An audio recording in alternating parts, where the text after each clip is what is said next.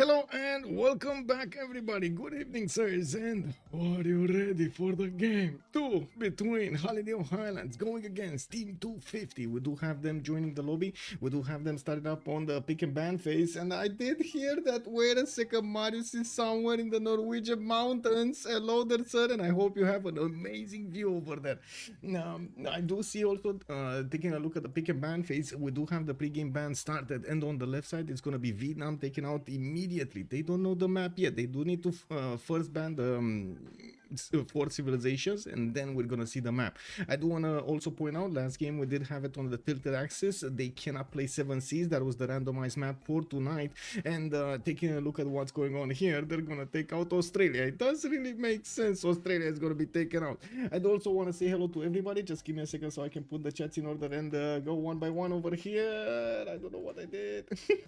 There we go. Oh no, I clicked the wrong button. Okay, there we go. We're getting this. We're getting there. Hello there, Papas, and good evening, sir. Also, hello there, Baxter 100. Good evening, sir. Answer, hello, good evening, sir. I did also notice we do have Rafifi. Bonsoir, monsieur, bienvenue. We do have also the map choice revealed. It looks like on the right side we did have also Spain being taken out from the game, and Rome, Trajan Persona on the left side from Team 250. We do need to see also how they're gonna go through this pick and ban phase, and as you can see, we do have them taking off these maps very quickly with Primordial in the sea rich and the both Highlands available for them. Let's actually see on what kind of map they're gonna try to play chicken. We do have Rich Highlands, Inland Sea, and Primordial. Oh my god, is this gonna be Rich Highlands taking a ban, and is it gonna be a choice between Inland Sea and Primordial? Oh, it's Primordial, boys. We got Primordial. I was thinking that it's gonna land on one of these maps, you know, outside of the box maps, the ones that are not getting that much playtime in the normal games. We do have them right now needing to actually go through the next ban waves. 3 more civs from each side will get banned, and then we're gonna see the picks. I'd also want to say hello there, DBC, good day, sir. I did also notice Marks, hello there, ma'am, and welcome. Star Spanking, good evening, sir, and welcome. Bună seara, domnule, și bine ai venit. Belisarius also, bonsoir monsieur, bienvenue. I did also notice Nemesis, hello there sir, and welcome. We do have Big Man, good morning sir, and welcome. Looking forward to a game indeed. Wait, for the game tomorrow. You're talking about the Canadian Open? Really? Okay, I see we got some fans here. Xypol, also good Abend, my head. Willkommen, Ponuki, bonsoir monsieur, bienvenue. Your kids hero, hello there sir, and welcome. White Age Man, hello there sir. And yes, it does usually take quite a bit of time for the players to get into the lobby, get ready, and of course fix all of the issues. If they have any issues, take a look at the bots, and it's a work in progress. It is what it is. It's a process, I would say. Also, Timmy Tuna, God bless America, and God bless you, Michael. Happy Saturday. God bless you, sir, and thank you so much for joining us tonight. Good evening. I did also want to come back here on the pick and ban phase just as I scroll down so we can see. Whoa, wow, you got caught over there. Sandorius, hello there, sir. Wow, imagine that getting auto-modded in my own language is saying how that word over there means how. Scriu asta pentru a vedea cum se comportă traducătorul. De asemenea, dacă asta ar fi un Pokémon. Yeah, I mean, Scream. I think Scream would be Athena's or Wine. Maybe Wine, as in whining, you know, would be her power. Clewish also, hello there, sir. Looks like broadcast. Good evening, sir. We do have hello, my good sir. I'm writing this to see how the translator is performing. Also, if Athena was a Pokemon, which special abilities would she have? Actually, doing the translation here in English for us. Well, like I said, it's probably whining. She's whining all the time. For a week now, she's really whining. And we do have the pick and ban phase still going on the screen. As you can see, Brazil is going to be taken out. We do have also Norway, Congo being taken out. On the right side, we do have Japan and Portugal being taken out by HOH. Looks like the last ban before the pick phase, before the tone of the game, will be Indonesia, since they did pick up a Primordial. This is a map that will have quite a few of those naval interactions available for them. I'm pretty sure there will be possibilities for them to actually go against each other with the naval powers, and also create those international trade routes, which are so valuable in the game. We're going to need to see how the last ban is gonna go down, and what kind of first pick they're gonna go for. It's very usual to see actually naval civilizations being picked up in droves over here, but however, I do want to say it's not the only civilization that can work on this map. There is quite a decent amount of land for them to benefit from, and of course we're going to need to see how they're going to deal with the explosive mountains, the volcanoes. Nabi, also hello there, sir. Whoever wins this plays COC for the championship. Exactly, that is correct, exactly.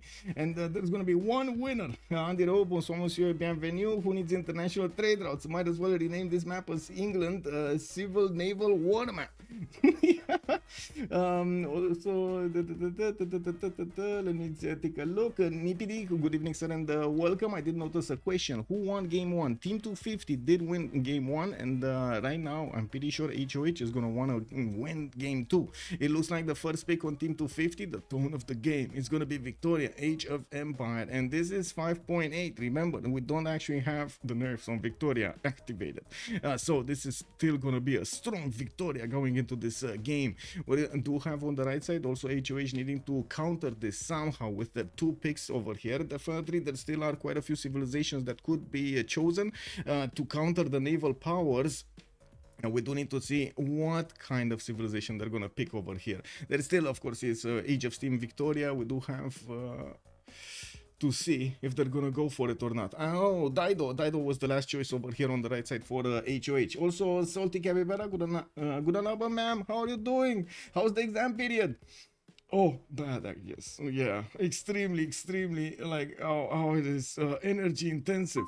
One team picks England, the other team picks some other England. Yeah, basically, are we gonna see like 4 Englands? Elizabeth I, that's another England. Okay, I mean, you know, they gotta do it 1-1, right? On one side England, on the other side England. It is what it is.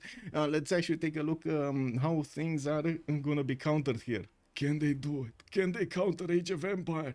We did have quite an impressive gameplay from Team 250 throughout the tournament, and also in the previous, in the qualifiers in the CPL Premier League. I'm expecting from them to actually do amazing today also, but HOH is not gonna stand down. I'm pretty sure we're gonna need to see how things are gonna evolve. They did have somebody new joining them. Androam has joined them for the last game. They did have one more sub, and they did choose to get him in. Well, it looks like they're running down the clock. They don't know what to pick over here. What are they gonna go for? Also, Lance, then we don't know which Sea Dog is which again, yes. And also, how many Sea Dogs do you need to counter the how many Sea Dogs of your opponent? Have you seen? Unbelievable. Please don't mention example. I didn't want to think about it. Sorry. Oh my god. I hope you're actually gonna get through it really quickly. You know, like rip the band-aid over there. Who did 250 lose against to come to losers bracket? Give me a second, I can actually double check that. Oh, I see this. So let me put this here. I need so Team 250 is over here. Change of circumstance were the ones that actually sent them in the lower bracket. So yeah, they're gonna have another stab at that victory over here against the team that put them in the lower bracket. We'll see. Well, first of all, we need to see if they're gonna actually have that chance, if they do win this game or not. If they do win this, they're gonna go directly next week against COC. If they don't, we're gonna have HOH and them needing to play another game to decide who is gonna go against COC. Good afternoon, Linda, and hello there, ma'am. Gandhi Nook was let opened. Yeah, it was. But nobody's picking it though. This is not really a Gandhi map, even though I would actually like to see how somebody's gonna pick Gandhi on this map and try to play with it. We do have Sumeria on the right side also from HOH, and it looks like Gandhi is gonna make it in. Love it. Let's actually see how Gandhi is gonna get in. Okay. We do have a game on our hands, ladies and gentlemen. Looks like Netherlands is also going to be taken out by Team 250. On the right side, immediately another two naval civilizations have been removed from the available rosters, with Age of Steam being taken out and Eleanor being taken out. Looks like Scythia is going to be the one on Team 250 that is going to also be banned. Scythia, whoa, definitely quite strong on the seas. We do have also Kupe being picked up by HOH. This might have been an oversight. Kupe definitely strong, man, on this map on Primordial. We're gonna need to see how he's actually gonna get to use all of his abilities here. Is he gonna have a lot of forest and rainforest? Wait a second. Is he? I'm pretty sure he's not as strong as Highlands, is it? Okay. Well, on Team 250, they're gonna need to reveal to us the full 4 civilizations here. We're gonna need to wait for them to actually take a choice. Come on. You gotta take a pick. You gotta take a pick. Last 2 picks, 15 seconds remaining for the one, and they're gonna have another minute for the other one. It's not unheard of that players might go for something like Lotaro, and I do notice that Team 250 is gonna go for Kublai Mongolia. Okay, okay. Wait, is this China? Kublai China. Sorry, Kublai China. These colors always mix and match. We do have also the Cyrus being taken by Team 250. On the right side, one last choice remaining, and we're gonna see what are they gonna go for. Megman also, I mean, this is a big jungle map. Usually haven't really seen it since BBM though. Yeah, I am actually quite curious how this is gonna go. I know they overhauled the map, but I thought they kept the jungle. I think they did. The question is how many tiles they're gonna have to actually use for the series. If and I was especially referring to Kupe over there, because you know he gets all of that culture from those tiles. That is quite amazing if he does manage to get it. On maps with quite a bit of land, that's not really an issue, right? On the Highlands, when we've seen him sometimes getting picked, not really an issue. Both Byzantium are here, and Tokugawa. Wait a second, are they actually gonna take out Tokugawa? We might actually see him, but I think Japan would be. Whoa, Hojo is still taken out. Yeah, Hojo taken out. So yeah, only Tokugawa is gonna be remaining for them, and we don't know. We don't know. They might have thrown somewhere, but I don't know. What is the last pick? Okay, well, they're probably gonna pick it anyway in the in-game lobby, so I'm pretty sure it's gonna be fine. We just need to give them a few seconds, and it's well, a few minutes actually, so they can actually choose their civilization, swap the slots, so they are in the correct ones with their own teammates, and of course I'm pretty sure we're gonna see here in the chat at some point the choice being revealed to us. Now, also Blitzcat Games, hello there, sir, and welcome. Wait, what happens if they don't pick in time? Do they have to redo the whole draft? No. Usually they just wrote in chat, but since it was the last pick, we didn't have the chat window anymore. So, like, it takes a few seconds when they realize they're out of time or something. Gangsta willing to play 3 versus 4? Yeah. Can you imagine if one of them actually randoms? I don't know. I mean, first of all, it's not gonna be that fun if they do pick one of the civilizations that will be banned. They need to remap until there's gonna be one. Random just doesn't work, but it would be fun to actually have that option for the players. Full random, full random in the game. You don't know which is which. You don't know who against who. You don't know what where. Imagine that, going into a game, full random teams, full random civs, full random spawns.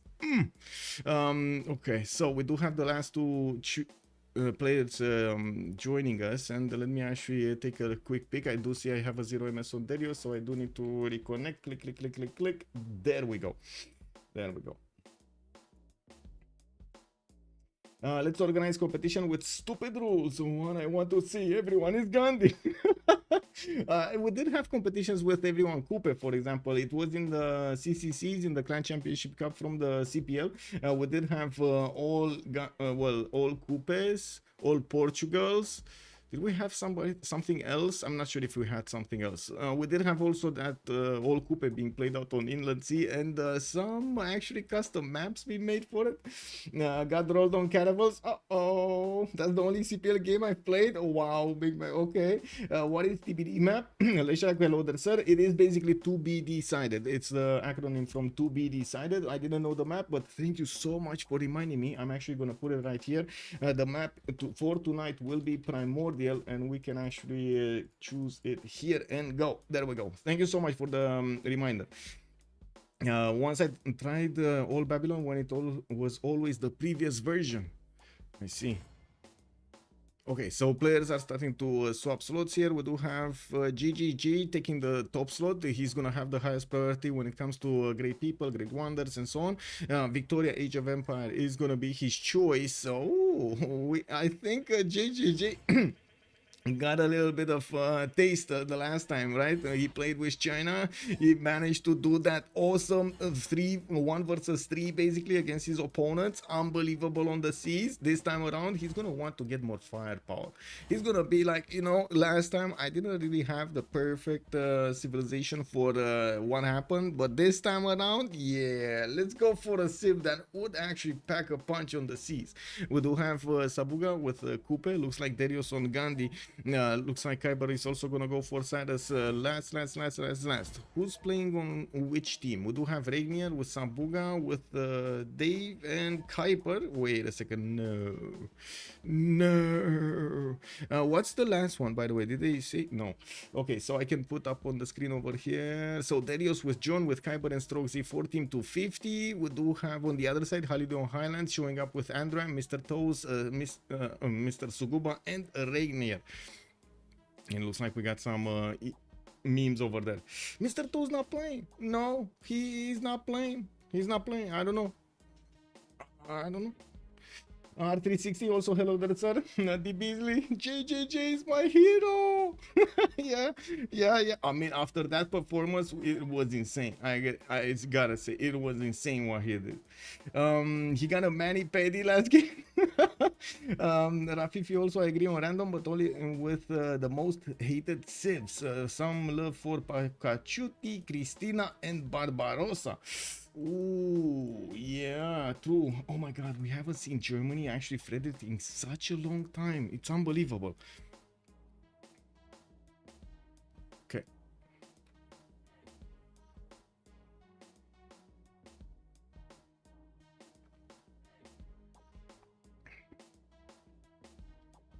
Nader Shah gonna be picked up. So I think Nader Shah is the last civilization.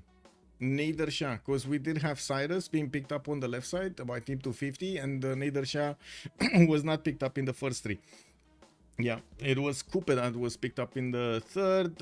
Yeah. Okay. Gandhi being played by Derios. So we do have Androam, Kupe, Sabuga, Kupe. Wait a second, we got a double Kupe. Oh no, they're actually gonna let in the double Kupe. I'm pretty sure not, but it would be fun to think about. Let's see. Come on. We gotta wait for them to actually get this going. In the meantime, I think I can actually put up the remap prediction. We do have 2 remap tokens, 1 for each team available for them, and of course a 10 of the game we're gonna have to ask, do you want to remap or not? And the question, of course, will need to be answered with a vote. We're gonna need to see if both teams are gonna want to go for it, one team is not gonna want to go for it, or both teams are gonna want to remap. We're just waiting for a few more seconds and we're good to go. Just waiting for Ginger inside. They do anonymous FFAs. Sometimes are those and those are fun games. Yes. We're actually gonna have like the CPL FFA finals in like 3 weeks. It should be right after the CWC finishes. Oof, that's gonna be something. That is gonna be something big. Okay, so we're going in. I reset the counter for this. We got this. I do want to ask the question also on on YouTube. How many remaps do you think we're gonna have? Let me see. Start the poll. How many remaps? 0, 1, or 2? There we go.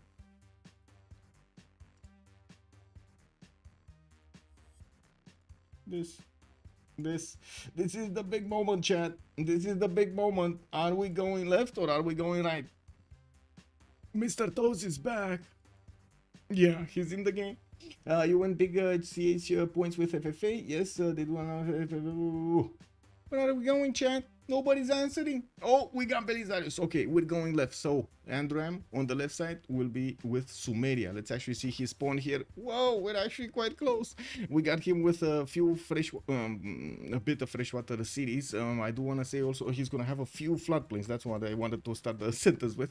I do also notice he's gonna have this coffee tile for the extra culture, and of course the spices for the food. But in the third ring, he's probably gonna put a city closer there. Usually on this kind of a map, you can't really ignore the coast, and we're going to need to see if he's going to want to ignore this. He does have an ally on the right side, Persia. Whoa, this is Regnier. Nader Shah is going to be here. I'm pretty sure they're going to want to get some international trade routes in the Persian Gulf so they can generate that gold. We do also have the work hard starting to move through the west side. It's going to be quite painful to actually move through hilly and foresty slash jungly terrain over here, so I'm pretty sure he's not really gonna have the possibility to go against anybody here with the war cards. He does also have another ally on the west side, and I do notice he doesn't have any kind of opponent. Oh, there is Derios here, but very far away. Okay. Whoa, Derios is actually gonna have quite a painful territory. We're gonna get there soon. Mashad on the right side of Sumeria, we do have him getting a scout out in 3. I don't know what this is, by the way. I don't know how this Cliffs of Dover actually generated like this. Have you ever seen this kind of a Cliffs of Dover? Cassandra Bain, also hello there, ma'am, and welcome. 4 chocolate hills tiles beside whoa. Where did you see the chocolate hills? Oh, this one? It is actually much closer to Mr. Toast than to Ur, but yes, oh my god, he's gonna have like 2, 4, 5, 6 of those cocotiles. Looks like in the city of Mashhad, we do have 311 fish tiles to the northeast. We also have him with 1 city to the east, 1 city to the west, and a bit of fresh water to the south from this river over here. Not much of anything else. We do have him also with this peninsula and another ally to the right side. Sabuga is going to be there. So we do have another simmer here. Looks like Regnier will have maybe the opportunity later on in the game to do something about London through the seas, since Age of Empire is on the other team. Looking at Mr. Toes, we do have, no, not him. This is Mr. Toes. Yes, we got a Toes here with the city of Leeds. We do have him with 223 crocodile, and I do notice he's gonna get some whales in the water. 311 fish for the extra food, with some cities to place in the north. I do see at least 2 of them that could be done there, and of course quite a few of them in the south. There isn't, I mean, he will have an opponent in India, and the question is how quickly India is actually going to want to move, or is he ever going to settle the western side? Because he could just settle this bay and keep on trying to settle towards Lake Victoria, totally ignoring the fact that he does have an opponent here towards the north. Looking at Sabuga also. Where is Sabuga with Kupe? Tehonianga Nuya Kupe, the capital city, getting a builder out in 4 and starting to explore the north. He does have only a few rainforest tiles and forest tiles. Well, I should say actually forest tiles, because there's no rainforest tile here. Now, okay, we don't have him with that much extra production, but still it's gonna be nice. We definitely will see him try to settle a lot more cities, at least 1 on the west side, so he could trade later on with Mashhad, with Nader Shah. Oops, Sabuga just disconnected. Oh no. Oh no! Zizi Pyro, bonsoir monsieur, bienvenue. Also, hello, imagine with Vietnam, yes, Nitro, also hello there sir. Are these volcanoes gonna play a role here? I think so. I think the volcanoes are definitely gonna play a role. You see them just lining up right here? Are they gonna try to generate some extra fertility? Let's actually keep on going and take a look at Kiber here next. We do have Pasagarde with a scout in 1 turn. I do see he's gonna have a 2-3 deer tile, cities to settle to the south, at least 1 on that river, at least 2 to the northern river, and he's gonna get closer to Maori. I'm pretty sure there will be some form of conflict over here between Maori and Persia. And if it's not gonna be early game, I'm pretty sure later on in the game we're gonna see something. Just the same as China on the right side. You can imagine China can get a connection city here and get a navy through, right? And so yeah, that might be a problem for Maori. We do have Pasagarde also benefiting from an insane amount of chops here. So many chops. Yes, terrible land to actually move through, but so many chops.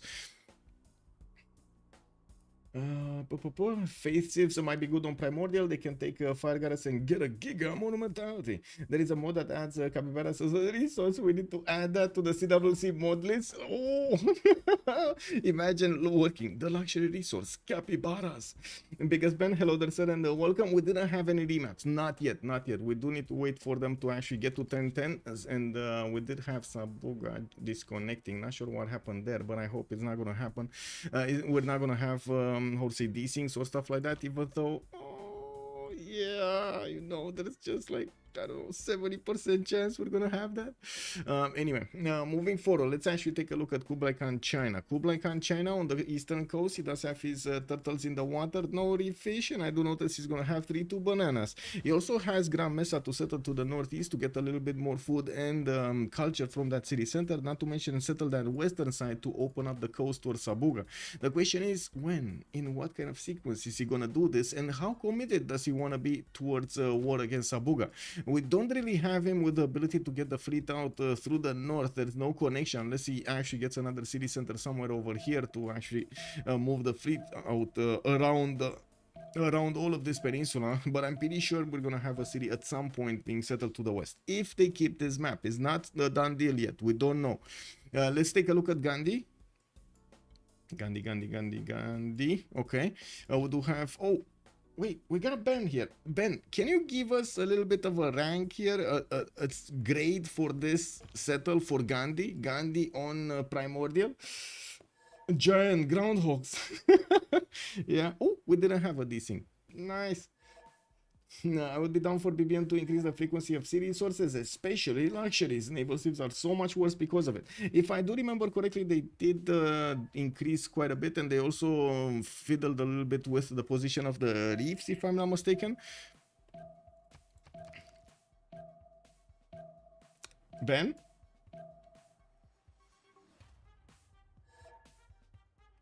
No grade? No grade over here? You don't want to grade this pawn for Gandhi? For Derios? You don't want to give it something?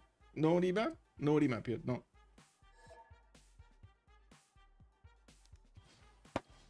Yes. Naval ships. Oh, I see. You wanted to echo.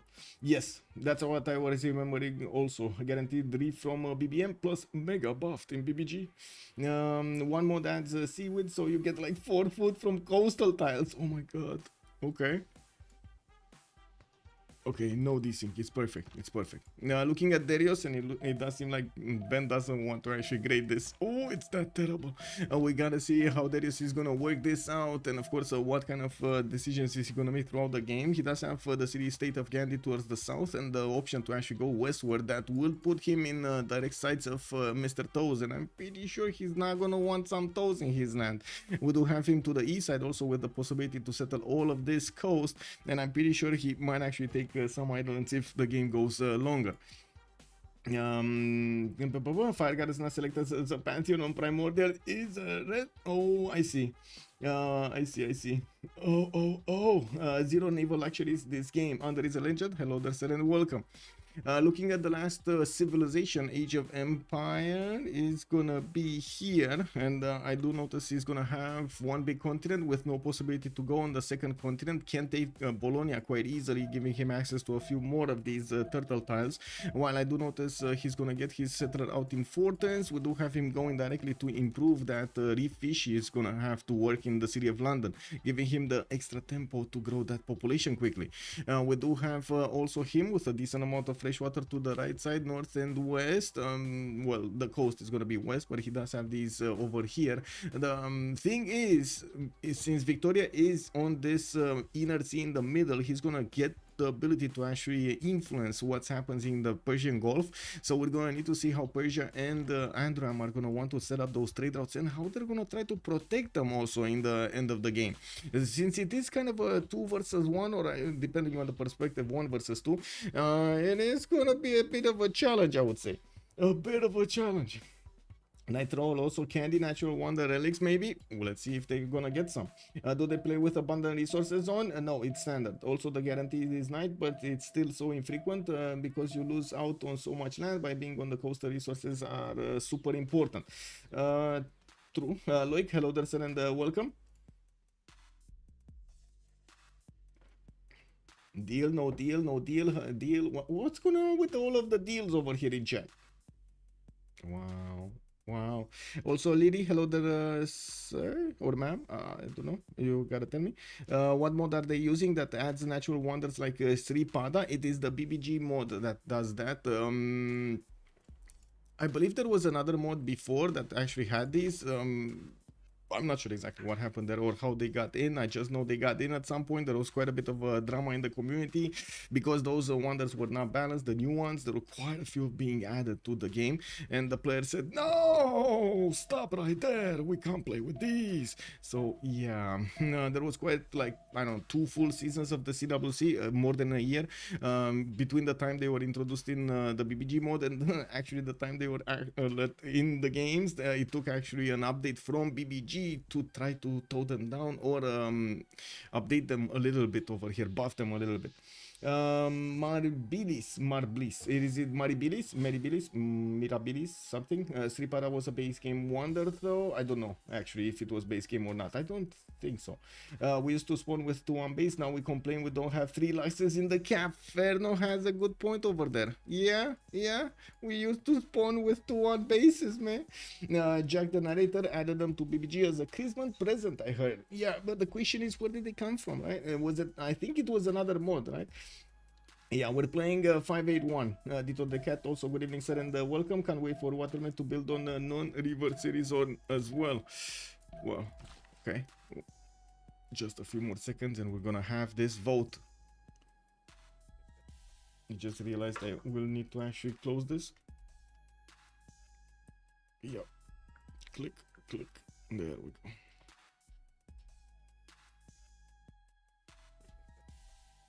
So what does chat think about this? Are they gonna wanna remap this or are they wanna keep this? It's only Androam that actually needs to put up the vote here. Everybody else made their choice. Androam is still undecided. Although, to be honest, I'm not sure what he's undecided of since everybody else voted. Right? If everybody else voted in a certain way, wow, his vote, not gonna matter that much. Both want to remap? You think so? Okay. Marabilis. Okay. Thank you, Linda, by the way. So, Marabilis is the mod. Okay, so we do have also a remap token being used. Looks like Team 250 did get this, and we're gonna have a relobby here really quickly. Not sure exactly what happened, but we're gonna need to fix it. Probably the disconnect from Sabuga, and I really hope he actually has the correct mods. Because, well, when we are in a period of transition between a version of BBG from, for example, right now 5.81 to 5.90, well, yeah, there are 2 mods running around, and not everybody actually unticks unsubscribe. And even if you do unsubscribe, if you don't restart Steam, it does not trigger the unsubscription. It does the deletion of the mod from your drive. That is actually quite curious, dubious. I don't know why they did that, but I guess, you know, they had the reasons. I think there's not enough advantage to being on the coast compared to the land. Okay. For whom?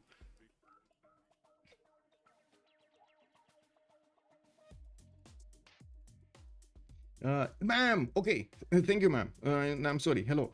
And is there a setting that enables them? Okay, so if I go into game setup over here and I take a look at the settings with the mod, there will be somewhere, give me a second, because there we go. Select natural wonders. You see this this setting over here? It's in the like second bracket with options. You're gonna have this select natural wonders. You can actually go in and click any wonder you want in the game or not want in the game. So you can actually even customize this to have only the wonders you want in the game. I think there's just nothing. Okay, well, coast is more like a necessity thing. If you don't do it, then your opponent does, and you get boxed in. Yeah, true. Wait, what? Well, what do we have here? Wait, it was Age of Empire, right? The first slot. I'm pretty sure JJJ had Age of Empire here. Age of Empire. There we go. Just gonna need to move. Oh, actually, wait for whoever is on the spectator slot to move. Maybe there's nobody. Let me actually reconnect really quickly. There we go. Click. Bermuda is just to RNG, so yeah, has to be banned. It's a fun wonder though, I like that a lot. Now, which members are banned OP? Well, there shouldn't be that many bans over here except Bermuda. Oh, I see. I need to swap with Regnier. There we go. We're in. It's fine. We should have also more than 0 MS to anybody, to everybody, because we did reconnect, so we should be good. There we go. There we go.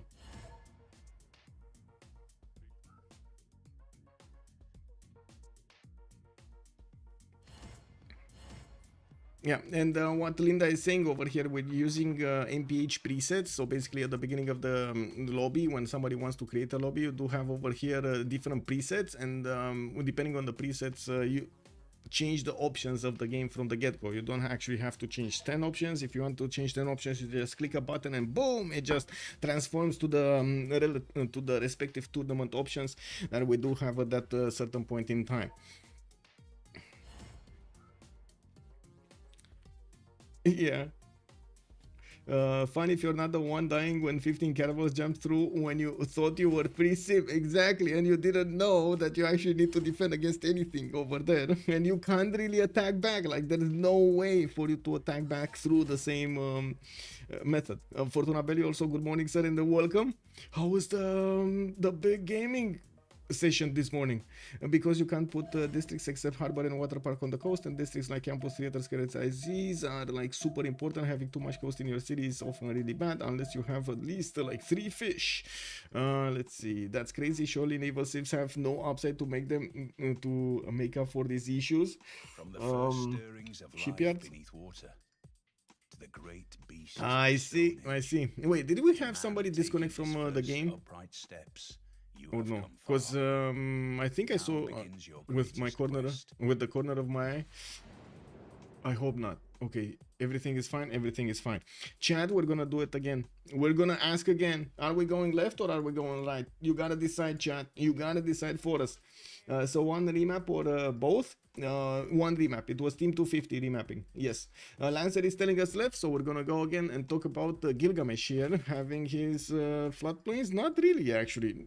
Well, I mean, in the south he's gonna have a lot of marsh tiles, but usually he does get a lot more floodplains. Well, he's gonna have a lot more rivers than the last time, and quite a bit of inland to go and settle. Doesn't really need to go on the coast if he doesn't want to trade with anybody. For example, Sabuga on the west side, I'm pretty sure they're gonna try to trade over here. He does have this easy city to settle to the west side, and I'm pretty sure he's gonna get there and discover it quickly.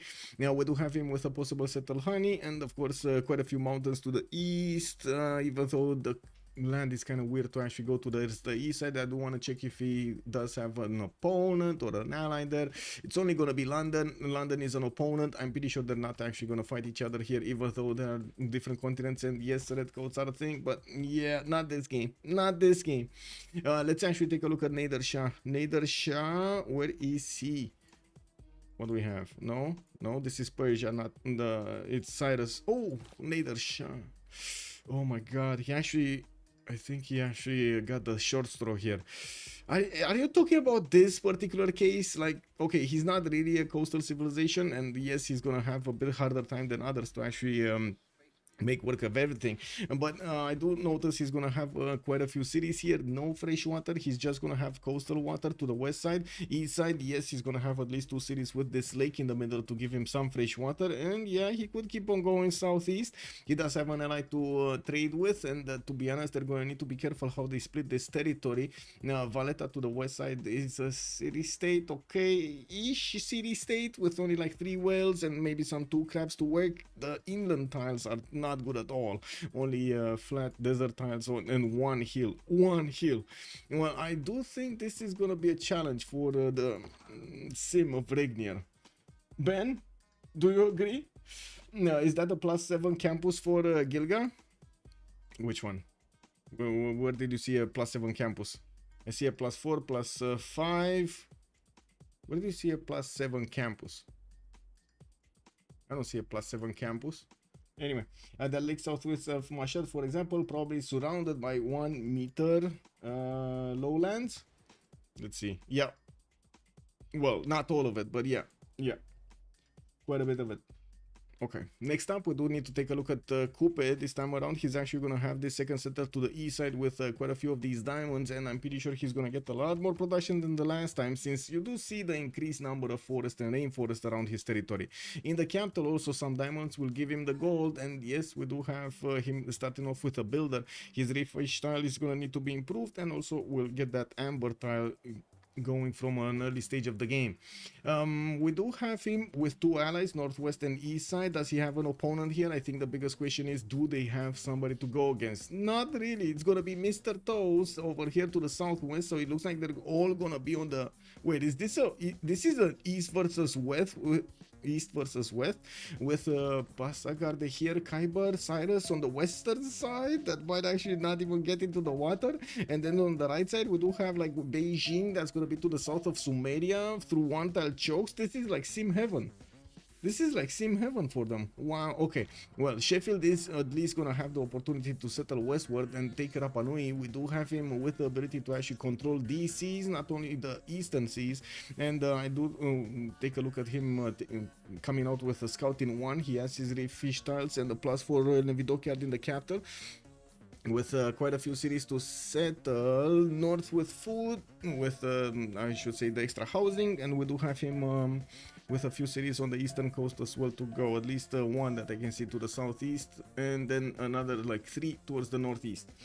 Great Barrier Reef Wonder. Where did you see Great Barrier Reef? Oh my god, man, I didn't actually catch that. Also to the west, yeah, let's see. Great Barrier Reef. I see Bioluminescence Bay. Where did you see it to the west? I didn't see. Gobustan.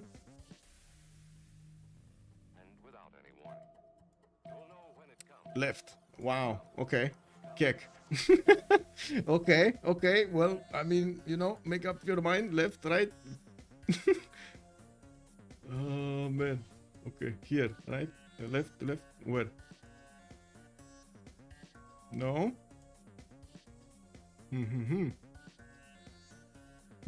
Is New Age the one with more hills and mountain? Yes, the first one that you said. Oh, Bioluminescence Bay you're talking about, not the other one. Okay, I see.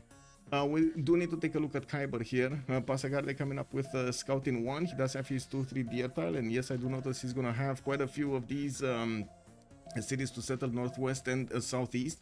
And we do have him also with a decent amount of coast to go for, although I do seriously doubt he's gonna want to actually go on the northern coast, maybe in the southern coast, so he can actually get some trade routes with his neighbor here, Derios, to the southwest. That's gonna be quite far away, but I'm pretty sure if they do want to actually have international trade routes, they do need to control this southwest. Mr. Toes will have that ability to settle coastal cities to the west side, and I'm pretty sure he will get the opportunity to challenge the power of Persia and Gandhi in the seas. Looking at also how fast he's getting that settler going in 4 turns, that's pretty good. Now we do need to take a look next on Kublai Khan, China, since he is in the middle of the mountains and he does have quite a few of these geothermals. He's gonna have a lot of science going. +4, +3 over here, and I do notice he's gonna get his settler out in 4 turns. He already met the work art of Sumeria to the north.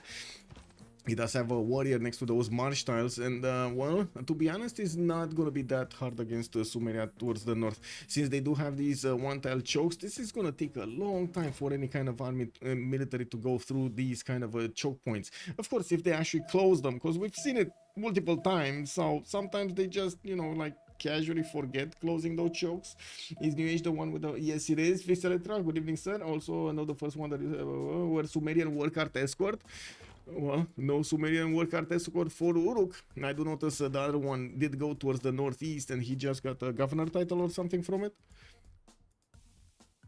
Well, looking at Gandhi here, this time around he's gonna have a few more settles to go than the last time. He will have also JJJ to trade with in the north. Age of Empire is gonna be there. You know, and starting off with a holy side, that's, you know, casual, just standard over here for India. We do have him getting his settler out in 3 good cities, westward, eastward, and northeast. To be honest, it's gonna be nice. Of course, not a lot of fresh water going around, only these rivers, and he doesn't have a lake to use. We're gonna need to see what kind of religion is he gonna go for here, and we're gonna also need to see how committed is he gonna be and on which side. If he goes east side over here, he's gonna have the same problem I was talking about. England is gonna be on this coast. West side, no problem. The other England is gonna be quite happy. This England, by the way, GGG will also have the opportunity to settle this Nader tile, and will get the opportunity to get all of the navy that he's building in this inner sea from the Celtic Sea moving towards the east side. That will allow him to actually help out Pasagarde, help out Persia, and also maybe go directly against Persia here, and of course the Kupe. Well, we're turn 9, we just need one more turn for this remap token to be used or not. We're gonna need to see if they do want to keep this map. It is kind of a east versus west, there's no going around it, right? It is kind of east versus west. Darthiarik also, hello there sir, imagine a city with a Temenanki. Yeah, well, yeah, that would be big over here, a city with a Temenanki and with a Lady of the Reeds and Marshes. Gandhi, Vicky, both Simi. Hope you are also doing well, Vis Electra. Yes, I'm kind of like, you know, getting fried like an egg over here in Romania, 40-ish degrees almost every day now. But I do hear some rain. At least there is some hope of some kind of, you know, coolness. yeah, it is what it is. HO is simply gonna remap. Well, Team 250 remap the last one. Let's see if HOH is gonna want to do this or not. They don't have bad land, and they do have the ability to sim here. Sumeria simming position. We do have Sabuga simming position. Mr. Toes is gonna be simming position. Actually, no, Mr. Toes is not going to be simming position. He is going to have the opportunity to do something here on the seas on the west side or north. He's the one exposed. And having Sumeria actually fight somebody on the land, it's really not going to be bad. Not going to be bad at all. 94 Fahrenheit today, okay. I still don't know exactly what that means in Celsius, not gonna lie. Oh, this is the map, East versus West it is. We're gonna have Primordial, second game, HOH going against Team 250, and the winner of this will go against the COC, the winner of this series. Now, we do have to take a look at the chat. Let me actually close off the poll, the prediction, choose an outcome, and we did have only one remap chosen by Team 250. And well, I'm gonna actually do this the same on YouTube. Just give me a second. Click, and this and poll. There we go. Bam, we got this going. Now we're gonna take a quick peek at the civilizations in more detail. We do need to take a look at their strategic resources, and of course one of these major strategic resource importance is wow, the strategic resource that is very important on this map is Nader for those frigates. So we do have Uruk to the west side actually settling Eridu right in the face of that Chinese warrior. He didn't actually settle it on the coast, and we're going to need to see where is he going to want to settle that coastal city. This is a good city to close off the choke point towards the southeast, and we do see him actually settling the dice tile directly, getting the extra faith in the city center, and of course getting that also luxury worked in the city center. We do have Uruk with available assault to go and improve. He does have his iron in between his cities in the second ring. Horses are kind of blocking a nice-ish campus over there. That's a +3, and I'm pretty sure he doesn't know about this +5, nor can he actually get there with one of his city tiles. He does have a decent amount of food in the city centers, and I do notice he's gonna get quite a few cities. Let's collect like this, quite a few cities. Moving towards the next one, Nader Shah is gonna be over here, moving west with the settler, and I do notice he already improved one of his fish tiles towards the northeast. Well, I guess that is his only one in the capital, but he does have another whale over here for the second improvement, so he can get the celestial navigation boost. We do have him also getting another one of these settlers in 4 turns. He did explore the peninsula to the southwest, which kind of looks like a cross here. Oh well, it is what it is. No Primordial, just group some type of features together. Nader Shah must be hating life. I hope not. I actually hope not. That choke will be the focus, whoever controls them. Exactly, that's actually going to be very, very important, and it's no surprise that he actually went there first to get ahead of his opponent. I think China will still lead and settle marshes though. Let's actually see who's gonna get the first pantheon. Since we do have extra faith here on Sumeria, I would imagine he's gonna get a quick opportunity to get that pantheon. Let's take a look at Regnier's strategics, right? He does have Nader to the east side. A bit surprising, I guess, that he went the western side with his first settle, but to be honest, this land to the right side is not that good. I would have imagined he's gonna go for the incest and will want to get that freshwater city first. While he did put off actually buying the tile for the well. Wait a second, does he not have gold? No, they do have a lot of gold. Okay, it's not a gold problem, it's something else problem. Okay, well, now we do need to come back and see what is he gonna do here later on. He does have both iron and the horses here. That's, well, kind of cheap here. Kupe, southeast on the same island. He's gonna start escorting, well, he's gonna start exploring the southeast, and we'll see that it is an island indeed. He does have his second settler moving towards the west side, and quite a few cities that he could keep on settling the coast. He did improve both the amber and the fish tiles, and I would imagine he's actually gonna get one of the first pantheons anyway. He's right now making 1 faith a 10, and he already has 6 in the bank. Well, I do notice with the settler, the next settler coming out next turn, we do need to see what kind of choice is he gonna make here. Where is he gonna go? East, south, or north? Where is he gonna go? Nader, does he have Nader anywhere? Whoa, he doesn't have. Oh, he does have Nader here, southeast of Tehonianga Noia Kupe, quite far away. We'll put the city there. We're gonna need to see if he's gonna get any problems to actually have Nader at the correct moment in time. Since this is gonna be kind of a seeming game, east versus west will not have that much aggression on the seas, or not that much aggression on the land until a later part of the game. We're gonna need to wait and see if these resources are even gonna matter later on. We might actually just need a lot more coal, a lot more oil, or a lot more late game resources like uranium instead of anything else. Let's take a look at Elizabeth I. We do have him with the first pantheon, God of War and Plunder, and I do see Sheffield got settled there on the 2-2 with a river giving him the bonuses. He does have the movement coming off from Bristol, and I do notice he's also gonna get his fish tile improved right now. Thou shall be knighted primer. Mignusk, thank you so much for the prime, sir, much appreciated. Also, this is good Kupe land. Yes, this is good Kupe land. Nice diamonds indeed. Kupe has one brave builder to save them all. Whoa, click, kick. I actually pressed from by mistake. Oops. Anyway, coming back to this, looking at the Nader tiles, we do have Nader next to Bristol. It's gonna be fine. He does have iron tiles and of course horse tiles. Second ring's not extremely cheap, but it's fine. And we need to move forward towards Kiber on Persia. He will have the opportunity, well, to do something maybe later on against Mr. Toes here. It looks like Mr. Toes got pushed back from Rapa Nui. Man, he tried to get one of those builders, didn't make it. DBZ, thank you so much for the 100 biddies. Thank you, sir. They're not playing on the beta. They're not playing on the beta, your share bit. Hello there, sir. We're still playing on the 5.8. That is the official version in CPL Premier and in the CWC as well. It's not beta, so it's gonna be Magnus. Magnus. Yes, I never realized there was an animation for the waves in the game. Yeah, there is. There is. Look at this tiny animation over here. More awesomeness detail.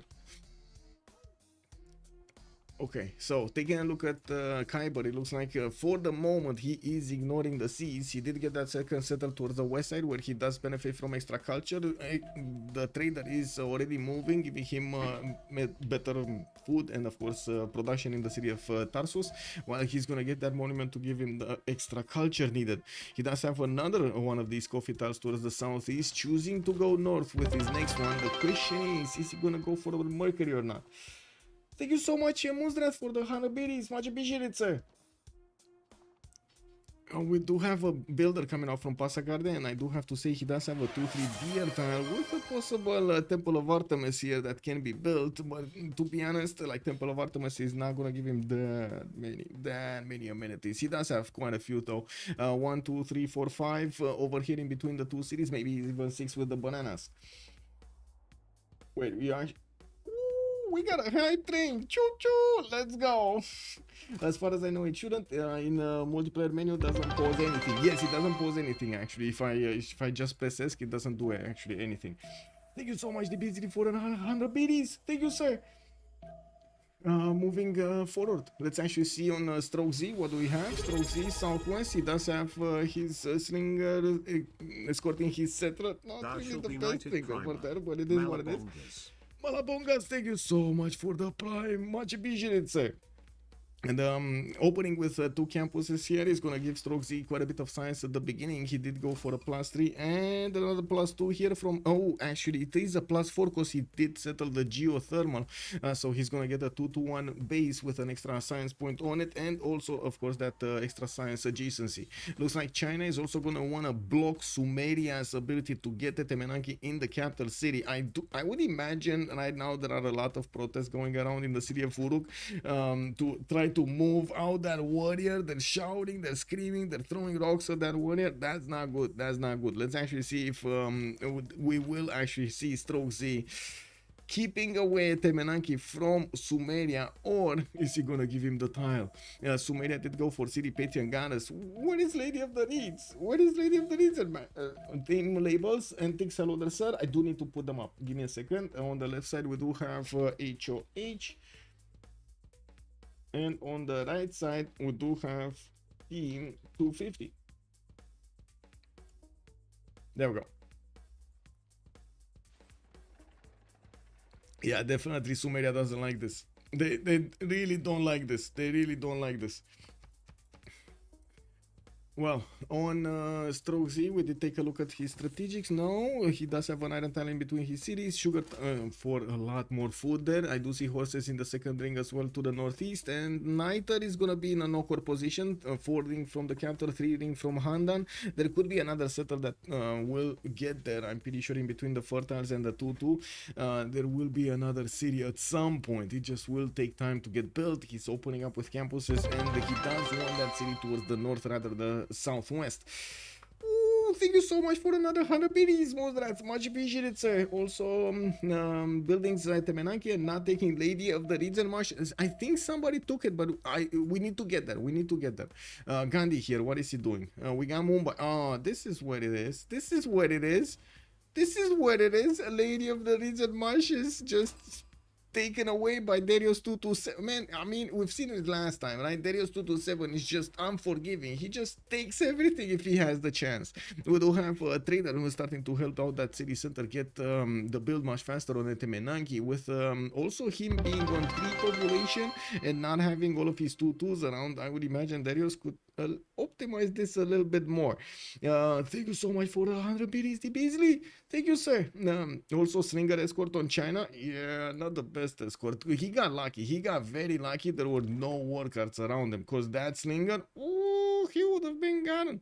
Let's actually take a look here on Sumeria. Do we have him building a Temenanki? Is he giving up on a Temenanki? He's trying to get a 4 settler. I think he's giving up on a Temenanki. Yeah, I think he's giving up on a Temenanki. We do have a holy site here from the capital city of Derios, and I do have to say he doesn't have the second holy site being placed down from Mumbai. I'm pretty sure he's not going to want to get a religion until he's going to get the second holy site somewhere. One is his teammate China needs it. Yeah, well, I guess they decided against. It is what it is, man. I don't think China over here was that happy picking up a Temenanki in this city center in Chengdu. Oh well, let's see next. We do have JJJ to talk about. To the north, we do have God of the Sea being picked up as a pantheon for JJJ. He already has boats coming around, moving towards the north, actually bullying La Venta into submission here with quite a few of his scouts and the warriors, sending all of those cats against La Venta, and one of the galleys coming out from the sea so he can put that city under siege. We do have another galley from Leeds. He does not have an open route to go to the west side, not even through La Venta. You do see there are 2 tiles here, and looking at this to the northeast, he did settle Leeds in a way that he's actually not gonna get there. Wow, wait, what? I was thinking he's actually gonna put, oh, he put Manchester here and then didn't have the option to go and settle the Niter tile to get a connection city. Okay, so he might not get to use his capitals. Oh my god, is he planning on getting a canal here? I guess it's gonna be a question if he's gonna manage to put down the canal before he discovers Nader. What do you think, guys? Is he gonna discover Nader before he's gonna get a canal? Building galleys before harbor, kind of weird. Yeah, that is kind of weird. That's a lot of production that he's investing into those galleys. I guess he does have from where to improve to get the production. He's on 26. Ooh, not even close to Sabuga. Sabuga on 35 over here on Kupe is getting that extra production going. I do notice Regnier is just waiting for the trader to come out of the forest. Let's actually see what is he gonna do over here. Is he gonna bully the trader? I think he's gonna bully the trader, right? He's bullying the trader right now. Why is he not Sabuga?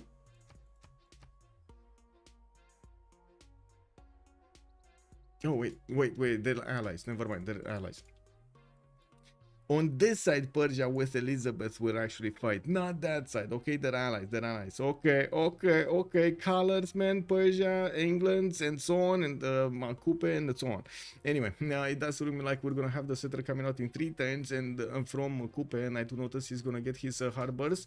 Wakera Warewa is going to put that one to the southeast. Only a +2 though. He does have a +3 here and another +3 here. No +4. No splendid bonus.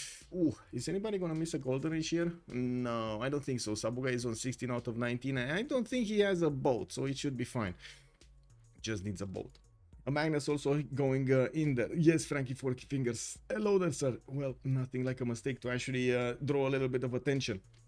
It is what it is. A 3-way canal isn't allowed. You cannot canal all of them. Wait, what? You cannot canal leads? Okay. How did both Persia and Kupe end up on this tiny island? Spawns be weird, man. Spawns be weird. I think it's time to take a look at the city states, take a look how Laventa is also going to be taken over in the meantime. Vilnius, Mohenjo-Daro, and Rapa Nui will be providing the culture bonuses for this game. We do have Vatican City with Laventa also providing the faith bonuses. Anshan with Nalanda will have some science for the boys here, and I do see Cahokia with Zanzibar will be providing the gold. Not to mention that happiness on Zanzibar, the extra luxury resources are going to be poggers. We got Auckland in the game for that extra production on the coast resources, and yes, I do notice also Singapore is gonna give them some bonuses. Looking at what's going on, Valletta will also provide them the military bonuses. And wait, did I miss any? I don't think so, right? This is the list. Where are the science city states? We have Nalanda over here to the south of Maori. Okay, and then we do have Anshan. It's gonna be to the south of India. Okay, and this might be... No, I mean, might be a Pocket Series, but I'm pretty sure StrokeZ is gonna get the vision on it. He's trying to move towards the east side slowly but surely, discovering the terrain. Even if Androam does have a worker there, he's not gonna stop StrokeZ from discovering the eastern side. We do have some more pantheons, goddess of festivals on the side of China. Looks like Sumeria city goddess earlier, he got picked. The commercial hubs coming out from 3 cities already. He's gonna get 3 of them, 2 of them next turn, another one the turn thereafter. Royal Navy Dockyards also coming around from GGJ, and I do notice he did get a second galley from the city of Leeds. He does want to actually secure the kill of Laventa. That city center did put a builder inside it, but at least he's lucky that it doesn't have actually a galley. A galley would have been very, very weird. But you can Panama Canal Manchester to the west, to the sea south of Leeds. Let's see how things are gonna evolve here. If he's gonna get enough cities in the north or not, because I'm pretty sure he can work around this somehow, like get more cities to the east and just keep his capital on the west side. Magnus opener for London. Let's see, India in the south, gonna get Magnus in the city of Mumbai. This is a bit weird actually. Usually you do have Liang establishing a Temenaki city for the extra production bonuses. Maybe he's gonna want to chop some and then move Magnus out of the way. We got also another wave of builders coming around here from him, and he's gonna get his second holy site from Panna. You do notice he placed down a holy site here in Mumbai, but he never actually finished it. He is prioritizing at Temenaki. That is the bigger bonus here. In the yields tab, I do notice we do have Derios 227 on 34 production, while Androam is on 36. It does seem like Androam here with the 4th city did quite well to get more production, and getting those commercials from an early stage does give him the option to go quickly for the markets, opening up the traders, and of course getting to increase the food and the production in each of his cities with trade routes. That is going to be massive for his growth potential here. Also, no, hello there, sir. Trying Temenangi versus Sumer. I mean, he's getting Temenangi from Sumer, right? Yeah. Oh, he can between the bananas and the horses, the coffee and the horses. Doubt we're gonna see that through. Yeah, I don't think we're gonna see that through. We're gonna need to wait and see how they're gonna want to approach this. I do want to put up the prediction also in Twitch here. I can't really put predictions. I'm sorry, I can't really put predictions on YouTube. I would have loved to, but there's no option to put predictions on YouTube. Who will win? We do have a choice between Team 250 and Holiday on Highlands. Let me see if I can spread this fully, because sometimes, well, not sometimes, but there is a maximum amount of characters that you can use in this. Yeah, it works. Okay, start the prediction. We got it for 30 minutes. Get your points in, and you're gonna get the chance of getting more points if you do manage to correctly predict who's gonna win this game. We do have HOH on the left side and Team 250 on the right side. I just noticed that one of the team labels was not actually active, but now it's fine. It's fine. Okay, we can get to vote, and you can get to actually see who you're voting. Kick W. No point that Temenaki is going to Gandhi, and so he did. Yeah, and he took away Lady of the Ridzer Marshes. Like, Gandhi is gonna get at Temenaki whatever happens here. Let's actually take a quick roundabout the map here and see what's going on. Religious idols actually for Kiber. Interesting choice. He's gonna get quite a bit of extra faith and gold from these mercury tiles. We do have him with galley in the north, another galley coming off from raid with the ability to go against Mohenjo Daro. That is gonna cause an issue though. You see in the build queues of Mohenjo Daro there is a galley being trained right now. This is a problem. This will beef up the city center quite a bit, significantly, and of course he does have other galleys in the water. This is also going to be a challenge for Kiber to take that city out. Now we do have a fourth city moving towards the west. He's getting his harbors. Oh, fourth and fifth city moving. Oh, I mean, I see he wants actually his sixth city here. Port Civ, thank you so much, sir. Thank you for the 13 months. Much appreciated. Civ6 retained his knighthood for 13 months. What turn Toes blunder?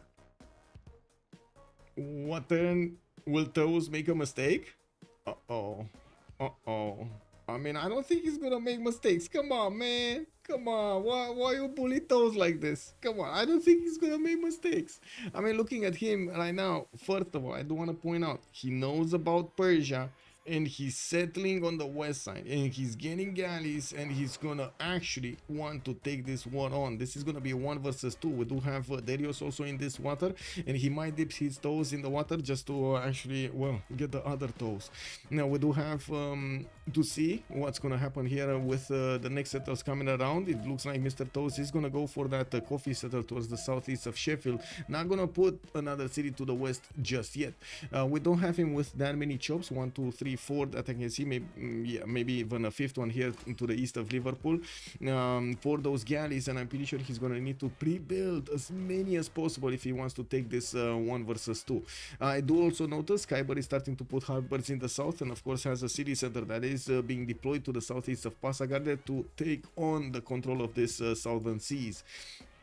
Temenaki finishing up next turn. We're gonna see a massive boost of production and science here soon when he's gonna get the farms. He does have builders to start improving those, and I do notice he does have Magnus over there. I'm still a bit curious, what is he gonna use Magnus for right here? I see he chopped a deer tile, but that's it. Okay, he did he chop the stone? Did he get to chop the stone? I think this stone actually got wiped out clean by the volcano, right? Before he chopped it. I don't think he actually got to chop it. It's just like a graphical bug like this was. CWC will play out BBG 5.8. Yes, it's a visual bug from BSM. Yes, okay. Quadrian, good evening, sir. A lot of Magnuses. Yeah, a lot of Magnuses. There's gonna be a real big battle on the massive ocean, but the bay between Gandhi and Lizzie will be a 3 versus 1 on Lizzie. Yeah, Mr. Toes over there will need to do exactly what JJJ did the last time with half of the city strength, and I do want to mention why. You do see that he doesn't really have a good option from using his production on the right side. to put the boats on the west side, that's going to be an issue. That will limit him in his options considerably for what he can do on the western side. It still can be done, but it will be quite a bit of a problem. If his opponents are going to take this seriously and will be a massive fleet, there just is no way he's going to get enough production from just one single city center to make up for how many cities his opponents are going to have on this coast. There's a lot of coast to settle. A lot of coast to settle. GGG has Yosemite. What? Did I see wrong? Whoa. So he took La Venta. No, he doesn't. No, he doesn't. There is no Yosemite over here. Now, I do notice he's starting to explore the eastern side, and yes, Kiber does have over there some scouts. I do notice he got his holy site. He's getting his very fast holy site from Manchester. Remember, he does have Gandhi to the south, and Gandhi does benefit from those beliefs. I'm pretty sure he's going to be quite happy getting JJJ's religion.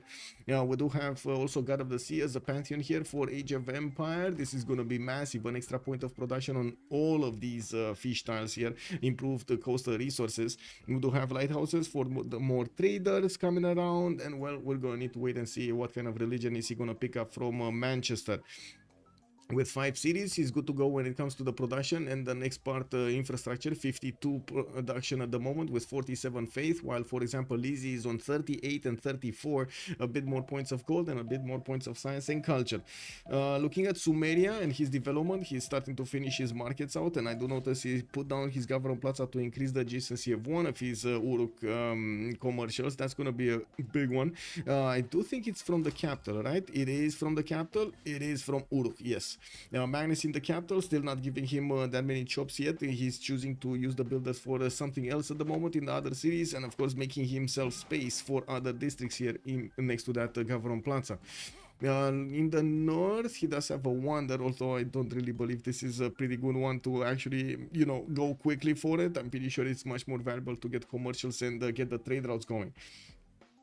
It's Mr. Toes. It's Mr. Toes. Well, oh, this one in the south. I see. This is actually not a bad Yosemite. Not a good one, but not a bad one. He does have like, what, 3 niter tiles over here? Okay, not a lot of food except the one on Yosemite, but man, he's gonna get some production over there on that city center. Anyway, we got the wave of builders coming around here from Mr. Toes. We're also 10:30. This is the moment the players will really need to get the arena score, and I do see across the board we don't have any last minute arena scorers here. Everybody did manage to get over the 19 points threshold, and we're gonna see how this is gonna go. Now we do have also Mohenjo-Daro keeping on the galley production, and this is causing major issues for Kiber, which already has to retreat his banged up galley from attacking Mohenjo-Daro in the city of Ray. He's gonna get another harbor there, and in the meantime gonna need to protect that somehow. We do have a government plaza from Passagarde, and just a few seconds to go until the next era. What's going on here? StrokeZ gonna get another city east, gonna put down his commercials. He did get quite a few campuses. In the scientist screen, we don't have Hypatia, and I don't think anybody did a project for it. No. First engineer is Isodor of Miletus, Marcus Licinius Crassus here also for the merchants, and well, I guess in the animal screen, because we're not really gonna talk about generals. Maybe Sumeria and China here will need generals. I don't see either of them actually going for encampments at the beginning, and I'm pretty sure we're not actually gonna see them deviate from their seeming options to go and discover bronze working, because it just adds so much to the discount math. This is 1031. We're in the classical era. We're gonna see the players choosing their golden age options slowly but surely, adding more points respective to their empires here. We do have Pembrasian voice chosen for Gilgamesh. He did manage to get that extra culture and the gold on each of these built districts. And I'm pretty sure it did not update.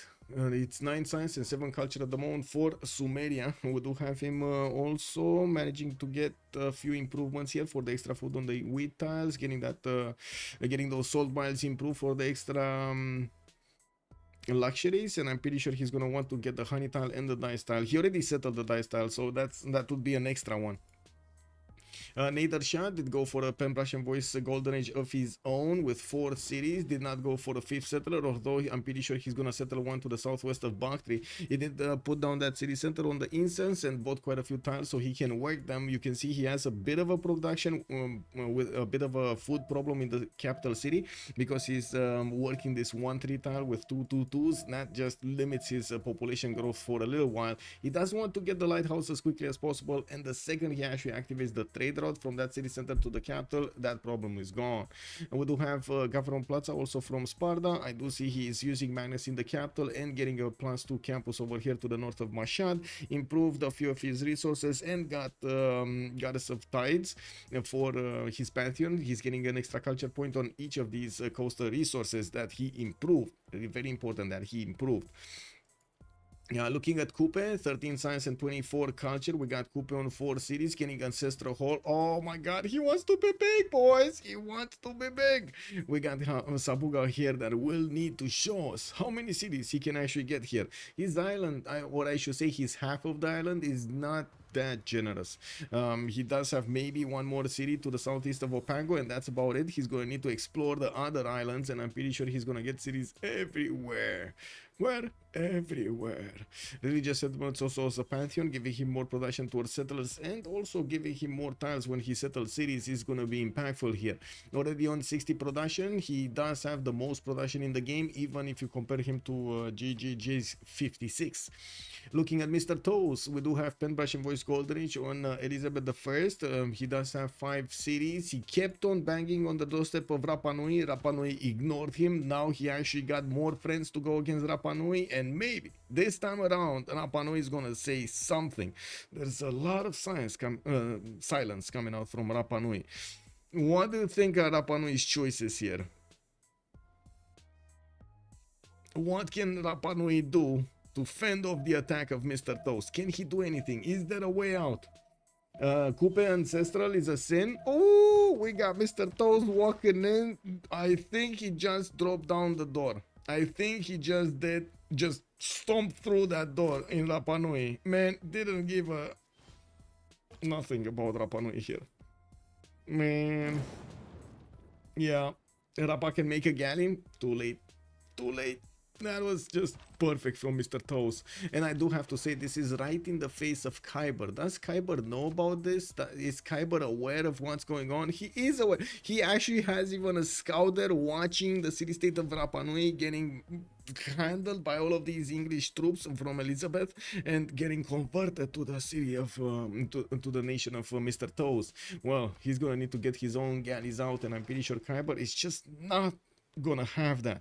He's gonna want to liberate Rapa Nui and push out England from his coast. Does have another city here, Zranka, and I do notice also Tarsus is gonna allow him to get some boats out. Looking at Mr. Toes, only 2 cities with production on the west side. Could place another one here in the southwest, but he doesn't have a settler coming out. He did choose to go for Sunderland in the northeast of Bristol, and I do notice he's on 2, 4, 6 cities with how much? 11 science, 18 culture, and 54 production on 20 gold a turn. More trade routes coming around as he finishes his harbors and gets his lighthouses in them. He is getting all of the trade routes to beef up the fertility of these cities and the productivity of these cities. With God of War and Plunder also, he's gonna have another advantage. He's gonna get another extra point of Great Admirals per turn whenever he's gonna put down one of those harbors. Okay, next up, we got Kiber. Kiber in the north with 5 cities. He's getting some slingers out. Looks like he wants to push out that scout and guarantee the traders gonna survive the trip towards Pasakar. They're getting a few more traders. It looks like he finished off the most of his lighthouses here. And of course, benefiting from those extra traders is gonna be amazing. Pingala in 2 turns establishing in Tarsus. Magnus in the capital city. Mohenjo Daro is still bigger than Kiber right here. I gotta say, Mohenjo Daro actually... Wait, did he... Did Mohenjo Daro just took out both of the boats of Persia? There's no... Come on. There's no way Kiber actually deleted those boats. They died, right? They actually died to Mohenjo Daro? Oh my god, man. These culture city-states, man. Nader is closer than Cyrus. Yeah, it is. And I can't believe Nader, actually Regnier over here, is gonna have a direct option to go against Mohenjo-daro. Remember I was mentioning there will be a choice for quite a few of them to go on different oceans. I mean, they are exposing themselves to the control of their opponents on the same coast, and this is gonna be quite a bit of a chaotic environment when we do have Persia, Kiber needing to fight on one coast to the south, Elizabeth, and then on the northern coast he's gonna need to fight Nader Shah, and well, maybe later on in the game he's gonna have somebody invading him. We'll see. In the land, I mean, on the land. Well, looks like we got an emergency here. Yeah, the great emergency. Mohenjo-daro VIP. Sergey Lakislov, also hello there, sir, and welcome. Poor Cyrus, to be honest, other had CS that built 0 boats. Meanwhile, Mohenjo has like 4 boats and is spamming 3-ton galleys. Yeah, he keeps on doing them. Imagine if he gets to cartography. Mohenjo-daro over here is gonna beat Kiber without Nader Shah's help. Oh no, Kiber, what are you gonna do? There was a connection here, I believe. There still is a connection here that he might get to use, even though that might be, yeah, a bit too far out from his capital city. Oh well. Let's take a look at Kublai Khan China. 4 cities, he's getting his markets out. I do see him getting builders from Beijing and also getting a guy from Plaza to beef up one of his early campuses. This is gonna be a +5 from now on. Getting commercial hub investments. Looks like they are gonna have a bit of a race for Zhangqian. We do have the extra trade out capacity one here available for them to pick. Okay, Regnier is back.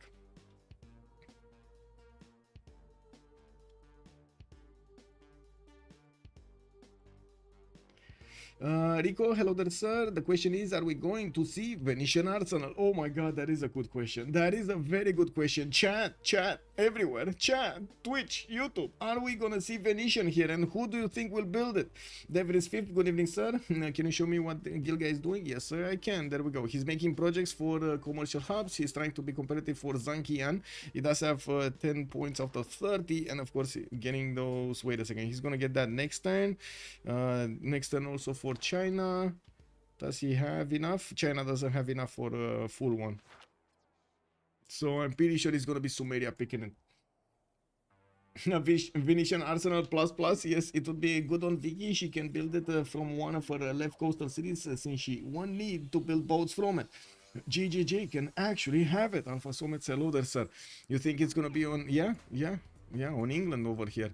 England is still gonna have some issues, right? Oh, yeah, it's gonna be Cyrus over here on the right sea, and then Nader Shah right past him.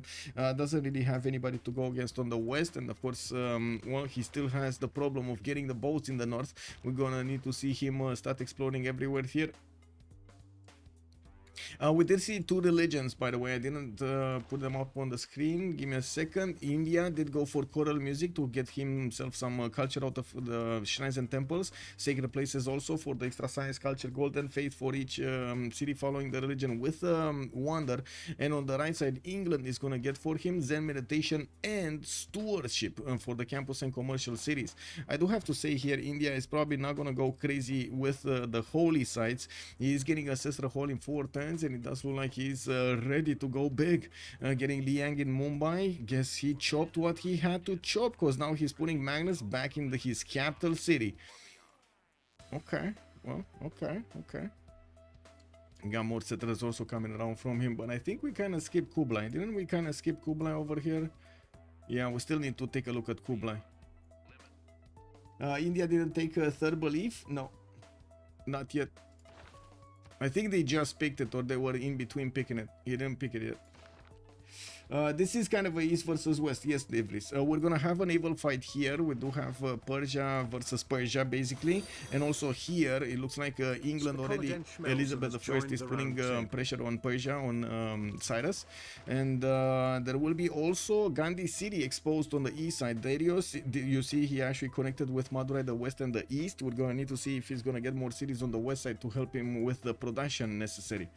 Also, Schokoladen Schmelzer, thank you so much for the follow, sir, and welcome. Wait, what? Gandhi gets third belief when he founds. Why does he not have it? He does not have it. I think the pause just came through when they were picking religions or something.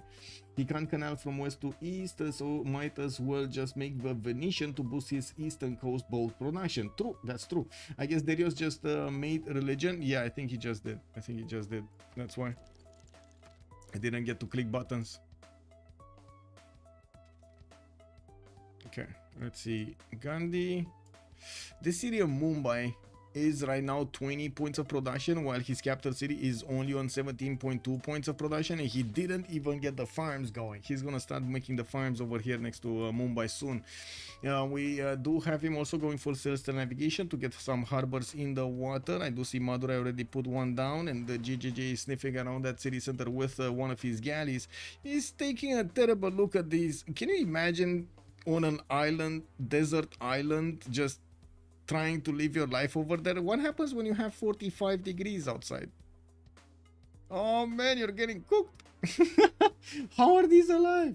Batir, bonsoir monsieur, bienvenue. When floodplains nerf? That's a good question. I think BBG already had something in, but we did have like 2 nerfs on Etemenagi. Didn't we have like 2 nerfs on Etemenagi? GGG made it a religion. Yes, it wouldn't show up though if he didn't finish fining. Also, Chef Jim, good evening, sir. GGJ's governors are Magnus, Moksha, and that's it for now. Magnus and Moksha opener. Magnus in the capital, he's getting the trade routes, and I do see Moksha for the extra culture. He's not really gonna try to go caravels very, very quickly. There is no choice for Kiber to go caravels though. With Elizabeth in the south, there is no choice for him to defend, first of all, against the other Persia, and second of all, defend against Elizabeth and also contest those seas. That might be quite a bit of, how to say, income of gold. 2-3 minutes. I'm not sure what StrokeZ, what happened over there on StrokeZ. Can you show slot order for who gets a trader merchant? Who was it? Was it China, StrokeZ, and on the other side, Sumeria, right? Androam. So StrokeZ has priority over Androam. Yep. But I'm pretty sure it's going to be Sumeria that's going to get it, because he has 2 projects, and it's just not going to be enough projects from StrokeZ with only 1. Not enough points, I mean. Yeah, man, I mean, pre-nerf Magnus, so you can still go Magnus in turns, but feels way weaker. Yeah, true. Yeah, but it's still gonna, I guess we do need to give it a bit of time. Like usually when new options start to arise, every one of the players do want to actually get their feet wet and see if they work or not, and try to test it out in multiple games, in multiple scenarios, multiple saves, and so on, see how things work. They also, of course, will get to see the high points, but also the low points, and it's gonna be a bit of time until they're gonna decide on which pathway to take with which civ in which situation. Okay, Renault, we got a battle. Yes, we got a battle. We do have a battle. It's not gonna be long now until these fleets are gonna meet each other, and I'm pretty sure we're gonna need to see the caravel timing for Regnier, as well as we're gonna see Persia needing to get the caravels. With audience chamber chosen for Regnier, we do have him getting a settler out from Shah, and well, more lighthouses from his other cities. He's still on 4 cities though. Oh wait, 5 cities, because he took out Valletta. This is, I mean, as I was saying earlier, this is not really a very good city. Since we do have a bit of pause, I guess I can go toilet also. Be right back.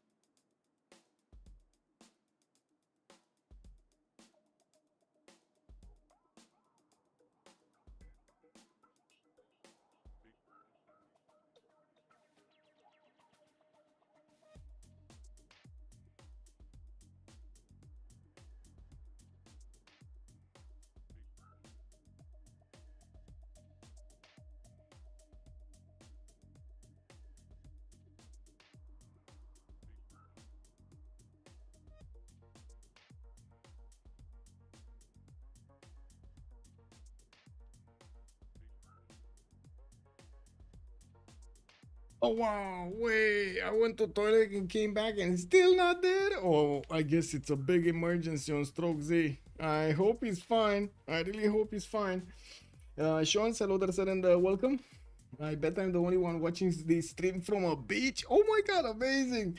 Amazing! Whoa, whoa, whoa. This is the middle of the day, right? For you, or is it like early in the morning?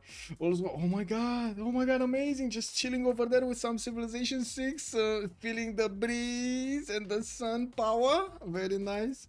The food from Magnus can help those crappy plane spawns with zero food. Yeah, I live 10-15 minutes from a beach. Does that count? Wait. Guys, I heard quite a bit of things like from you know, for example, from friends that I have in Constanza. They were telling me like they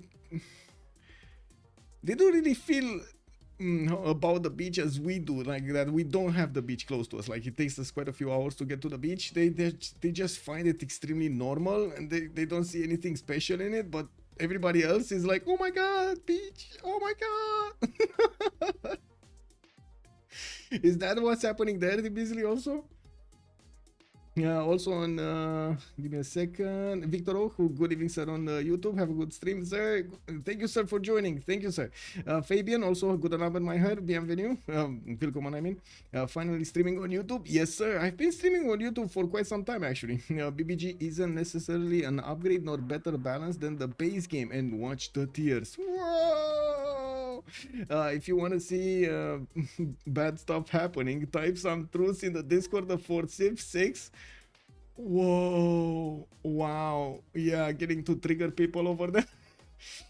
4 p.m. Oh my god. I mean, I would actually caution you, you know, sun is very powerful these days. You might not want to you know, let him do what he wants.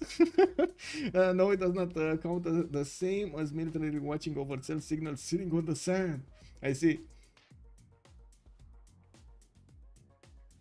If you love the ocean and live near it, it's super nice. True, true. How many turn in boat for Persia and England? I'm not sure if I follow the question. How many turns in boat? As in how fast is getting boats out? Or how fast are they getting boats out? How many boats out? Where they're going for boats out? If there are a number of boats out going somewhere or coming back, or like, you know? Maki Wazar also, hello there, sir. Can be at the beach in 1 hour by car. Good one. So nothing special around here. Yeah. I mean, if I want to go to the beach. 1 mile swim is impressive. You are a great swimmer. Oh my god, yes.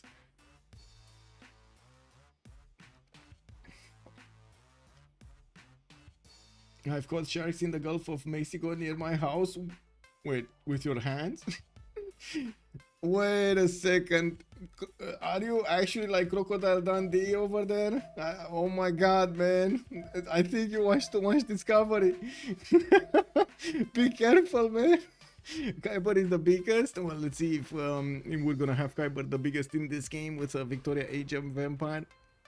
Still needing to actually get his boats out. We do need to take a look at him.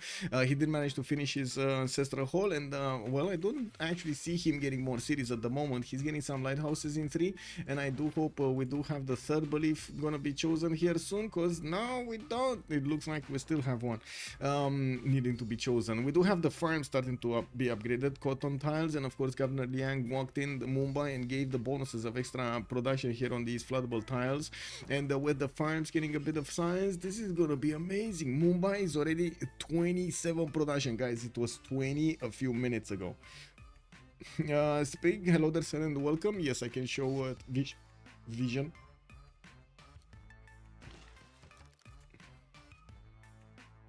Settlers from, okay, so Sumeria does see a few of these cities in the south, and it looks like he did pillage one of the commercials of China, KW. We do have Persia, not knowing about the other Persia, well, at least not yet. He's healing his boats in Valletta, and by the looks of it, well, they do know Persia is in the south, but they do not know Persia is also in the north.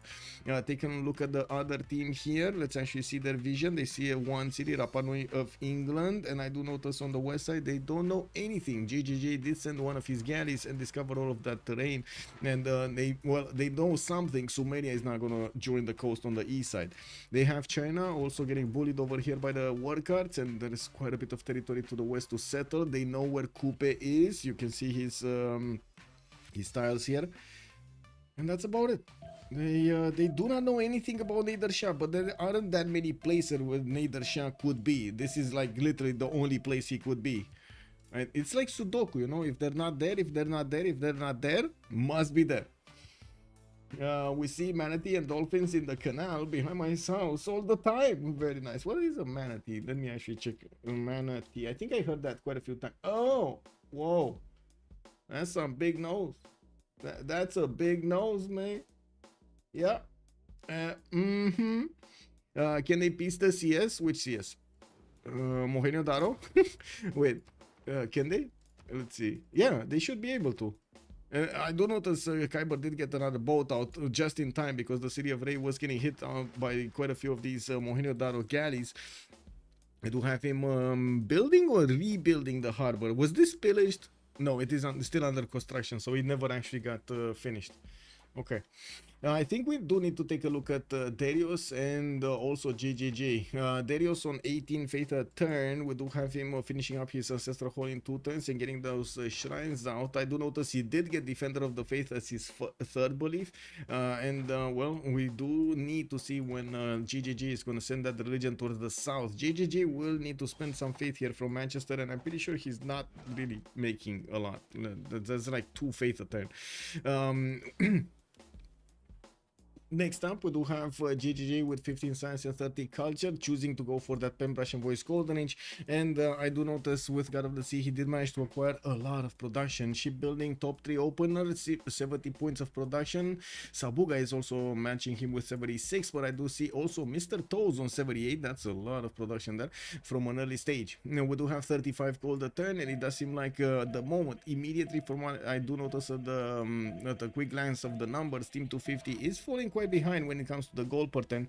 Derios 227 not gonna put out that many harbors, well, not yet, and doesn't have commercial opener. He doesn't have trade routes nor gold generating districts here. On the other side, StrokeZ did go for it. Of course, GGJ did go for it. On China, he did open up with campuses and then followed up with commercials. It takes a while for all of those to actually kick in.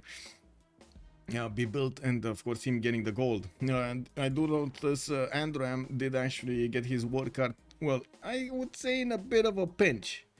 This is a bit of a pinch here. StrokeZ does have a builder right next to that war card. Now I would imagine, well, he's gonna need to make a choice as to leave it right there or try to move it out of the war card's range. We do have him chopping quite a few cities, and it looks like the war card just decided to die. Oh, okay. I don't know what that was about. That must have been some conflict right there, man. Yeah, I don't know. I guess he really got triggered by the archer. He really got triggered by the archer. On the Sumeria side, with the commercial hub investments going through, let me actually take a quick pick. Who did manage to get it? Yeah, he did get it. Zankian was recruited by Sumeria. I do see also Koleus, and he does have a chance for the next one. China, with only 1 or 2 of these commercials, is not going to have that many points of production to get all of these out, all of the projects out. And with Androam investing so much into this instead of investing into his settlers, I really hope it's going to be worth it. I honestly really hope it's going to be worth it. He does have new markets coming around, and yes, we do know it's very important to actually snatch these merchants, and having access to them from an early stage is amazing. Sumeria is on 8 great merchant points anyway. That's on top of the project's points that he's going to get. Looking at what's going on here, oh my god, Mohenio Daro, man. Is the city of Ray gonna be alive soon? Is this city gonna be alive? Okay, that one got a promotion. We do have a galley from GGG also showing up here. There's no galley in the city of Ray, nor does he actually have a stronger unit to fend off attacks. And we do have the Persian Navy starting to sail the seas towards the west side. Oh my god, he's gonna start seeing loyalty. he's gonna start seeing minus loyalty on these tiles. I'm pretty sure. Oh, they discovered a little bit more, and they know there might be a northern Persian city over there. Okay, well, they are making a, how to say,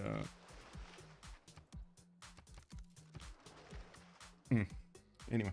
Gengishan, hello there, sir, and welcome. Also, Nightroar, a very angry war card. Yes, press the red card, press the red card. Woo!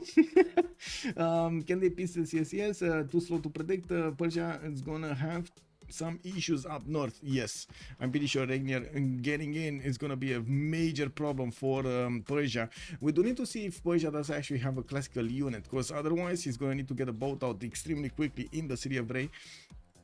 And there is a strong possibility that the galleys, okay, there we go. We got a movement coming in. Regnier is discovering this territory. I'm pretty sure minus loyalty is coming in, and it's not only gonna be here, it's also gonna be directly here. Minus 10s everywhere. Minus 10s everywhere. Not gonna be long now until we're gonna have some form of action. Shipbuilding also coming around from Sabuga, still on 4 cities. He's starting to get the settlers out, and I do see 1, 2, 3 in the build queues with 1 already outside. Regnier is gonna get this city out, and I don't want to see what's happening here. So boat did attack, the city healed, it should be fine. Second boat did not attack. No, sorry, the galley actually moved east. Never mind. Okay, never mind. Actually, Mohenio Daro, he kind of chicken out. Yeah. He didn't have the stones to actually finish the city of Rey. And we're gonna need to see Regnier's galleys actually walking in and trying to finish that city out. And we do have to also see here what's happening in Regnier's territory with lighthouses getting finished. I'm pretty sure the extra traders are gonna come out. He does already have 3 of them moving between his cities. It's pretty good anyway.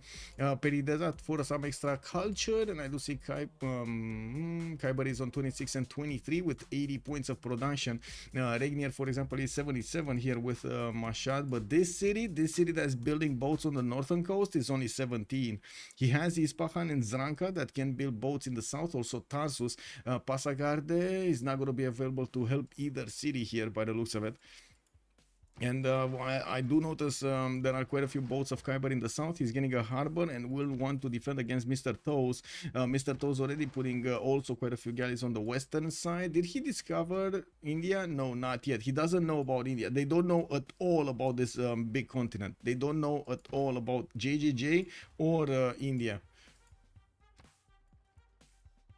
Warlord's Throne also coming out from Sheffield. That I think is a good choice for the situation Mr. Toes is finding himself in. He does have libraries coming around, and I do notice he's on 32 science and 34 culture. That is quite a bit bigger than the 26 and 23 of Kiber here in the north. With the galleys of Regnier getting close up and personal with the city of Rey. They're gonna get to actually, oh my god. Okay, big question, guys. Do you think it's good that this harbor is still alive?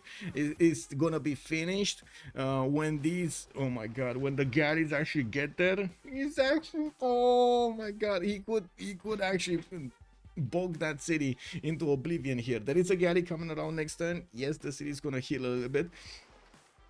2 war fronts, 2 islands of allies. Yes. Map is kind of east versus west. Yes, sir. Boreal, hello there, sir. Good evening. I challenge StrokeZ to put a campus on that Niter tile. Lol. Wait, which Niter tile? This one? This one? This Niter tile? Wow. 0 adjacency campus over there. I remember once, upon a time, at bank camp, we did have a game with Wazabaza, and we wanted to get the CWC, and there weren't enough players, so we took a new player. We imagined there was a massive difference between how to say, the established players, I would say, the ones that were playing daily, and like new players that were coming in and out and not playing for a week or something like that. And there was a guy that I mean, he started off with a campus, put it on a hill, not next to a mountain, in a 0 adjacency location. You guys know Wazabaza, right? You guys know Wazabaza? Oh man, oh man, he got so triggered. I think we heard the whole game, the whole story. about why you shouldn't put that zero adjacency campus there. Lee Sin, hello there, sir, and welcome. Team 250 won the first game. And who is winning so far today? We don't know yet. Like at the moment, it's not immediately available for us as a prediction who's gonna win this game. We do have yes, the prediction going on in chat, but we don't know exactly until we're gonna see some quick moves, some caravels coming on, some extra bonuses from technology. Maybe they're gonna get away with the sim, the gold. Maybe it's gonna be a gold problem. Maybe city states. Maybe we're gonna have a Diplo victory. We don't know yet. Yeah, and it does seem like Persia is gonna keep on bonking the city of Ray with his boats, and will also have the ability to take Mohenjo-Daro for himself if he wants to. I'm pretty sure he doesn't want to actually enrage those galleys of Mohenjo-Daro. You've seen what they can do. We do have a galley right now in the city of Ray defending it, and you do see, even if there will be some bonking going around, it's not a lot of health going to be taken down, but it slowly dwindles that until it goes to zero. Now we do have also GGG managing to get an army of builders out. I would imagine feudalism builders are coming around from his cities. I see +3, I see +1. No, these are not feudal, well, at least I don't think they are. Tech side, let's see. GGG going for drama and poetry. I would imagine if he's going for drama and poetry right now, he already has feudalism. We do have Mr. Toes also going for Buttress extremely quickly. Just to put it in comparison over here, Kiber is going for horseback riding and feudalism, while Mr. Toes already is 4 turns out from Buttress, and he does have the highest science between the two. This is going to cause quite a bit of a problem for Kiber, and I would imagine also for Derios, which at the moment is not really going for his boats. Derios here did build hanging gardens in the city of in his capital city. I do see, is this help? Okay. Anyway, we do have more settlers moving towards the south, where he did get the Gobustan settle. I do notice he's putting down a campus there, and of course he got his harbor. Doesn't really have the infrastructure to get a war going on the seas, and I'm pretty sure also Mr. Toes is gonna need to get a lot more galleys here in the water. Well, I'd say a lot more, like maybe 4, 6 more, if he actually wants to discover cartography and discover those caravels. Walls are going up in the city of Ray. You can see the boats of Regnier are gonna be stopped here, but it is gonna be a problem for Kiber to actually get a fleet out in the north. He might actually enlist the support help of GGG so he can actually get a fleet of his own. Now there is another settler moving towards the north of Tarsus that might actually help him out with this, and we're going to need to see if Regnier is going to stop that one from getting boats out also. In the Regnier cities, I do notice something that we actually don't see that often. In his capital city, he's building a Diplo quarter, while his initial Diplo quarter was built in, Government Plaza was built in Sparta. Usually you do see those, well, the other way around. You see the Government Plaza in the capital with Magnus, and then you see the Diplo quarter somewhere else. Now I do have to point out, Diplo quarter and Government Plaza do give the same bonuses to internal trade routes. They do have 1 food and 1 production for each of those. I don't want to put them up on this. Oh my god, sorry. I'm sorry. I wanted to click on buttons. Diplo quarter. There we go. So in the yields tab, you do have this one: domestic destination +1 food and +1 production, and of course international, you do get an extra culture point. More harbors coming around. Regnier will need to do something about Kiber here, and just the same as Mr. Toes is gonna need to do something about Kiber. This is, I gotta say, this is a bit worrying for Team 250. Their opponents have the gold, they have the initiative, they can actually bonk some of the cities, especially bully Kiber over here into oblivion. This is going to be a hard game, very hard game for Kiber. And then also take a stab at Derios on the west side, which I'm pretty sure he had other plans. We do need to see if Derios is actually going to accept the position he's in and try to get a navy out to help out Persia, because otherwise he's just, yeah, gonna run out of cities here very quickly. Elizabeth I is just not gonna be that much of a joke later on in the game. This feels like it might be a long game. You think so? It might be. Chillbrains, hello there, sir, and welcome. Bonsoir, monsieur Jules Art. Good evening, sir. Situation on the admirals. They closed them. They actually passed the majority of them, and we don't actually see anything. He killed Valeta already. Baratum, yes. Team 250, Shons. Team 250. Smorion, good evening, sir, and welcome. 10:43. Guess I'm not as late as I thought I will be. Coming from the parties. I see how it is. I see how it is. Well, let's keep on the party going. What do we have tonight? We do have Mr. Toes that is gonna fight Kiber. Kiber is also gonna fight Regnier. Looks like 1 versus 2 this time. We do have Kupe also getting a massive amount of territory here to settle quite a few islands that he's gonna start to put his settles on, and I do see him starting off on his theater squares, which are gonna open up the Mare's extra culture and faith. You do have him, as you can see, already benefiting from 2-3 tiles and about to hit that 100 production mark. But so Mr. Toes is, Regnier is very close, we got Derios very close, JJJ is very close, Kiber is very close. You see how close they are in the production and the, well, except StrokeZ. I'm not sure what's happening here with StrokeZ. 4 cities. Oh, well, he got pillaged and then a forest fire happened. Oh man, this guy just can't get a break. Yeah. Wow. Whoa. It actually started raining. Okay, well, that's good. And Sasu, bonsoir monsieur, bienvenue. If I say it will be a long game, someone will CC in 20 turns. Oh, I see. You're forcing that. Oh my god. Okay. Some reverse psychology over here being used by D. Beasley.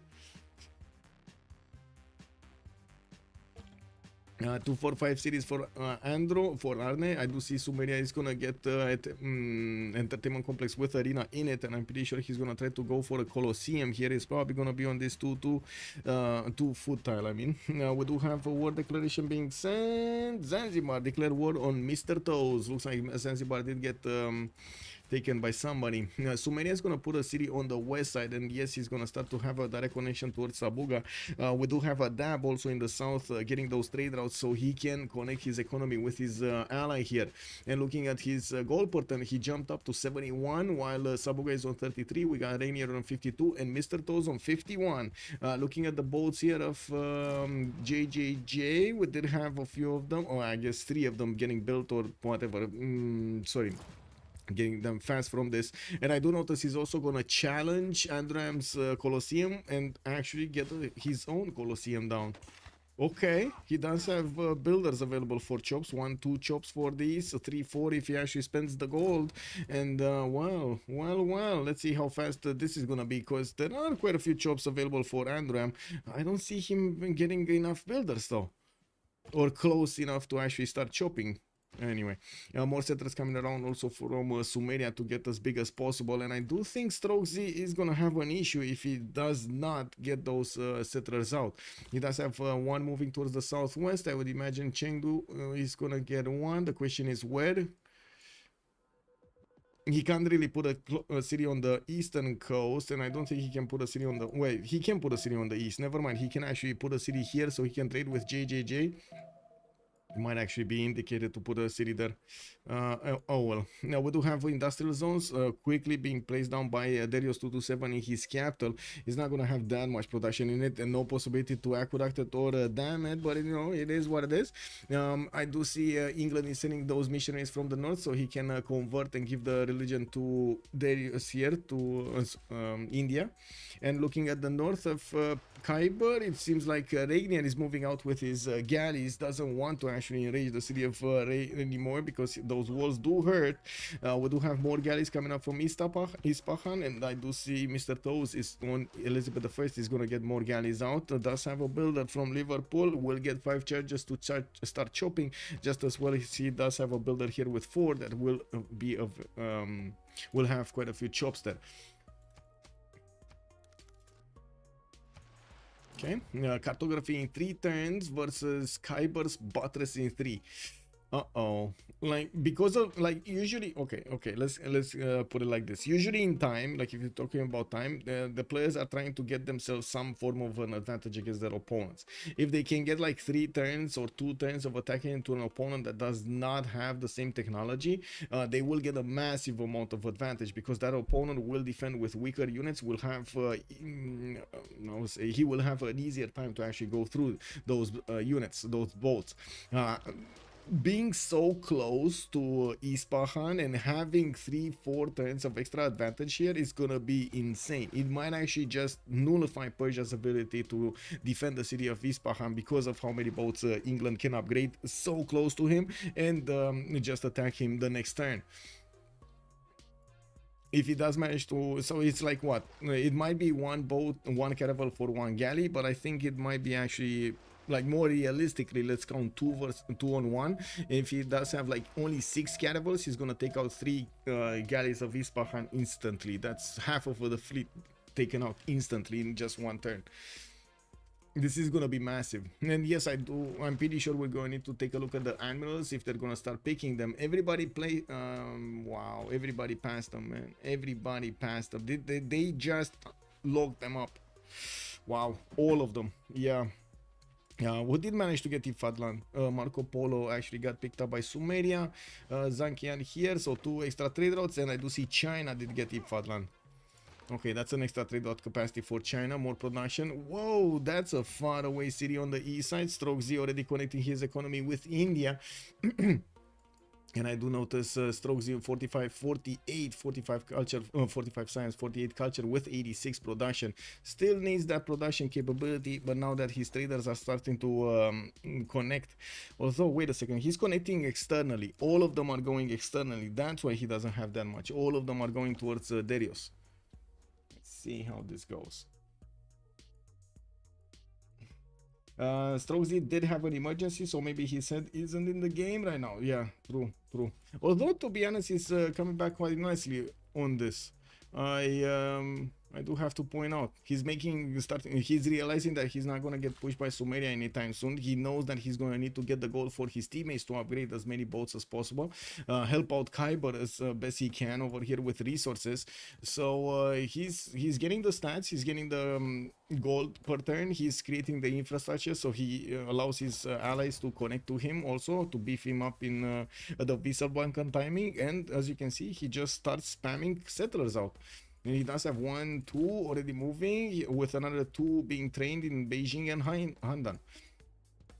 Colosseum is 9 turns away from finishing in the city of Kish. I do see another builder moving, although I think England is going to finish it. It's 5 turns to finish in Manchester. There is a builder on a chop, and there will be another chop possibility. Oh, they started opening up the scientists. I see Zhang Heng is not going to be preferred here by China. He's going to want to pass that. Irene of Athens is the next one. Probably Sumeria is going to pick it in the next 2 turns. And in the whoa, we got quite a few admirals here. Lee Ferrickson on Persia, Himerios on the other Persia. So Cyrus got Himerios, and the Nader Shah got Lee Ferrickson. Rajendra Kola on Mr. Toes. We got Zheng He also recruited by Nader Shah. Elizabeth the First got Hano earlier, and well, those are the important ones. The next one is going to be 300 points, and it looks like a JJJ is going to want to have a stab at it. Let's actually see what's going on here in the north part. Wait, Chop? He should finish the wonder. No, it's not enough. It's not enough. No Magnus, not enough. And I don't think he is actually getting the points that he would need to be getting, right? He's in Classical Republic, so he doesn't have the extra bonus from Autocracy. At least he does have Corbe for the 15%. Anyway, it looks like Sumeria is not going to get that either. With 8 turns to go, doesn't seem like he's going to get there. He did manage to get Coleus earlier, not helping him out that much, and I do see him starting to improve some other of his styles. Oh, Ziggurat though, anyway. Okay. I gotta say, I feel a little bit bad for Sumeria right now. It's like his first game in the CWC, getting subbed in for HOH. He's getting denied Etemenanki, which is so big on Sumeria, and Lady of the Reeds and Marshes, another big one. Maybe not in this case, but in the majority of the cases. And then he's getting denied Colosseum also. Man, yeah, he got denied on every wonder, man, every wonder. That's just terrible. StrokeZ, oh, Gandhi no Admiral could be a problem. Yeah. Gandhi here, I'm not sure exactly how he's gonna play on the naval war. I do see him getting pyramids in the city of Calcutta. That's pretty good. Getting a few more theater squares. And looking at the tech side here with Mr. Toes, 2 turns from cartography and 3 turns for mercenaries. So he has 2, 4, 6, 8, 10, 12, 13, 14 galleys. I'm pretty sure he's gonna want to clean the map here. Now we do have Kiber also trying to get a few boats in the south and in the north, while Kiber did manage to get those outside of the city. He might actually challenge Mohenjo-Daro again. Oh my, oh my, oh my. Oh my. I think we know what's going on here. Yeah. Man, Regnier did not build anything else other than boats. This is amazing. Man, a boat on every time, I gotta say. Respect. Let's see how this goes, man. I know it's gonna go one way. Like there's no way Kiber could actually withstand so many boats. Even if they just keep on attacking and dying at his city's doorstep, they're still gonna walk through his cities. Didn't build enough last game. Exactly. I mean, you know, that's how you learn lessons, you know. Vigo Stars, good evening, sir, and welcome. Do they have the gold for him? That's a good question. Oh, Team 250 doesn't look like he has that much gold, but on the side of HOH they do have a lot of gold. They did manage to get Androam to 117 points of gold per turn. We do have Regnier on 31, Sabuga is on 70, and even Mr. Toes himself is on 90. And this will help out so much for their economy. He's starting to get a few more harbor shipping projects. I do see Zhang Heng. Did Hypatia get picked up by anybody here? Oh yeah, he did. Kublai Khan China. StrokeZ got it. Man, we were doubting him. Look at him come back. 58 science, 55 culture versus Androam's 46, 43. Does have 77 gold a turn for himself. More production than Sumeria. And I gotta say, it might be exactly because of this massive investment in Colosseum. Colosseum is so big, it's so important if you finish it. If you don't finish it, it might actually slow you down quite a bit because of that entertainment complex that you need to build with the arena. That's a lot of production that you could have spent somewhere else, on something else. It's still good that you get the amenities, don't get me wrong, but not nearly as powerful of what Colosseum would be for your series. But still only enough for like 13 upgrades, a bit excessive considering they also have to up Elise. I do have to say, I'm pretty sure he's not gonna upgrade all of the boats at once. He's just gonna upgrade maybe like 8-10 of them, and then we'll have more if he needs to upgrade. You gotta take into account this is a fluid motion. You don't really even have enough boats to, enough tiles to put those boats in over here through the choke point. So it's gonna be wave, it's gonna come in waves, and I'm pretty sure they're gonna try to get some pillages also. Maybe they're gonna get into the harbor side and get those out.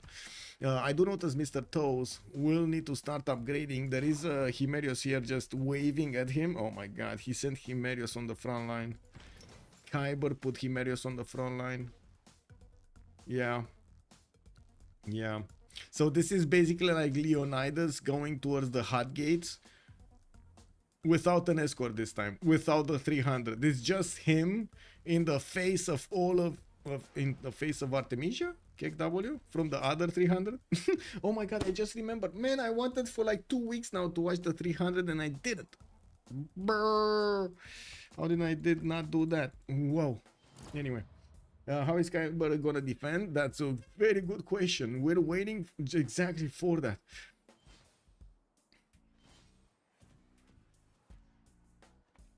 True building more is nice. You can't really make caravels that quickly once you do hit Carto. Exactly, base cat games. That's the whole thing. That's the whole plan over there. Mr. Toes already take caravels, yes, and you do see them upgraded. Now we do have on the other side Kiber 3 turns out from cartography, 2 turns out mercenaries. He needs those 3 turns. Next turn he's gonna lose 2 boats. 3 boats. Wait, 3 boats. I think he's gonna... No, 2 boats. No, 3 boats. This is gonna be a one-shot because it's a core, it's a fleet. These are gonna take out this galley. These are gonna take out this galley, and he's gonna get both slots next to the city center. Both of these are gonna be taken, and he can hit the city center. Turn after that could take that other tile and the city is gonna be gone because before he should get cartography. And yeah, there we go. You see Kiber is realizing what's gonna happen here and he's trying to save as many boats as possible. He knows Isfahan is not gonna be saved. There's no way you can save this city. There's like, because of the time, because of the turn, he needs 3 turns for cartography. Let's see the moves. Okay, not all of the boats did go there. He's still gonna try to slow this a little bit. Maybe Mr. Toes is gonna make a mistake. Since this is so time sensitive, I can imagine mistakes can happen. Good use of a lookout. Yes, indeed. Fleet Caravel, rest in peace. Isfahan, bye bye. Old triangle, hello there, sir. Okay, we got a 1. We got a... what? 2. Okay. We got a 3. And we got a 4. And he's gonna also go towards the northwest. He does have 8 movement, by the way, and Magellan. He does have an extra +3 and oligarchy legacy. Like, oh my god, these boats are just not gonna know what hit them. Isfahan is gonna try to get the walls. I do notice Kiber does have a builder, although it's a rainforest chop. It's not one of those big chops for forest.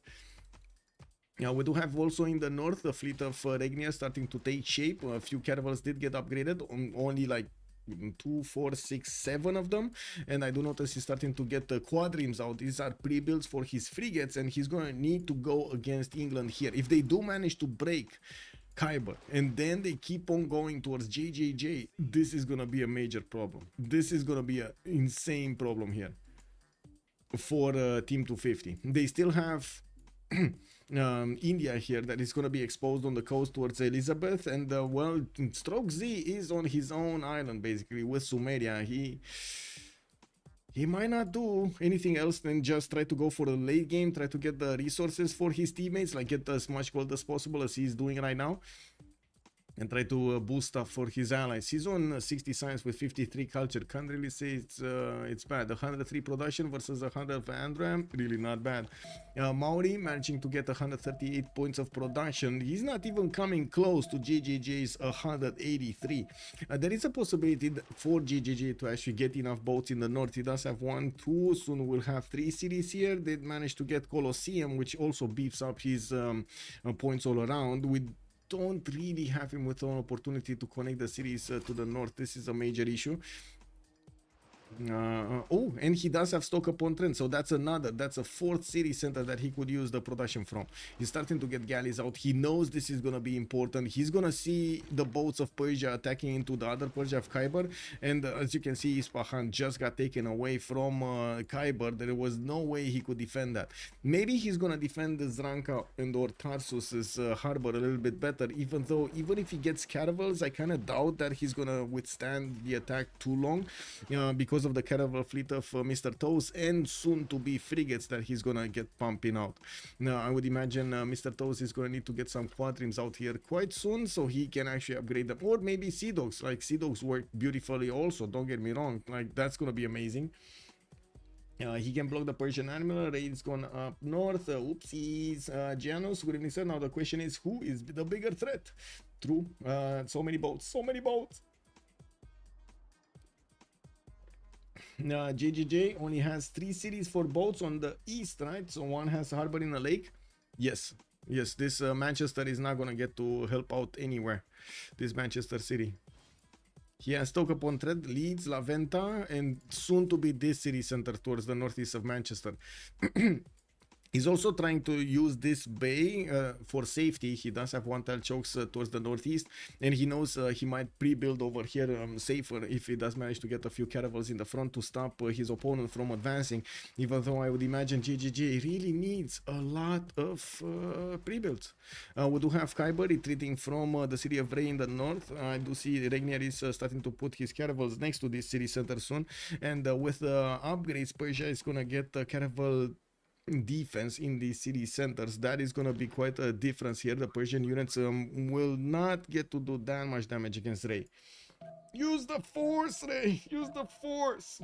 QB Turtle, hello there, sir. Look at Era. We got 3 more turns. Let's actually take a look at Era. Thank you so much, by the way, for reminding me. Double canal. We'll see. Estidos. Good evening. Thank you so much, sir. 90 months. Thank you. Diz_Osa retained his knighthood for 19 months. Hello, Michael. Long time no see. Have a great show. Long time no see, sir. Thank you so much. Well, we're watching how Mr. Toes is starting to chew through the boats of Persia. You do see the caravel fleet is quite strong, even against the caravels of Kiber. We do see Mr. Toes is gonna try to discover here what Derios did build with Mysore actually one tile away from the coast. He's not gonna get to attack that. There is Panna here in the south, Madurai also. If this city is gonna be taken, by the way, there's gonna be an open way for him to get onto the west side and get into GGG's west. This is gonna be an issue in the main bay of GGG. We got some holy side projects also coming around from Kiber. He wants to get his religious bonuses for his teammate to get beefed up here. Pretty sure we're gonna have Gandhi needing all of the points he can.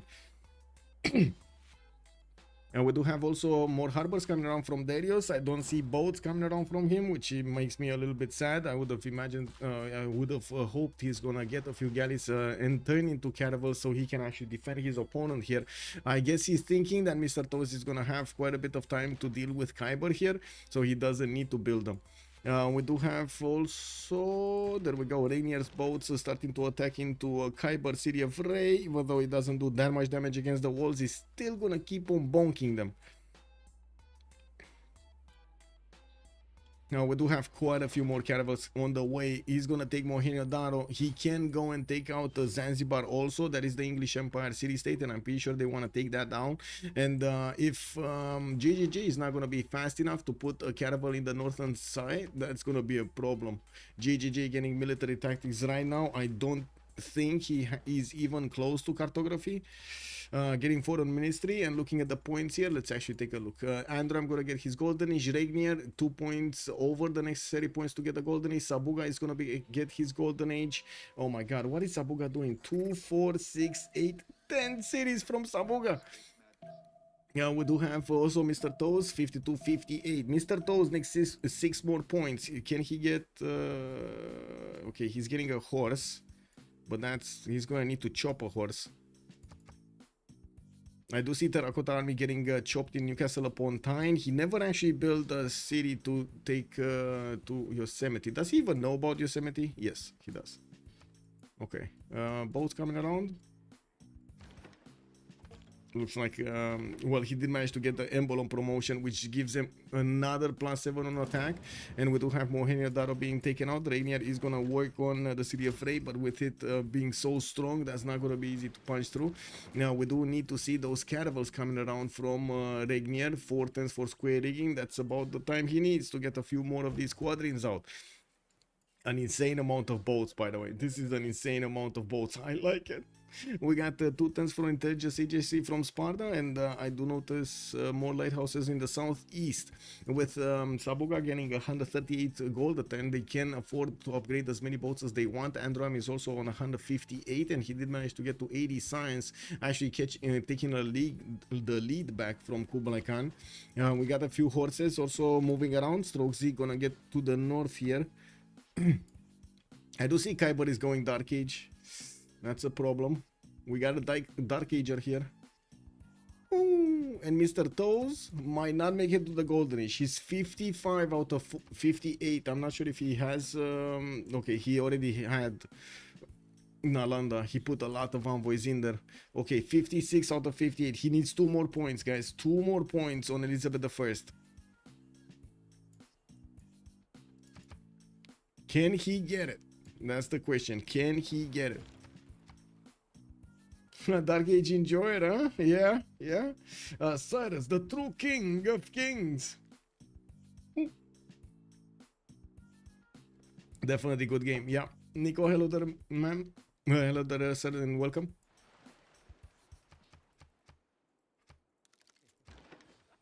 Okay, catapults coming around also from Kiber's northern city, so he can help out with the defense. Not gonna help that much if they're not trebuchets, and of course when those frigates come out, that city is gonna go down anyway. We've talked in other games about that last move, first move strategy that naval players really like to do, like last moving the frigates in, shooting down the city center, then setting the waypoints for the next turns. You can just shift enter out of harm's way. That is such a strong strategy, but also so obnoxious. So like your opponent will really despise you. He will really not like what you're doing to him.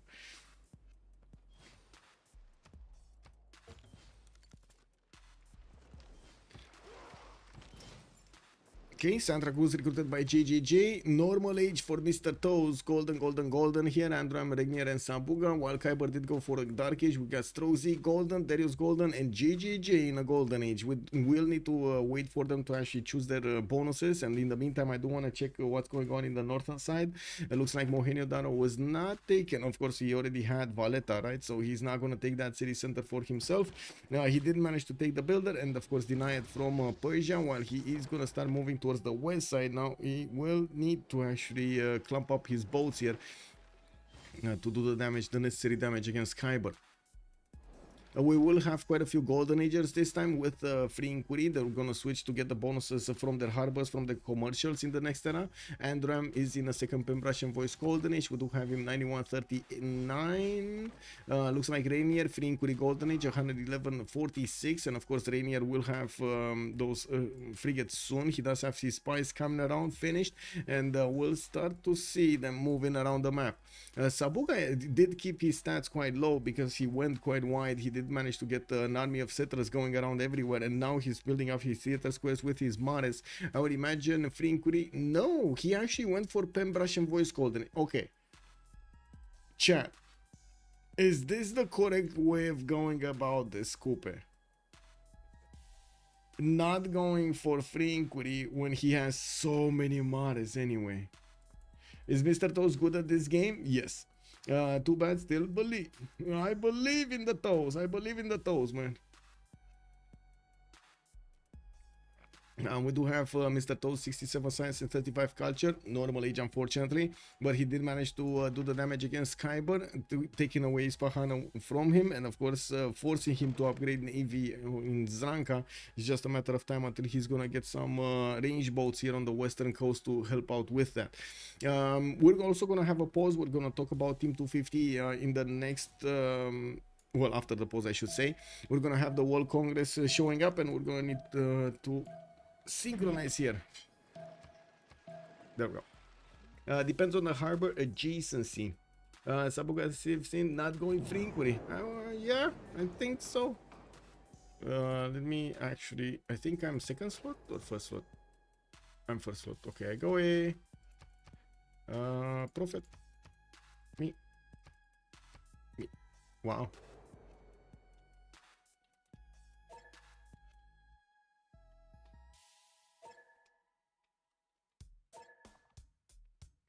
There we go.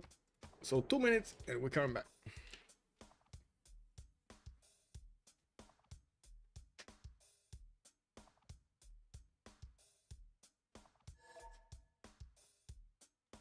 Let's put our living stereo stylus in this groove.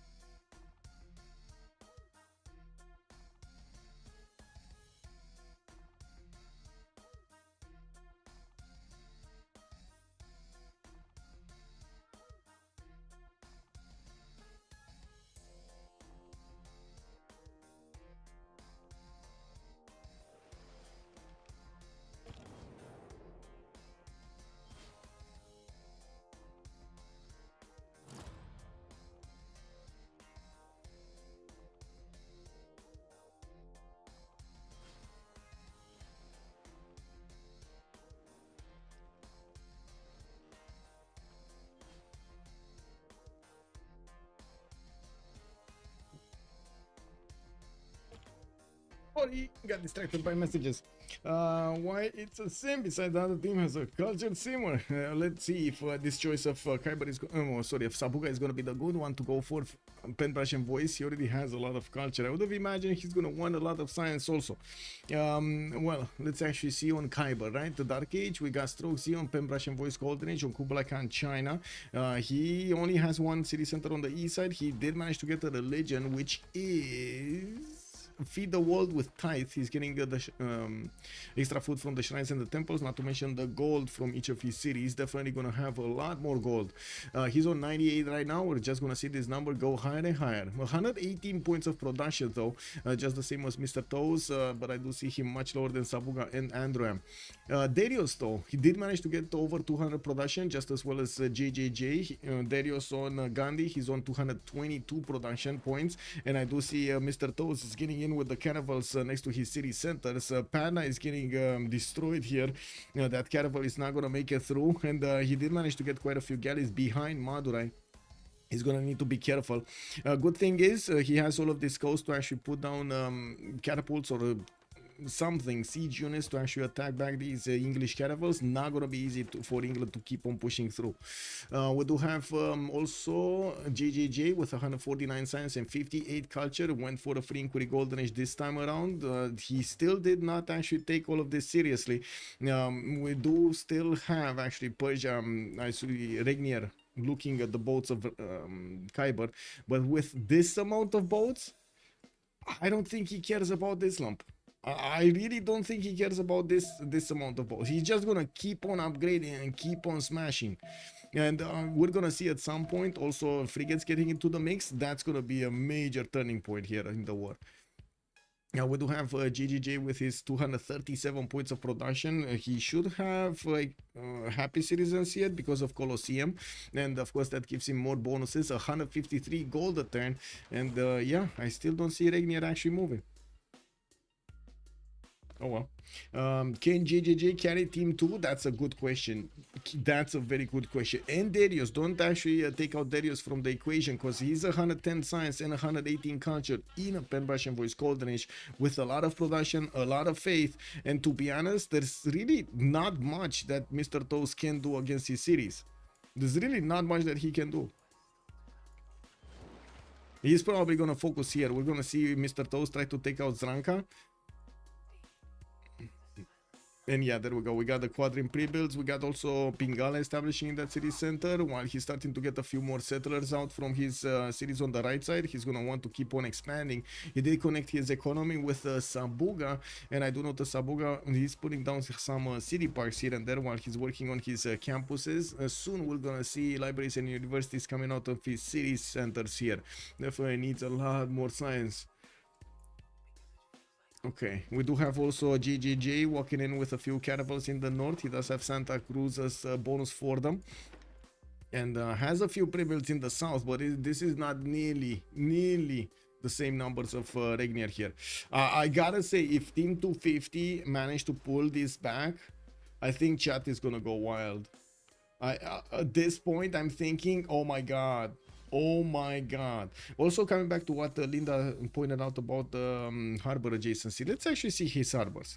He has a +3 here, another +2 over here, a +3 over here, another +3 over here, another +3 over here. These are not bad harbors. A +3 over here, another +3. Come on, these are really not the, well, this is a soon to be a +3, but still. Okay, sure, he doesn't have +4s, but still pretty good numbers. Foreign ministry also chosen for him in 3 turns. I do see more settlers are moving around, and with new harbors coming in, you can imagine the bonus of gold and trade routes is just gonna get bigger. Sumeria putting down more cities on the north. Akshak did get placed out next to Nemrut and gonna get all of those volcanic soil tiles to use. Did also finish Oracle in the city of Kish. He might have actually finished that after he lost Colosseum, right, with the production he lost there. Okay, let's see. Do we have any movement? No, I think Regnier is gonna wait. Okay, and just say that, and then he kills a boat. Look, I wanted to say that he's gonna wait for the frigates. I think he's gonna wait for the frigates. He already has a few of them upgraded and has a few more quadrims that he can get out. And like we see over here in the army tab, it does seem like we do have Nader on Gilgamesh, Nader on Sabuga. On the other side, I do see 0-4. So StrokeZ China is making some, Gandhi is making some, GGG is not making any. Okay. Mar99, oh, good evening, sir, and welcome. Nice game, many ships versus better production. Yes, well, let's actually see. Usually the pre-builds you win this, but to be honest, I'm not that convinced that Team 250 is going to be out of the game. So first of all, City of Ray is still alive. We do have more defensive catapults being sent there, more defensive catapults getting built, and yes, the frigates are going to come in to clean that city up, and then we're going to see the fight between three actually naval powers here, the two Persias and of course England. Now, while in the south, looks like Mr. Toe still needs quite a bit of time to work through the defenses that Persia put up, that Kiber put up here. Yeah, he needs a lot of time actually. He's trying to stop India from getting more boats, but unfortunately he can't do that much because on the western side of Madurai there is quite a bit of sea over here in the Gulf of Mannar. I'm pretty sure India can just keep on pre-building and totally ignore England. He's just gonna totally ignore him. Ray is dead in 5 turns, Sergei is calling out. Yeah, might not be wrong about that.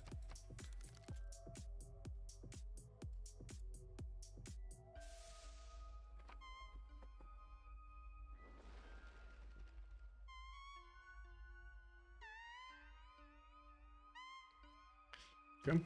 Weird sounds on the right side. We do have Mr. Toes also getting a few more cities out. He's still on normal age with 77 science and 40 culture, trying to get a few more libraries in his cities and building up his squadron count. This is going to be very important for the upcoming war against India.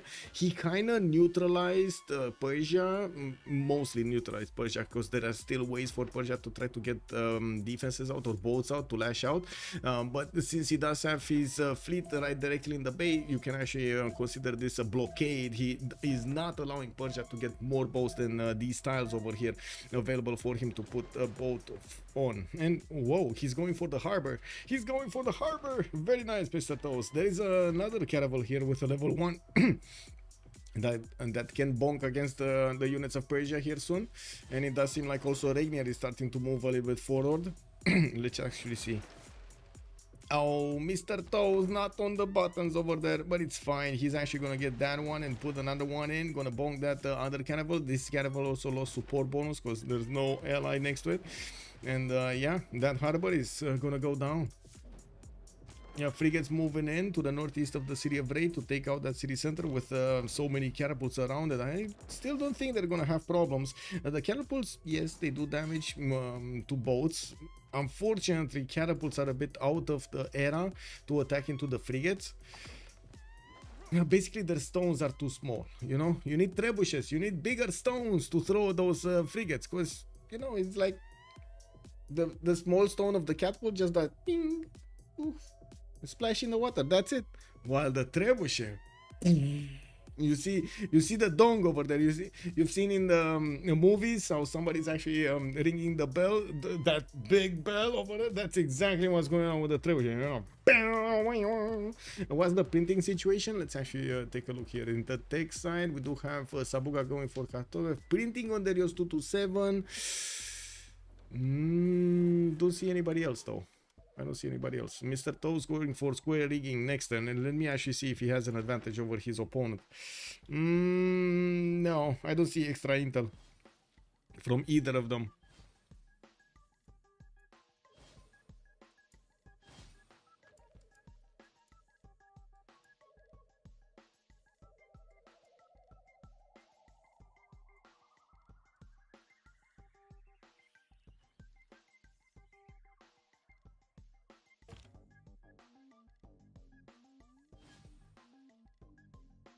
Oh well. Anyway, let's see on Sabuga's side. We do have him getting a few tours in the water. Not going to be a massive force to do anything with them. For the ministry finishing up next turn. And I do also notice Nader Shah just keeps on building up a navy. He knows he's going to need to be dedicating his whole life and soul here on this attack. Remember, this is basically their last chance, right? There's no other way for HOH than to win this game. There's no option than to win this game. If they don't win this game, they don't go through to the finals. So they need to win this game. Or they actually, sorry, they don't have a chance to get through to the finals because series is not going to get to a best of 3. There's a lot of pressure being built up here. Vlad also, hello there, sir. Can you share the soundtrack playing in the background, please? Soundtrack, this one? Give me a second. I'm going to turn it up a little bit. I'm sorry, chat, just to make sure this is the one. This is the one? Vlad K?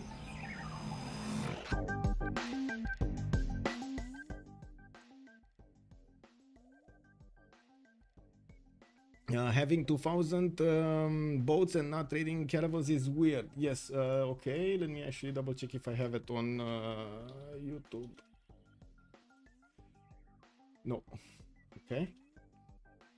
I'm gonna put it on my Discord, by the way. And I have a channel called OnSpotTV Soundtracks. I'm just gonna put it here.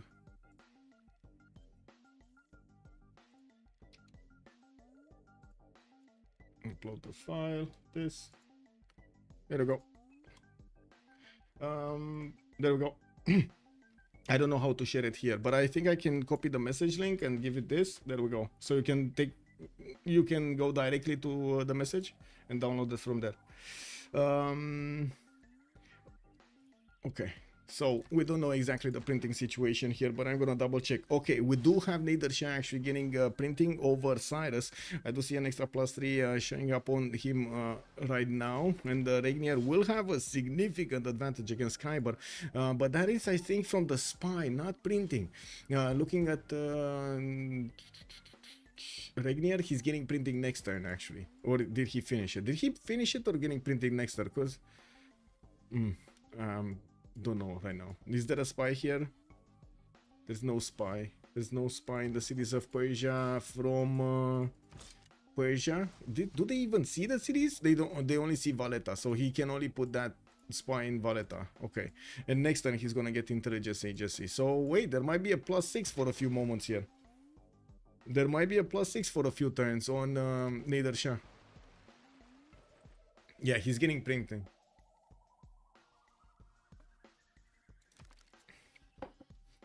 He's waiting for an invitation. Yeah, so much gold was invested into them. Yes. I mean, look how many frigates, how many caravels did he upgrade here? Unbelievable amount of caravels. I'm a bit surprised that he didn't start attacking into his opponent from an earlier stage, but I'm pretty sure it's much more valuable and much more efficient to have frigates attacking with your caravels. Attack first and then finish with the caravels, so you can well, not take that much damage. Oh, we do have the big stones coming around here from the city of Ray. I do see trebuchets are getting upgraded, and this will be a better unit to fend off attacks. It's still the bombard that's gonna be better. Bigger stones, you know, and I guess stronger stones also. Yeah, don't the bombards actually throw some like iron things? Like, and the trebuchets actually throw stones, or was it even trebuchets who were throwing those iron balls? He has 2,500 military. Yeah, 2,600 military over here on Regnier. Wait, he actually has more than his opponents combined. Push. It's starting to happen. CWC. Safin, hello there, sir. Persia did not set up a +5 for Mini for a Dark Age. That's a good question. Why didn't he actually get his +5 on the Dark Age? I do see the +6 did activate, so indeed Persia did get that +6, that printing. Let me take a look at Kiber's cards. He does have Twilight Veil. He does have it. I think we just didn't have patience to wait for the... whoa, what? Oh, it's on attack, right?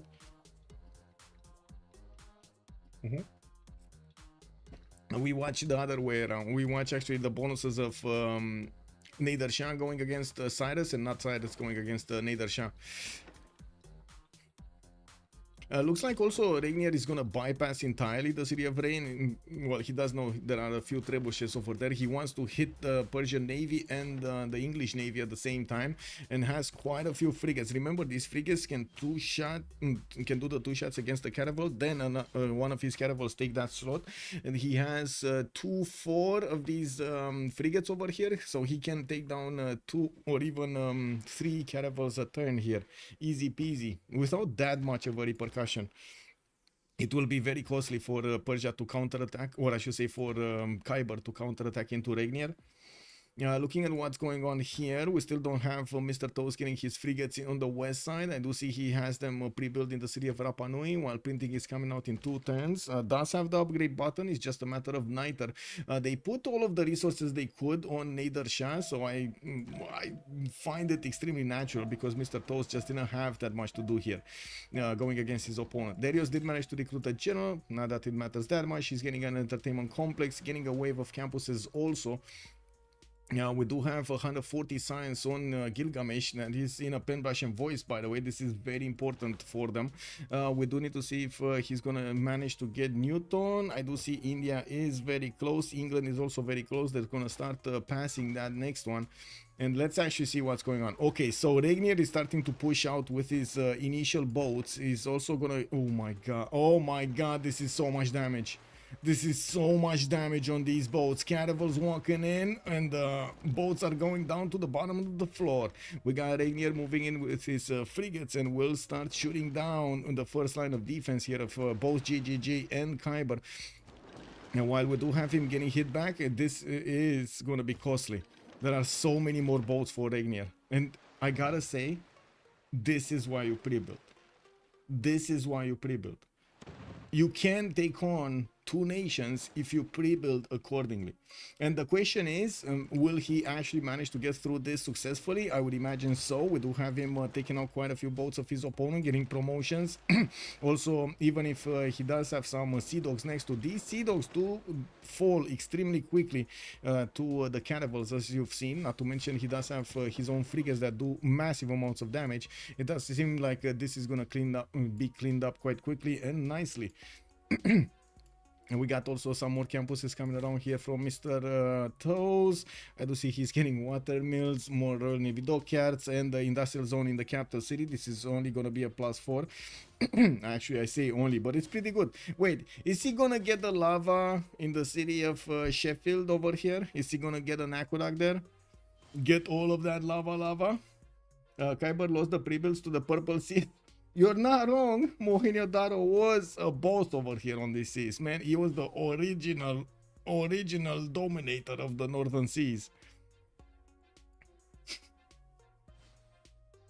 What religion did Persia make? Let me see. Persia went for Jesuit education and missionary zeal. Okay, not bad, not bad. Oh my god, like India is gonna have so many religions here. Oh my god, let's see. So he already has Eastern Orthodoxy, Islam, and Zoroastrianism in like 2 cities. Wait, 1. This is in Mumbai. 2. Okay. This is 3 with another religion. He has all of the bonuses, man.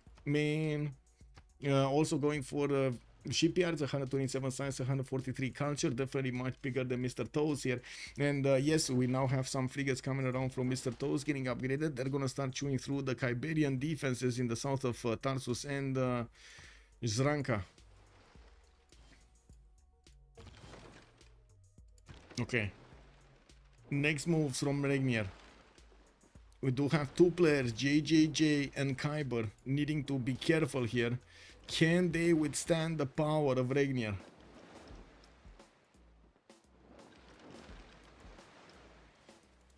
It kind of seems like that's a no. It kind of seems like that's a no. When we do, like, these frigates didn't even get to shoot now. Yeah, these frigates didn't even get to shoot.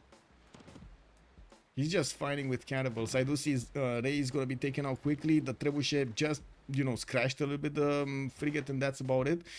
We still don't see Persia getting his own printing. I do see Kiber is trying to get square rigging, which is top 3, not bottom 3 for printing. If you take a look at the... wait, let me see. Let me finish this up, and then we're going to take a look at the tech tree.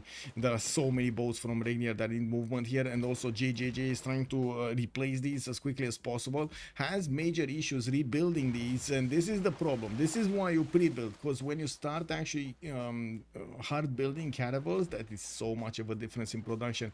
If you could have 1-turn galleys before, you're not going to 1-turn caravels. You're going to 2-turn, 3-turn them, and yes, you're going to spend more gold, but in total it's going to be much better because gold is a common resource with your allies. Production is not a common resource with your allies. Once he kills Ray, he will lose the +3. Yes, because the spy is gonna get pushed out. But at least he still has a +3. And remember, in Persia, Nader Shah especially does have a +5 against full strength units. That's why he's doing massive amounts of damage when it does the initial attacks. A very powerful civilization to punch through choke points. Okay, where are the frigates going? Frigates going towards Zranka. Okay, what is my god, how many cities is Sabuga getting? 2, 4, 6, 8, 10, 12, 13, 14 cities for this man. Okay, we got some privateers also coming around to the west side. He's starting to get those campuses everywhere. He did upgrade the mares with the amphitheaters. Oh, I should say the theaters, because with the mares. And getting all of that culture, 114 science, 106 culture. But he does have 276 gold a turn, while Androam is also on 225. It doesn't even matter that the Regnier is -37. He just has what he needs. We gotta push back here from Kiber, trying to do some more damage against Persia. They take out one of his boats. While I do notice the first moves are gonna be quite important here. Even Zanzibar is trying to do something there. I don't know what Zanzibar wants to do, but it seems like he's a bit confused. Can you imagine he actually trained swordsman when there are boats coming around? What is he gonna do? Throw the swordsman on the boats deck? Oh my god, thank you so much, Vlad, for the 3 months in advance. Much appreciated, sir. Thank you. Nobody has science for HOH, Jules. We do have Androam on 160, but if you're talking about JJJ's 230, sure. Although, is he gonna be having enough? Because JJJ will need to get to ironclads to get away from Persia. There is no other way. He needs ironclads. And you do see his 2 turning cannibals. He did manage to discover Merchant Republic, but his fleet is dying very quickly. Regnier is managing to push in with the sheer amount of boats he has. Doesn't even care if he actually gets to trade these. There are so many boats coming in. Regnier still has 25 for 74 points of military, while JJJ is only on 1009, and we do have Kiber only 691, and the northern fleet is probably dead. Ray is gonna be dead. It does seem like Regnier's caravels are about to take over the entire Persian caravel fleet in the north. Yeah, this is the whole. Yeah, this is everything that Kiber had here. That's the last caravel. That's the last caravel. He has one single quadrime next to the city of Stoke-upon-Trent, and he's getting his safety settler out. Whoa, wait a second. This is a problem, because I mean, they're giving up. If they're giving up on this, they're gonna give up also on these cities on the east side, and somehow we do need Derios here to join the fight. There's no way he cannot join the fight here.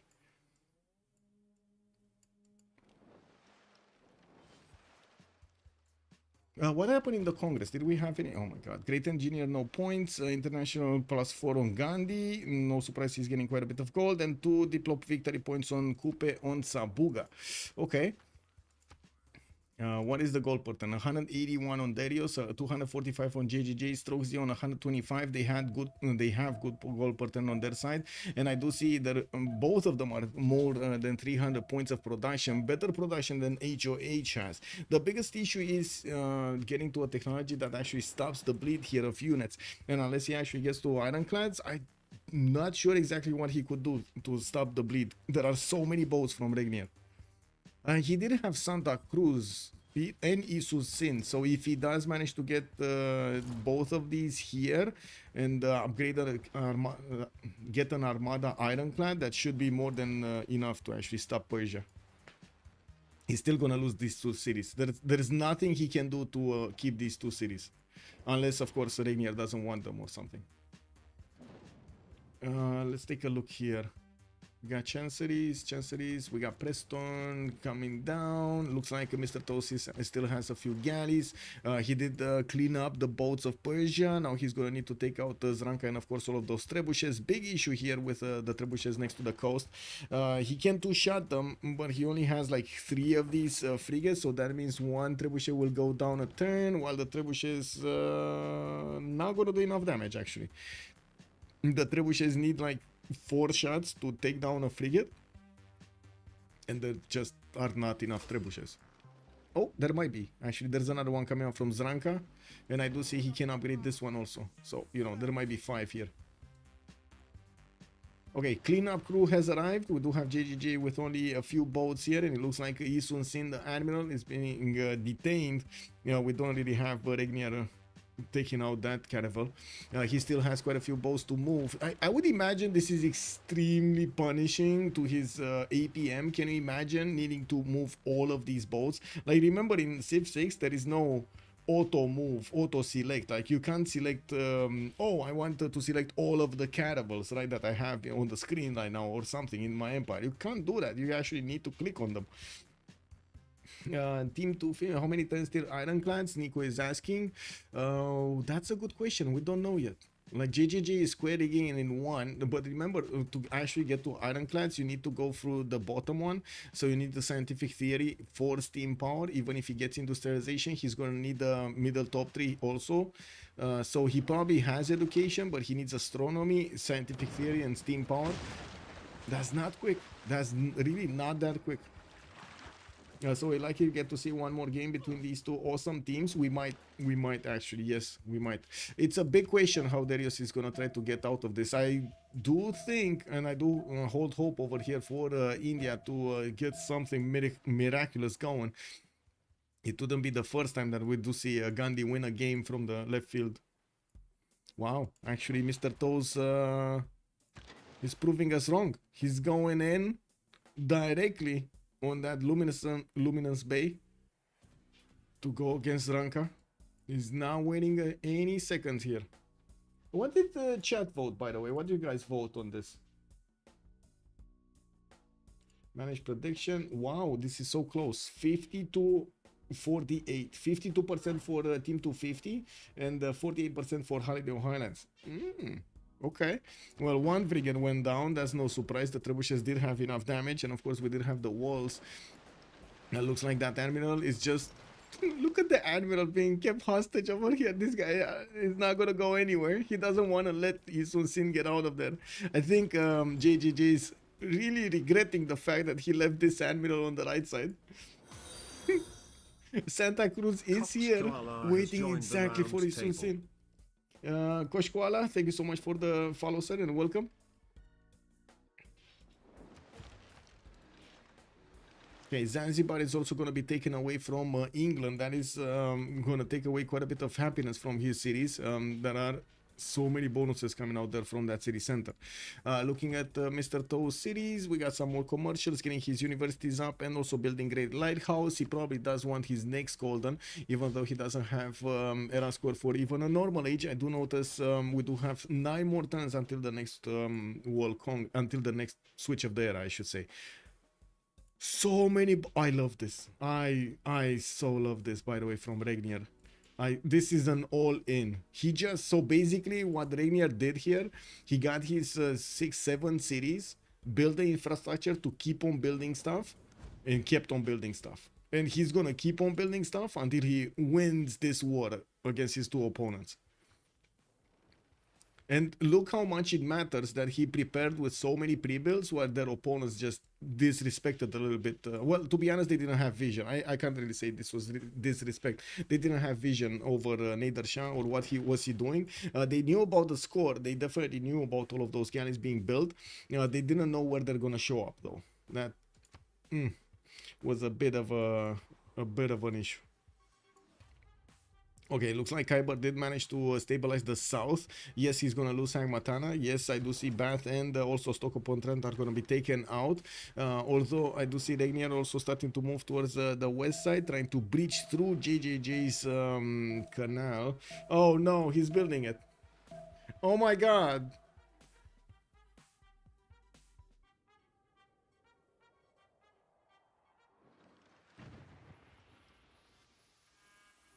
I think chat knows what's gonna happen here. Oh my god, the curse is added again. Yes, all triangle. Yes. Yeah. I mean, I guess we'll see. We do have Derios getting his industrialization next turn.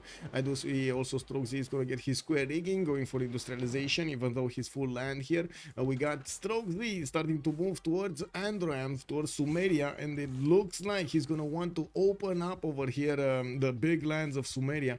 Oh no. Is Sumeria actually taking this lightly? Because, oh my god, these crouching tigers, when they get next to close up and personal with the coursers, they bonk. We got knights coming around. I do see Ibkaldun also got recruited here in Nuruk with Forbidden City finishing up in 2 times. Has joined the round table. Will the real Slim Shady please stand up? Eminem Shady, good evening, sir, and welcome. Also, Horse V Tower, it's a sin. With building Venetian Arsenal is a sin. I wouldn't really say it's a sin, to be honest. No, I mean, I wouldn't really go for that. It's kind of a meme on my stream, because every time we see somebody building Venetian Arsenal, it's like a capitulation. It's like he's already thinking in his mind that he's gonna lose if he doesn't have that extra points of production, and because he's investing into getting faster production towards something, but losing those turns when he could have built those boats, it just makes him lose even more time.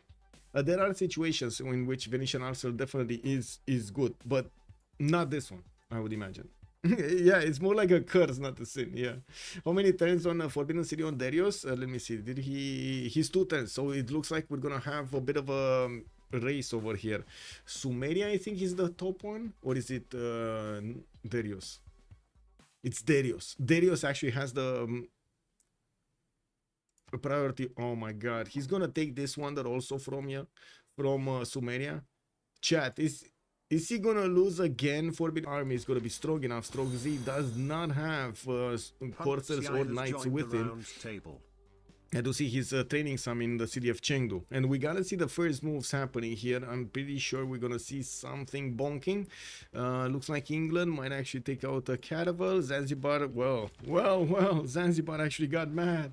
Pangzi, thank you so much for the follow, sir, and welcome. Okay, one city got taken away. We do have Persia starting to get a few more promotions. Looks like Isun Sin is still over there. Hey, I'm here. That guy actually doesn't want to be ignored, but everybody around him really wants to ignore him. Look at that Isun Sin, man. He wants to get stomped. He wants to get sent back to his cities. Persia is just not obliging. Regnier is saying, no, I'm not touching that boat, man. I'm not touching that boat. I think Sumeria player is cursed. Lol. Yeah, Androam. Arne. Yeah, look at the Forbidden City coming in. Oh my god, he's gonna be so sad. And we got the Crouching Tiger starting to get into this territory. Now we do have, as you can see, 57 strength against the 53 of the Corsair, and these Crouching Tigers can take quite a bit of hits on return. We're gonna need to see a few more of them starting to come around here, so they can do massive amounts of damage. I'm pretty sure he's not gonna be happy of losing that Forbidden City. That extra wildcard policy that you can use is just gold. It's gold. Let's see what's going on here. Okay, Zanzibar got taken away, but not before Persia actually bought a settler with gold from that city center, and we'll get to place it down.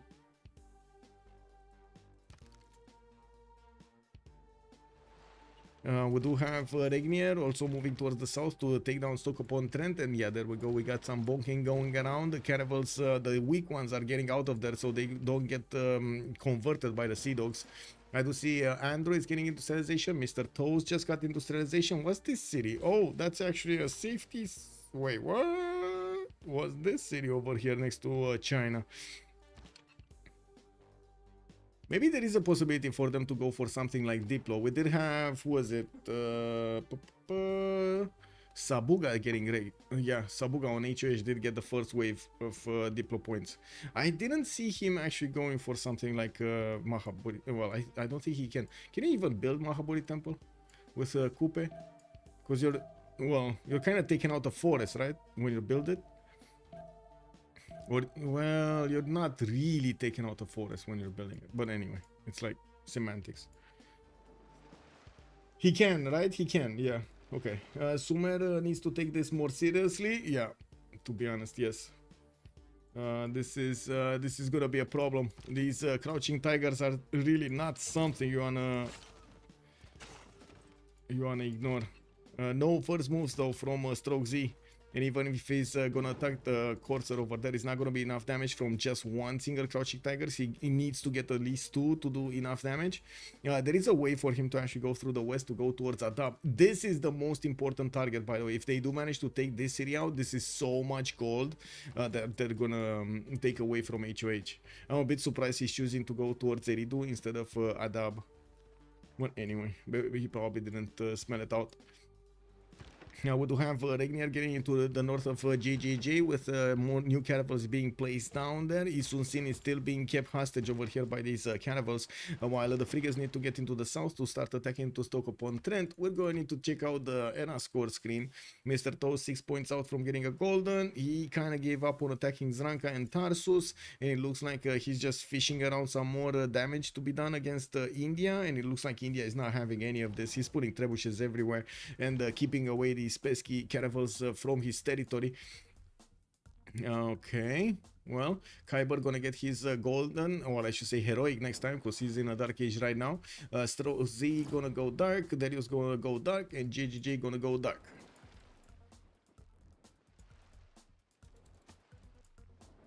China need to make tunnel with military engineers to destroy Sumeria. Yeah. Oh, totally forgot something on YouTube over here. Oh my god. Hello there, Urek. Good evening, sir, and welcome. Good morning, Blackwind. Hello there, sir. How's the game going? Oh my god, we're seeing so many boats just going against so many boats with free simmers going around. I do want to ask, kindly ask, can we get to 50 likes? Let's see, can we get to 50 likes? Yay or nay? Simple answer over here. If you like the content, you like the fun, let's put that like in. Well, and of course, don't forget to subscribe to the channel. Sergey Lakislov is like with Vietnam, the forest stays underneath. Yeah, I was remembering something about that. China need to make tunnel with military engineer to destroy Sumeria. That's very, very true here.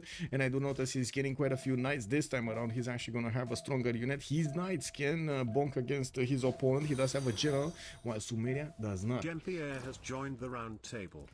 Jean-Pierre, thank you so much for the follow, sir, and welcome.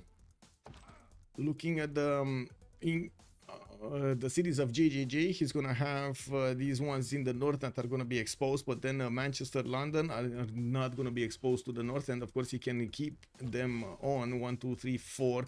He's still gonna have the connection pathways to the west side. Kiber did get a safety settler past him, and I do notice coal power plants are starting to also come around from his cities. GGG is 267 science and 106 culture. The biggest thing that he needs right now is ironclads, and I do see him on scientific theory in 1 turn, with nationalism in 2 turns. If he does manage to get enough caravels and keep on slowing down Persia, he's gonna get to ironclads and he might have a chance. Please get games. Thank you so much for the prime. Thank you. Primer. Blazycat Games. Looking at Kiber's east side, major economy being created over here between him, Maori, and of course Mr. Toes over there. I do see also some Sumerian trade routes in this western water. While, oh my god, Strokey field cannons coming in. We gotta see, Androam is barely getting gunpowder. Uh-oh. What is this? Ethelfled? This is not gonna be a good one. This is only Renaissance. He needs an industrial one for these field cannons to get an extra movement point. Well, it is what it is.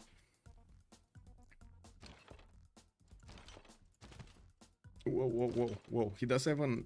What? He's on 3 movement, kick W. Okay, we got China with the cuirassiers also starting to get upgraded. Again, much stronger units to go against Sumeria. He does know exactly the makeup of the defense. And Uruk did lose his Forbidden City. He does have Angkor Wat coming in from Uruk next turn. Is this a lingering bonus from the Crouching Tiger bonus? I think so, right? They're on 3 movement because the lingering bonus of the general, the former one. But next turn is going to disappear. Anyway, cities of Kiber, not gonna be in the north. Looks like he's fine with the 3 that he has right now. Still Tarsus's rank are holding on for dear life. And I do notice Mr. Toes is gonna get a few units in Isfahan to maybe, well, defend against Persia here. It does seem like the Immortal is much stronger than the Men-at-Arm anyway. He's getting a few more commercials while Mr. Toes is gonna get his own industrialization.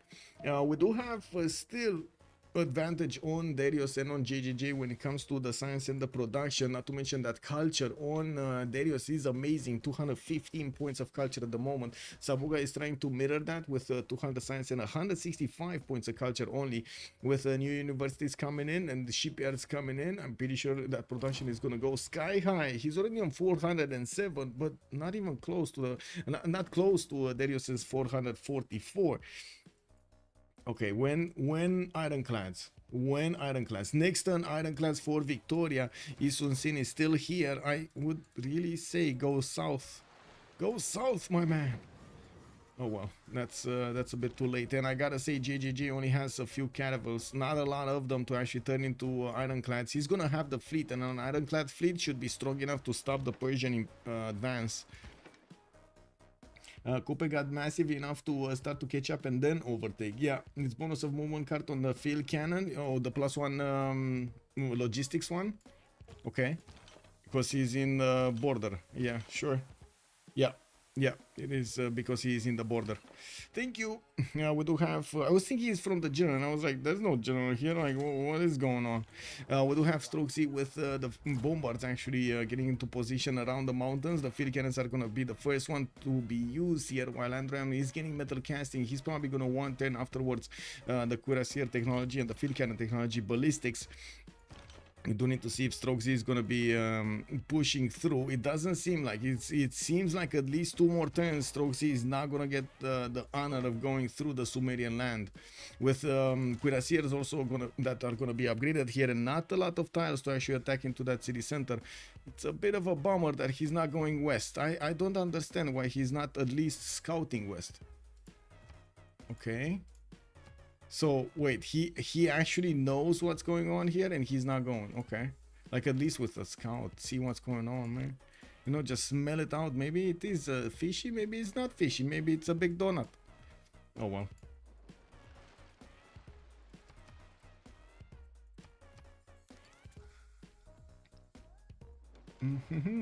Can make a tunnel on Xi'an? Yes he can, if he gets that military engineer. We do have him getting that encampment with a barracks, and I do notice he's putting down a few more industrial zones. Well, not the best setup for the industrial zones, but he's getting some bonuses. You can see how he used this aqueduct here in Guangzhou to give 2 of these, or even like 3 of these, when he's gonna get one from Guangzhou. Here in the north, it does seem like Persia did manage to get the caravel in the city of on the city of Hull's Royal Navy dockyard, and the question is, how quickly can JJJ upgrade these caravels into ironclads, and how strong will they be? Looking at these admirals, we do have England still getting quite a few points, and I do notice, okay, 1 taken down, ironclad did get upgraded, and yeah, there we go. The frigates are just not gonna do that much damage, nor are the caravels gonna do that much damage, and this is just a normal one. He's gonna get to fleet this up. Yeah, there we go. So all of this fleet is like the I mean, it's exactly like the Persian military in the 300s, right? This is the hot gates. This is Leonidas, JJJ, holding on the floodgates with the ironclads, and Regnier, Xerxes, is trying to get in, but he's not allowed. Yeah, we still have this roaming settler here that I don't know what he's doing with. Probably he's gonna want to upgrade his boats when he gets the technology. Where is he? The stock upon Trent is gonna be taken down. We do have Regnier, industrialization in 2 turns. I would really doubt that he has scientific theory. It's gonna take quite a bit of time to go for that. Rule value also coming around from London. Looks like JJJ is going to want to keep on simming, getting his shipyards going. We do have to see 3 more turns until the next era. We do have China still finding it hard to actually go through Sumerian defenses, and well, he's still not scouting what's going on in Adab. Imagine in Adab there's a single crossbow defending the city center. Whoa, and that's so much gold going through this. There's so many trade routes are actually using that city center as an in-between. That's why Reina is in there to help out with the min-maxing. Okay, StrokeZ. I would imagine we're gonna see cuirassiers soon, right? Wait, he did get what? Oh, he didn't get to ballistics? Okay, and nobody boosted him ballistics? I thought it was boosted. Okay, so he's 3 turns out. There's another chance that another tile can be picked up. That would be easier, but still, I don't think it's gonna be enough. Like having 2 tiles to attack from, or maybe 3 tiles from to attack from, might not be enough. Should not be enough. Should not be enough actually, for a proper defender. Okay, Ranklad's also getting bait quite quickly by JJJ. Stock opponent trend gonna try to get the mana time, not gonna help. And he's gonna drop in science quite a bit. But the good thing is he does have quite a few core cities left, and he does have cities on the west side. He's starting to get a few more settlers and moving, and will settle that northern sea. While on Mr. Toes, we do have him starting his sim back up, getting a few frigates on the west, but kind of ignoring the east side boat production. Sheffield is already 13 population with the intelligence agency, and I think Wallace Throne, right? I think, yeah, Wallace Throne. Getting the production from his industrial zones on 250 right now and 160 science, not bad. Sabuga though did manage to get to 240 science and 195 culture, while we do have Derios 256 and 244. Oh man, Derios is just a beast right now. Is he gonna get the culture victory here? He's on 3 out of 61. How much tourism? 74 tourism. And it's all up to Sabuga to defend this. Yeah, like usually you do quite a bit of defense here with Maori. So yeah. Oh well. Is this happening? Doesn't look like it's happening. It really doesn't look like it's happening. Military engineer, well, armor is coming up in 2 turns from Chengdu, so at least he's gonna get that option. We do have him getting a few more universities, and I do see Stroke is over 200 science. He's keeping up with the science advantage of Andro, no problem, in both in paintbrush and voice. The production capabilities between them are quite big. And how did both of these settlers get away? Kiber and Derios just getting out of there. Did they just mess up here? Lol, they tried to settle the same city? Wow, okay. Yeah, Ironclad fleet got upgraded. These frigates are gonna get more points, more upgrades, more experience points. This is gonna be good for him, although it's gonna take a long time to actually do significant damage against that Ironclad with just frigates and with just 2 of them, maybe 3 of them. I do see some Marines are also coming around. This is going to be a massively good unit against his opponent. JJJ is going to start two-shining the frigates from afar, not to mention doing massive amounts of damage to the caravel. Whoa, not that much. Actually, wait, that's a Sea Dog, not a... Yeah, we need the upgrade. There we go, submarine. 76 against the 76 of the caravel. That one is just going to go down. Slowly but surely he's gonna get back this and get this back. Regnier gonna get his industrialization. He's not far away from his own ironclads, and we're gonna need to see how quickly he's gonna get there. With also Kiber getting some gold for his teammates. Wait a second, is he's on 54 gold at 10. Okay, not that much. He dropped down to 50 science and 27 culture. He's kind of a walking, talking Diplo voter and a military alliance at the moment. Not to mention a destination for trade routes right here. Yeah, there we go, here. Wow, wait a second, Kiber is building a canal? What?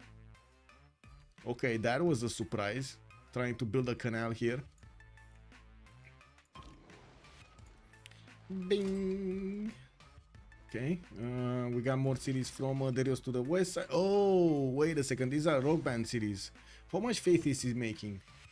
Derios 73? Okay. Well, not that big. And Sumeria did get to Cuirassiers. This attack is over. There's no way he can actually do any more damage.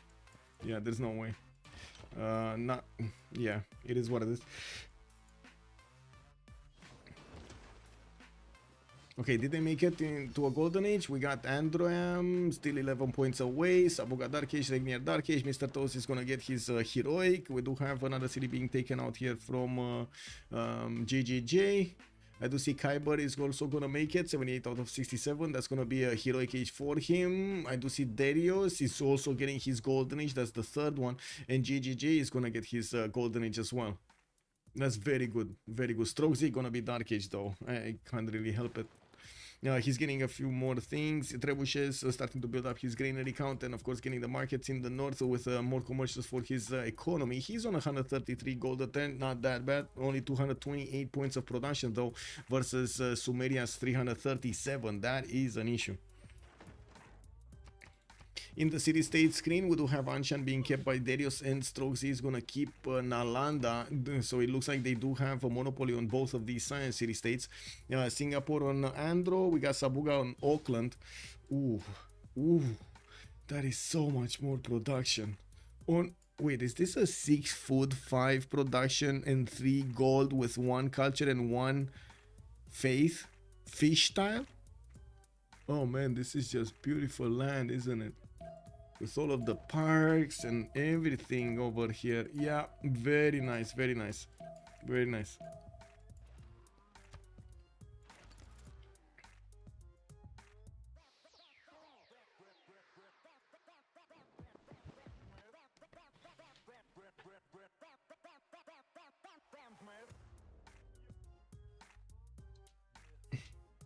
Terrible China attack. Safin is making a comment. Yeah, no tunnels, man. No tunnels actually slow him down there so much. Trap the admiral. He did. Carapish is still here. Look at Isun Sin getting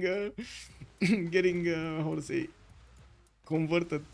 Oh, converted. Wow. Getting trapped. India is OP, but so is Maori. Yes. And Sasu, who is asking us who's winning. We still don't know. We still don't know. We still do not know. But JJJ is lashing out, and it looks like Persia is going to lose quite a few of his caravels and frigates. We do need JJJ to get a lot more of these ironclads if he actually wants to go past that one-tile choke point. He's getting his seaport so he can hard build fleets immediately. And I do see also Ruhr Valley coming out from London. He still can't use the southern production. He can only use La Venta Leeds and Hull for these northern fleet production points. That's it. And normal, dark, golden.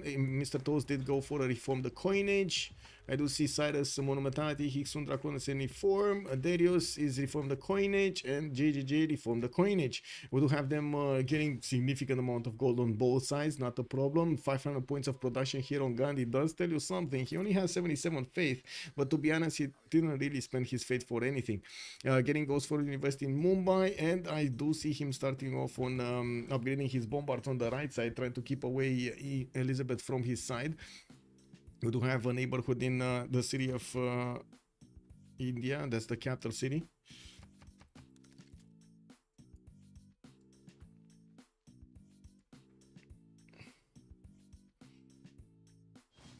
Tidos, with such a big control over sea, why aren't they building some pillage squad to do some damage to England? They've already have a decent navy. Which England actually? Because we got quite a few of them. What is the tech difference? I don't know. Between who and who? So wait a second. Derios is 37, 38 on JJJ. JJJ right now is the biggest one. So 38 technology on Victoria. Mr. Toes is 34, 33, 32, 35. 3 techs. JJJ is 3 techs away from Gilgamesh. On Destroyer, England will just kill Persia and go on Maori. 2 techs ahead. So yes, it's a sin for Maori. Whoa. We'll see if he does manage to get this defense going. He's getting those theater square festivals. We gotta pause here for 2 minutes, and we're gonna come back afterwards. Let me actually put this up.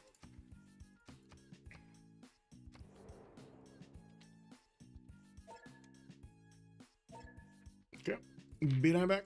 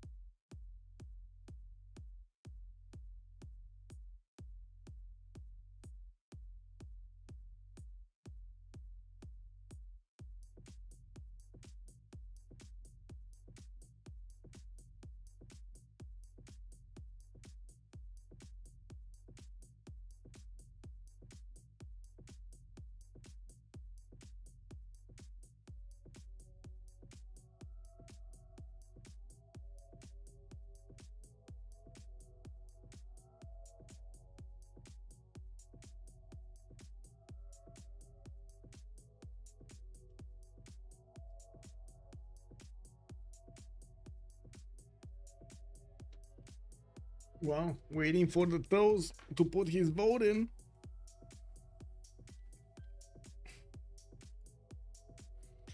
Look at the land, one plane, there is no more fight. What? What plane? What plane? What plane? Is there an aerodrome down and I didn't see it?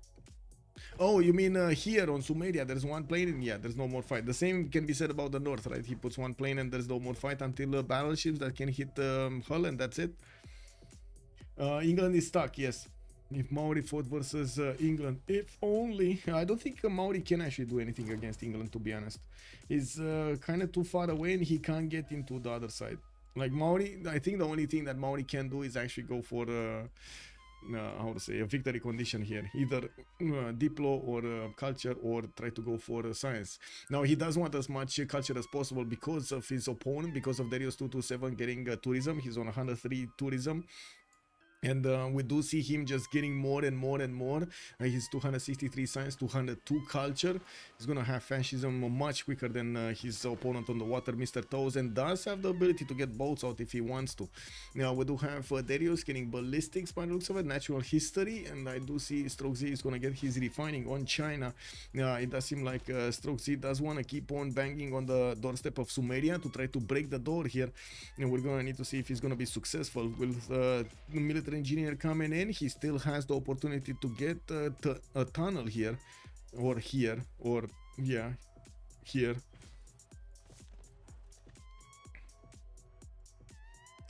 Through the left he will nuke Gandhi. Here, wait, what? Through the left he will nuke Gandhi. So you think he's gonna come around here? Yeah, but he's gonna stop here. He can't go through this. Is this floodable terrain? Give me a second. No. As in, you know what I mean. It can't get taken. That tile cannot be taken. He can't get here. He needs to actually get a city somewhere to get out and directly buy nuclear submarines if he actually wants to do something. And this is enemy territory. I mean, I can understand that he could have much bigger technology than Persia, and he could just put cities in the face of Persia, and Kiber is not gonna do anything about it. Like, he can't do anything about it. Like steel wall cities with ironclad strength or tank strength is, well, it's gonna be irrelevant for Persia. He's not gonna do anything. Kumis did get placed down. This city is gonna have a bit of problems with rebelling. I do see Regnier should start upgrading his boats. He's 5 turns away from steam power, and we do notice the English submarines are managing to get to do quite a bit of damage against the Persian boats. Now we do need to see the ironclad actually getting the first spot there. That's a bit of a mistake, but I guess it is what it is. He wanted to take a boat out, and this submarine is gonna get some. Wow, that's quite a lot of rain, by the way. It's quite a lot of rain outside. It's a weird sound. Anyway, we got Mr. Toes getting some galleys on the east, not much.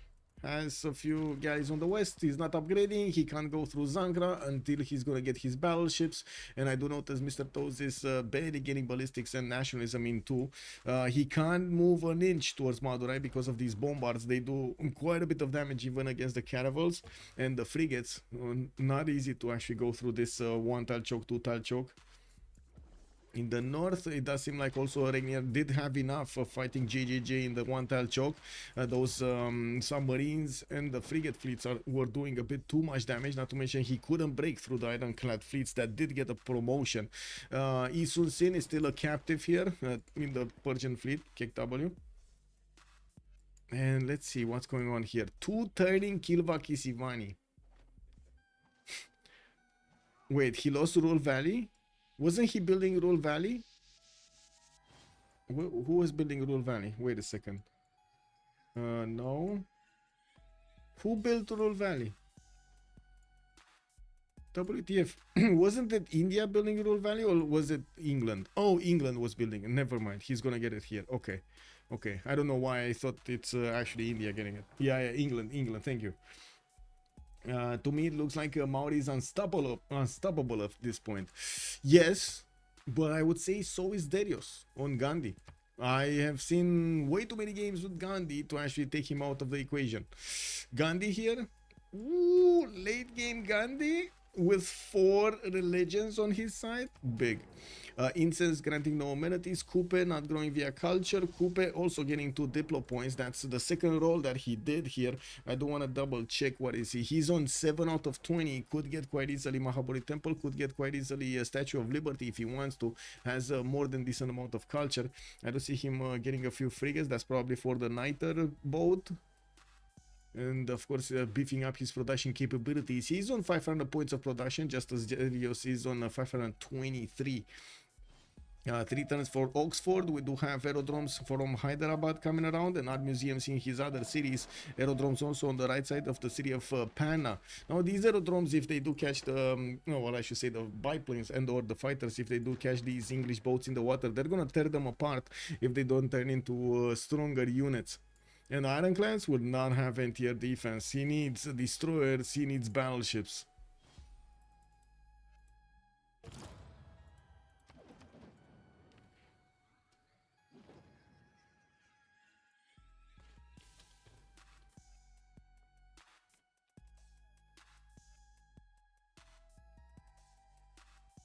I just got a big question in my mind. What does chat think about chocolate? What is the favorite flavor of chocolate? Let's see. Let's start from dark with milk.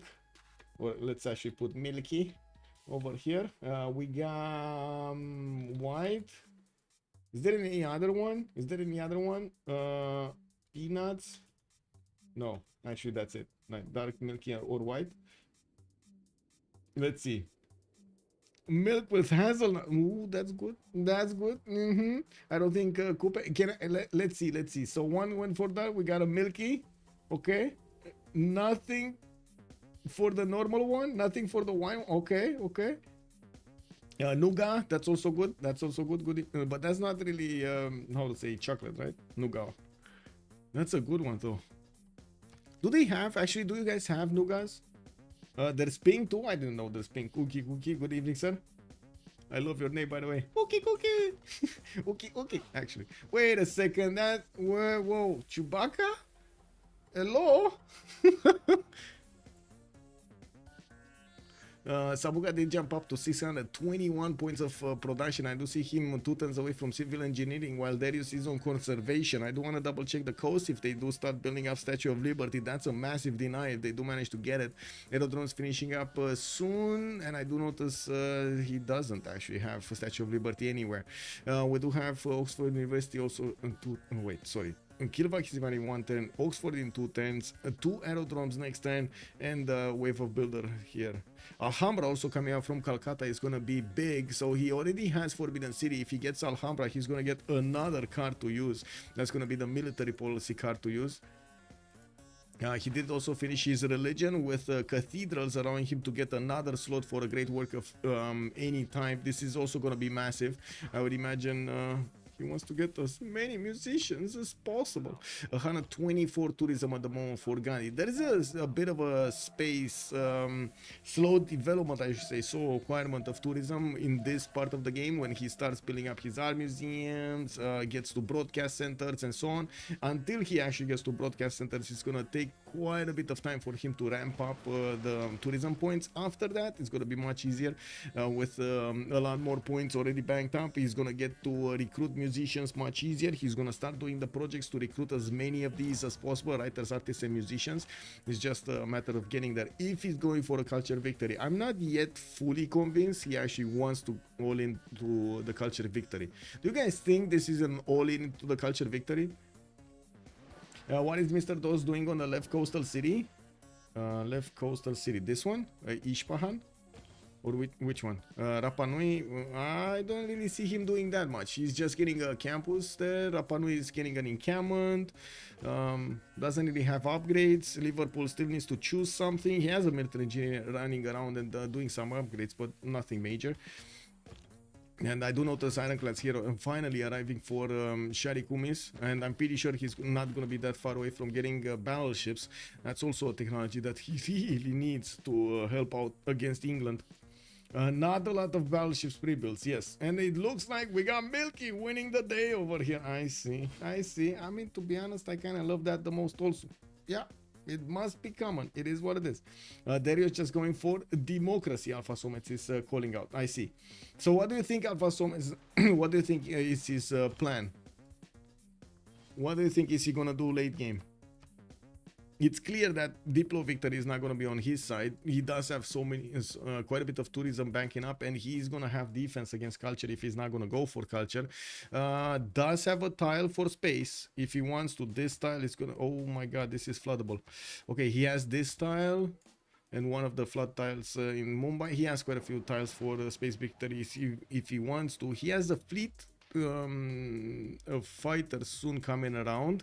That's also going to help him out deal with the English caravels. Bombers, I don't really think bombers are going to be that effective with this territory. So unless you're going like GDRs to stomp the map, I'm not sure what you want to do here. It's going to take so much time.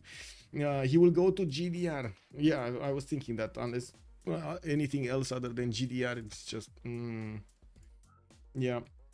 Might even come to Death Robots end game in this one. Can you imagine, like, after we had so big bullying happening in Persia's territory, taking all of that north away from him, and also so much damage being done to JJJ, they're still up there. They're still fighting, clawing to this victory. A bit more production on Sabuga, and in total I do see a bit more production in HOH side, while I do see StrokeZ is down to 265, Sumeria is 400. We do need to see if China is gonna get to his to his tanks. I think Sumeria is gonna have tanks way before China. StrokeZ did go for military tactics here. Oh well, it is what it is. I think Derios to go GDR and JJJ in all in naval. I see. Okay. Well, a good thing is he did build Venetian Arsenal, and yes, this is one of those cases in which Venetian Arsenal might make a difference. It's one of those niche cases. Maybe JJJ heard us 2 days ago when we were talking about this and he wanted to prove us wrong. Well, this might be the day that he's gonna prove us wrong, even though, to be honest, Regnier is ready for everything here. Now we do have him getting his own science going, and I do see Regnier is getting his own flight. Oh, wait a second, only 135 science. I mean, this is just a matter of time until he's gonna get overwhelmed by destroyers. I'm pretty sure JJJ is not far away from destroyers. We got rifling coming up in 1 turn. Destroyers are gonna be discovered at combined arms if he gets rifling, steel, and then of course going for combined arms after combustion. This is gonna be massive. He has the science, he has the will. Let's see if he has the power. And we do have massive battleships pre-builds coming around from the cities of JJJ to the north. It looks like he's gonna want to clean the map, and yes, this might be the plan. Regnier is gonna need to upgrade so many boats here if he actually wants to withstand this. Mr. Toast just got a massive influx of gold, and I am curious, very curious, what is he gonna do with it. Kiber doesn't want to stay still and is going against Ispahan here with Trebuchet and a few knights. We got boats here. Not really gonna do much. Does he want to take one of these like scientists? Does he want to buy something? That's expensive, man. That is expensive, man. He's builders to chop all the land. Mauri's kick. Can't really chop anything. Potala Palace in Pango. We do have our museums coming around next turn here, and aquariums in the water. I do see Sabuga did go full strong with the theater squares, while he couldn't really do anything about Nalanda. Wow, okay. Nalanda just doing whatever he wants with his territory there.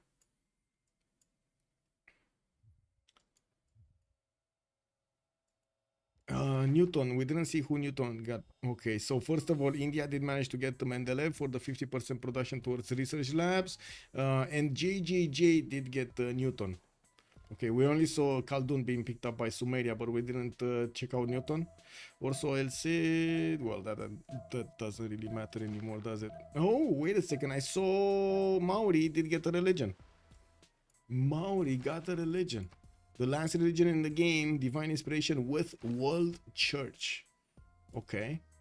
Well, he only has the religion in one city. So, to be honest, World Church doesn't really do anything here.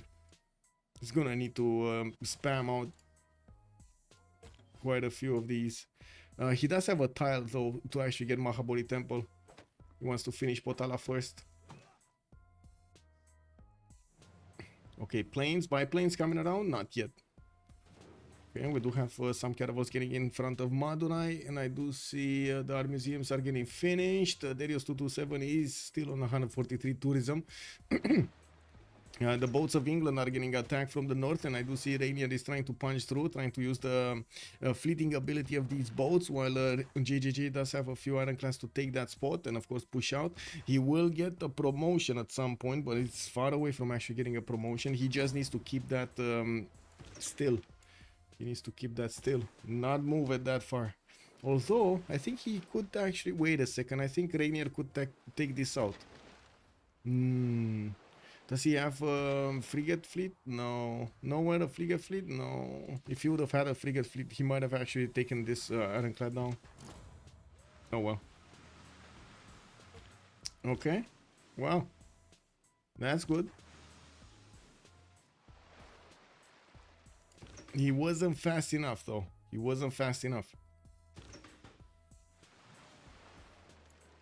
If Nader attacked sooner, this game would be a lot different now. Yeah, true. To be honest, that was kind of the earliest moment he could have attacked. And he went kind of fast through everything. Maybe if he would have attacked here, like the fleet faster, right?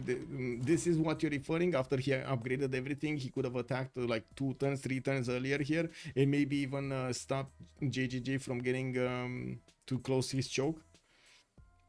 Last time 2.5 had both blue CS. Kupe had Auckland. Well, Kupe does have Auckland, and yeah, they still have both city-states here, Nalanda and Anshan. Oh, Sabuga on Kupe, yeah. Statue of Liberty also getting placed down from his capital city, from Kupe's capital city. We got new campuses in Tepokohiawini. Okay, a few more builders for the upgrades, and I do see scouts from Sabuga trying to see what's going on in Nalanda's borders. Okay, anything happening here? No. How far away is Regnier? Ooh, very far away. He's actually trying to get flight and mercantilism. Ooh. Oh, this is a massive difference. I'm pretty sure JJJ is going destroyers. This is gonna be an issue here. You know, we do have ironclad fleets coming in. So ironclad destroyer fleets with battleship fleets are gonna lash out at Regnier, and it kind of looks like even if he's gonna have so many boats, he might not make it. He might not make it. Okay, Ispahan taking a few shots. It does seem like that Trebuchet can't really punch through the defenses, especially of a caravel fleet city center. We do have Kiber still needing stronger units. He does have caps coming around from Tarsus, still not going to be strong enough. There are still quite a few units also in Rapa Nui, and I think I said still for quite some time. For quite a few, many times. Too many times. I think Reggie has broken a record. This is his first time reaching science. Man, old sign. Good evening, sir. Really, bro? Lashing out at Reggie like this? He did amazing. Like, come on. He did actually amazing. He punched through Kiber. He did manage to get through also the choke point, but to be honest, JJJ at this point, he kind of let him go through because these battleship fleets are going to eat everything that's coming against through the choke point. He just needs to get them to upgrade here, and that's exactly what he's doing. Getting also those ironclad fleets is going to be gold. Gold, I tell you. Commending him. He's doing great. Woohoo! Sabuga is gonna get the CS Admiral. Easy? Did he get it? Matthew Perry? No. GGG got it, right? This one? The CS Admiral? Yeah. The next one is Franz von Hipper. He got it. He snatched it. We do have also Maori with a chance to get Alfred Noble. That's going to be another 1 point of Diplo for him. This is very important if he does manage to get that going. We do need to see what Derios is going to follow this up with. Mobilization in 3 turns, 338 science, 300 culture, and 155 tourism. Just adding more points slowly. We do have also him getting that wave of art museums going and getting the theater square investments. He did finish also Oxford University working on Bolshoi theater, and this to be honest guys, this kind of feels like how to say, him going towards culture victory. Why do you think he's going Bolshoi here if he wouldn't have gone for culture victory? Or he just wants to keep that up? Because I'm pretty sure this is enough culture for him to get into fascism, and he just needs the science to get to GDRs. It is a good wonder, yes.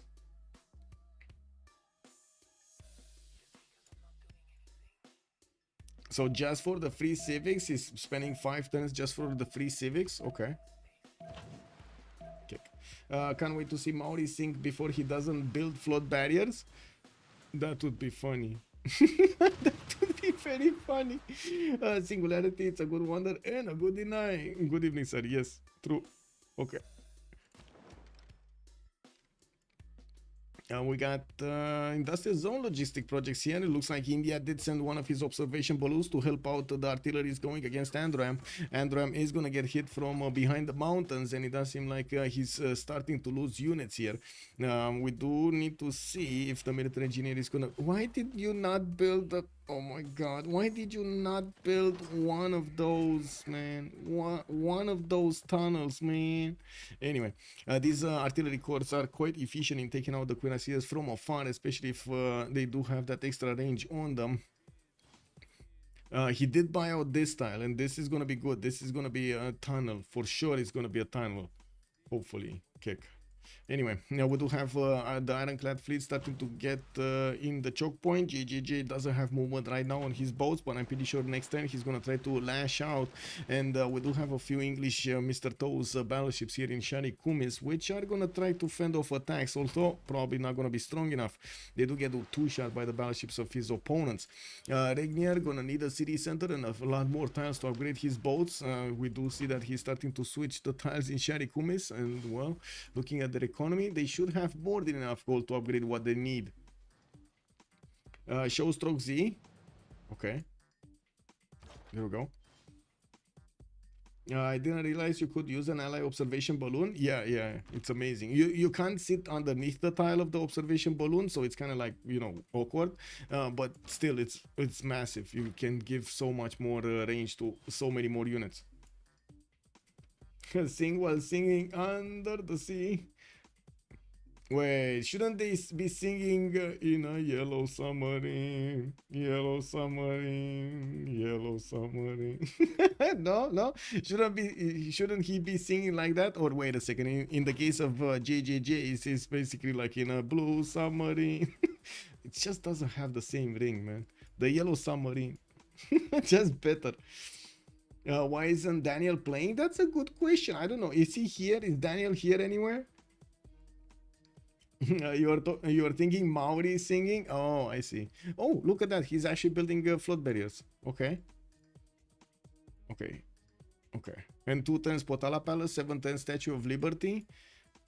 We do have some Mr. Toes battleships that are trying to take out Nalanda. This is gonna take a while. That's a 92 garrison defense strength city with only ancient walls. That's fine, you know. That's but still, it's gonna take a while. Need to build the submarines first. Yeah, plus.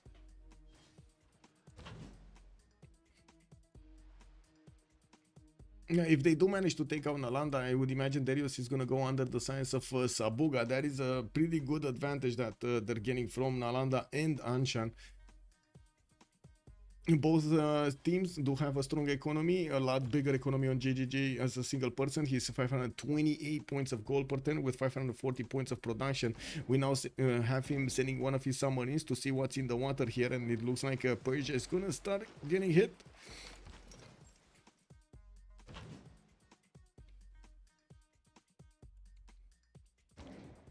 Needs to be careful how he actually moves here.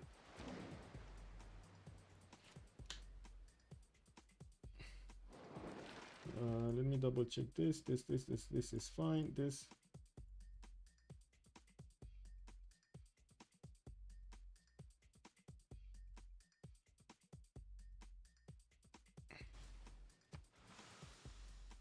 Okay.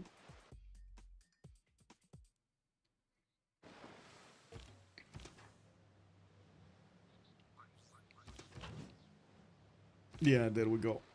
The fleet of England is out, and he's hard building so many of these so quickly. Ironclad fleets coming in from multiple cities.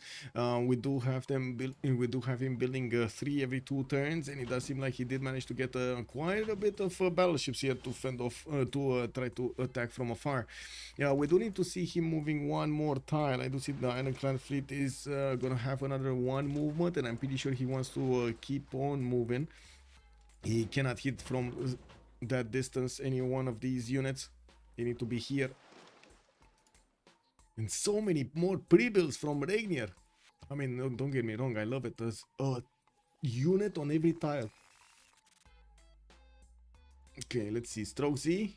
He's punching through. We do have StrokeZ not even needing a mountain tunnel with the balloon extra vision. It does seem like he's doing enough damage with the artillery corps to go against Sumeria here. Sumeria is going celestial navigation. Sumeria? Hello? I mean, does he have... Is he on 1 turn steel or something? Did he manage to get refining already? Let me see. Yes, he did. So he did get refining. Yeah, he does have 39. Oil. He needs steel, and he probably wants the boost from Mr. Toes. Okay. It's 667 production. Maori here is quite big, and that Statue of Liberty is gonna finish in 5. Did he just... Man, he just chopped that forest where he could have placed Mahabodhi Temple. Did Sabuga just troll himself? He can plan them. Yeah, true. Can someone tell me which team has the lead in the lead? Sambak, good evening, sir. That's a good question. We don't know yet. We actually don't know yet. So the... Wow. Wait. Game disappeared. Lol. Just lol. Game just totally disappeared.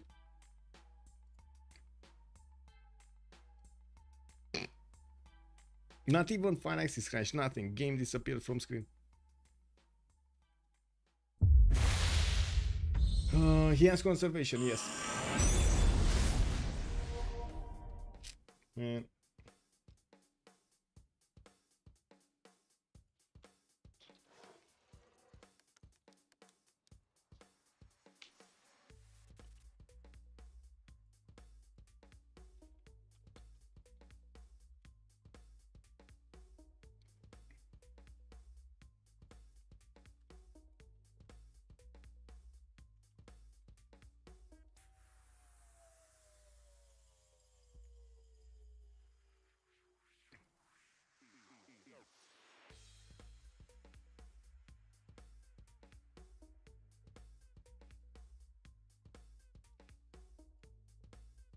Getting back.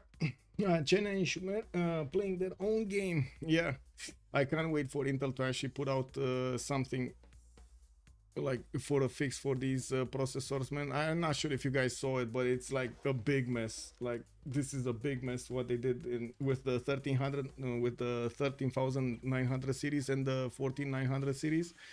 Unfortunately, they're falling. Nobody actually can fix them with well, at least not right now. Hey Ben, thank you so much for the raid, much appreciated. I'm sorry that I had to rejoin.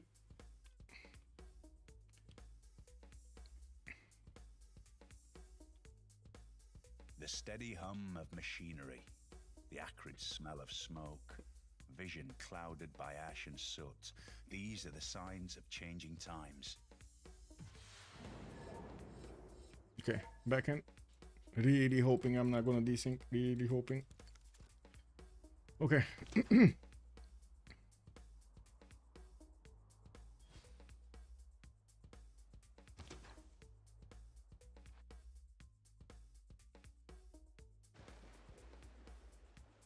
Well, ironclad fleets will start moving. We did actually get into the new turn, and JJJ is starting to actually hit the city of Shari. Kumis might actually want to take that out first. He's going closer with an ironclad fleet. He needs to be careful not to let his opponent actually take stabs at his battleships, even though I'm pretty sure his battleships are going to start cleaning up quite quickly what's happening here in the southeast. You can see how much damage they can actually do from 3 tiles away.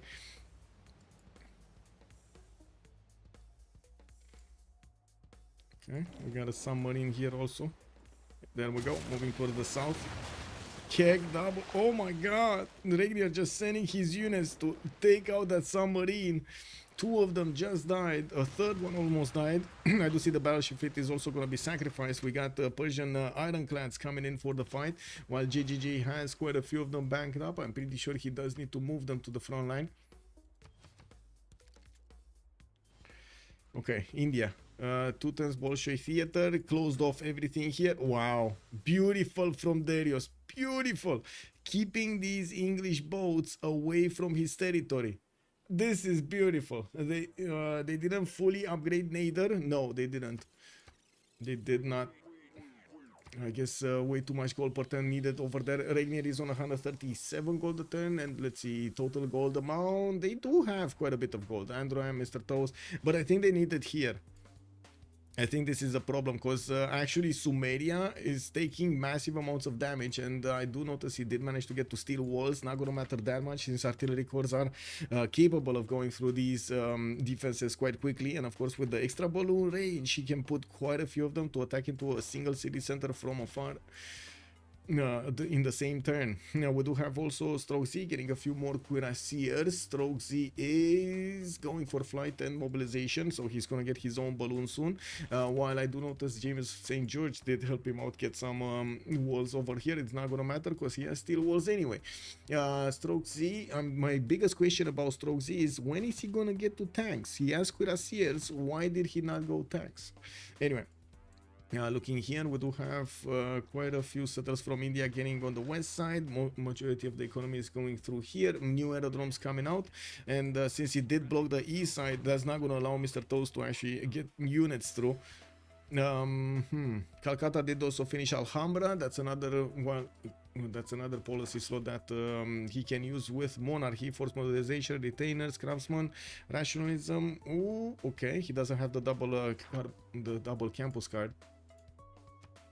Not that he needs it. He has more than enough science. 374 and 306. He's going actually, yeah, he's getting steel. He's getting cultural heritage. We were watching here, right? Did he replant? Yes, yes, he did replant. Is he gonna get Mahabodhi temple? That's my next question. He does need the temple here. Also Fusion, thank you so much for the raid, much appreciated, sir. Alpha Somets, I think StrokeZ just keep rebuilding, leaving tanks on 1 turn. It might be. It might be. Wait a minute. Where's statue? There's no more statue. You're right. There was a statue here in Tehonianga Noia Kupe. Where is statue? Who built it? Who got it? Oh, there we go. There is statue.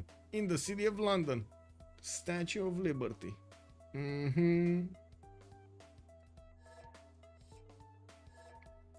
Okay, we had.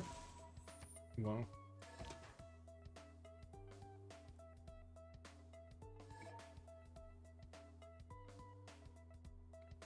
Well, first of all, Kume did get taken out. Persia did go with his full fleet against the English battleships and took out quite a few of those ironclads. I see at least 2 of them did go down, or 1 of them. It might be just 1 of them here, the one here.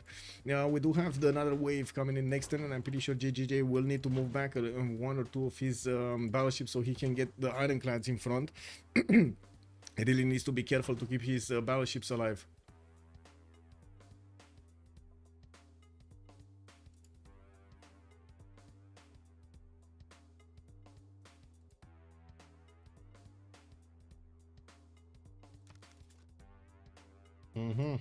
Sumeria. Okay, so I think a cuirassier did get taken out, right? StrokeZ lost the cuirassier next to the city of Veridu on the east side. He's gonna need a new one so he can actually take that city center down.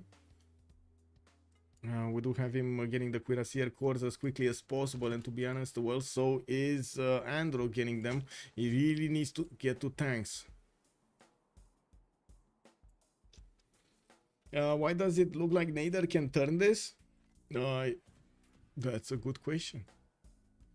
You say he can turn this, but I wanna direct your attention here. Not only does he not have any more pre-builds, but you see all of these units here, they cannot upgrade anywhere. Like all of these quadrime fleets that could have turned into battleship fleets to help him out, that's not gonna happen anymore. Because GGJ did take out Kume, that was the upgrade center. And unfortunately, I think it was more of a problem with tiles and a bit of a greed. I think Regnier did not want to buy out those extra tiles for that city center. He kind of knew it's going to go down. But unfortunately, that actually just denied him the opportunity to upgrade all of the boats that he has.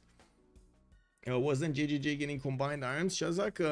I think he was. I think he is still, actually. Get me a sec. No, he's going economics. Okay.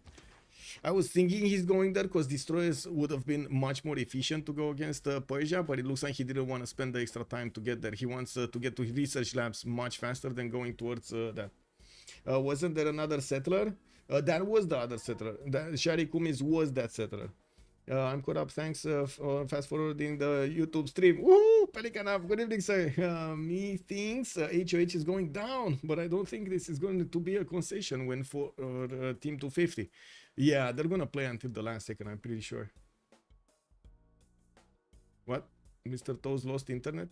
Kick W, man. What do you mean Rat ate his cable? Does he have like a... how do you call it? Guinea pig? Is Kupe going culture victory? He's kind of going Diplo victory. He's trying to get a defense against Gandhi. Gandhi is the one that's putting pressure on the tourism. 201 points of tourism. Ostrich Wrangler, hello there, sir. That's a joke, I think, about the rank. Yeah. He has a Rathina. What is that? I see. Yeah, the destroyer. Oh man, I don't know what's happening with the destroyer. Oh well.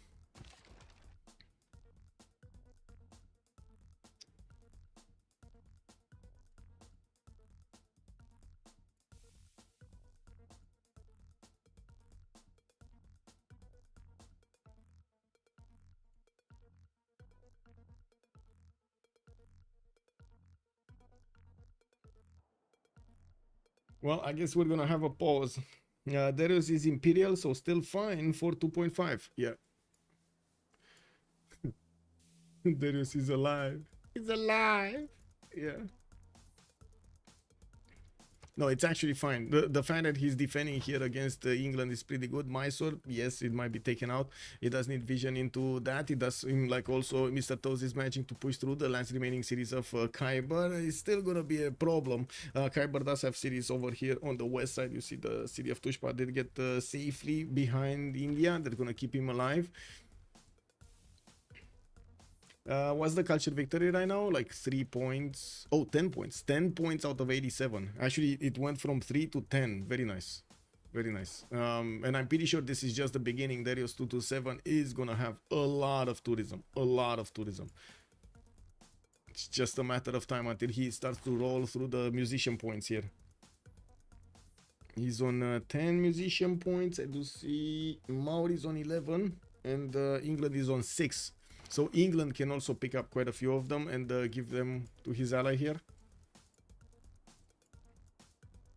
Scientist for Maori? You mean this one? Yeah, probably. And we're talking here about the Diplo, right? The Diplo is at 8 out of 20 points. It just needs 12 more points. And Noble is going to be 1. Mahabodhi Temple is going to be another 2. That's 11 points. He can't get... Wait, can he get Mahabodhi Temple? Because it might have been taken away from him. I don't know if he can get him. I didn't see it anywhere, but to be honest, because it didn't show up yet, I think it's built somewhere. India, let's see India. Wait, no? Do you see a Mahabodhi temple here? I don't see a Mahabodhi temple here. No? Maybe Kublai? No. I don't know. 0 out of 117. Okay. Oh, for Kupe? Yeah, Kupe doesn't have.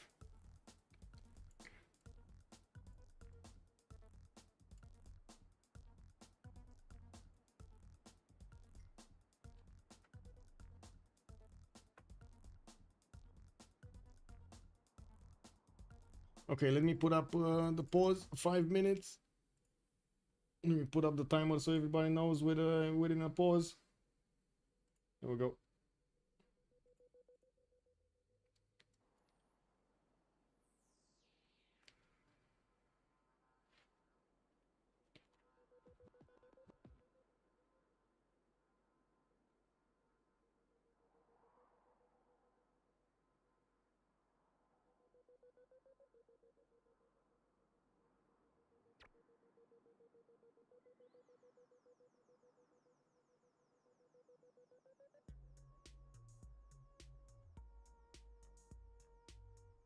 Man, I'm a bit of it.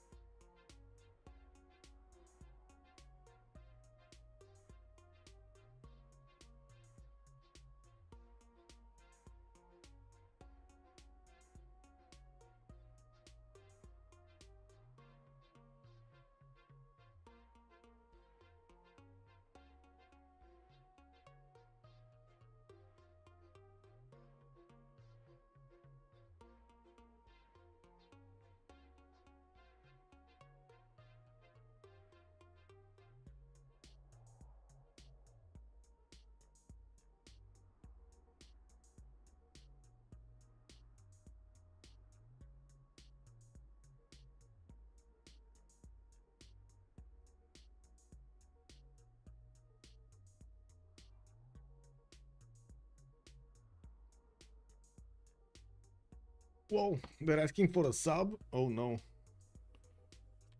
I don't even know if they have a sub. They already used the sub in this game.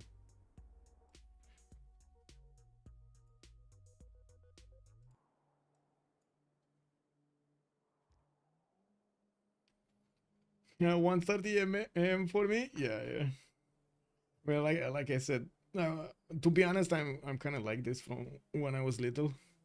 I was always more active at like between 9 and maybe 4 a.m. I remember in high school. I guess this is story time. In high school, I was doing basketball practice, Counter Strike, yes, Counter Strike practice, and school. So to be good at Counter Strike, I had to spend quite a few hours training with my team, and we were spending like maybe 3 games worth per night. So that was like maybe 4 hours, 3 4 hours, and plus the time that I needed to do my own aim and so on and so forth, like my own aim training, doing muscle training on the. I was saying on the mouse, and I was quite often sleeping like 1 hour a day, like literally 1 hour a day. I was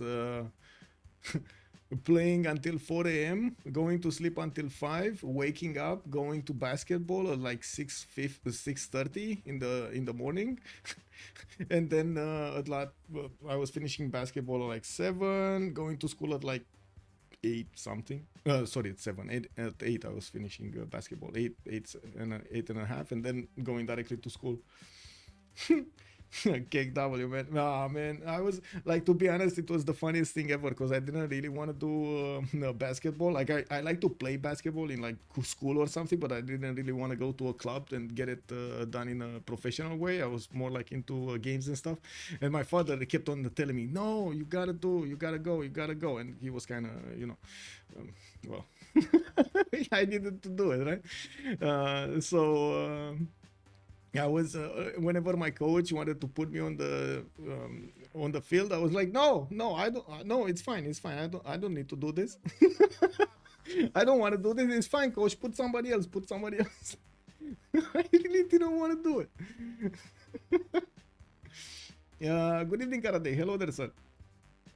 Internet outage for HOH is quite bad luck. Yes. You can imagine nobody wants to see this ending like this. Not even I'm pretty sure not even Pinning 250 is thinking of getting a forfeit from this. To be honest, I'm pretty sure about this. Both were shooting something. Yeah, exactly. Man, I remember even now because back in the day, like in the 2000, no, even earlier than 2000, like 1998 or something like that, there were so few that were interested in internet games from youth, a lot more interested in sport and of course anything else other than computers.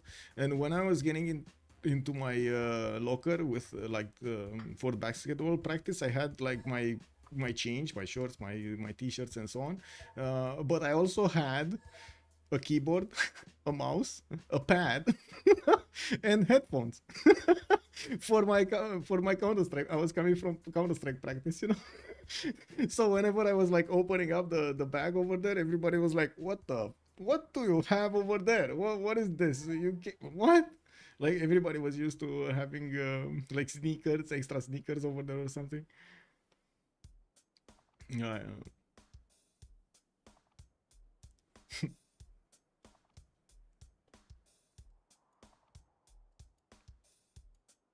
Yeah. Going to play on 5G? I mean, at least it's gonna work a few turns. Yeah, I can agree with that.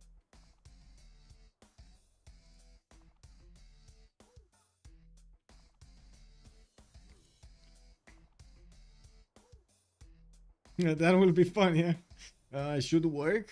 To be honest, I've streamed before, but on 5G from my phone. Whenever my main internet cut out, it kind of works.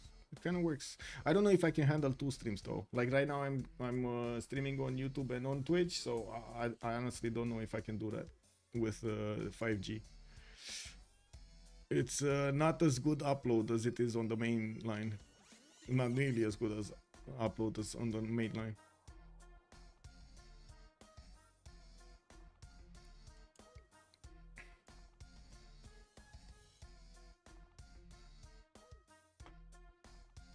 Is he still in here? Well, I see him in the channel, so I guess he's communicating, but he's probably communicating from phone. Hmm.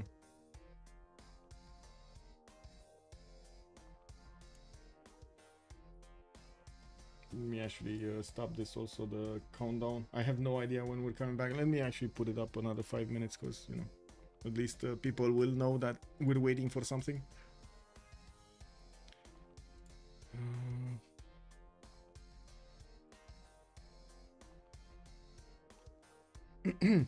What speed do you have up and down?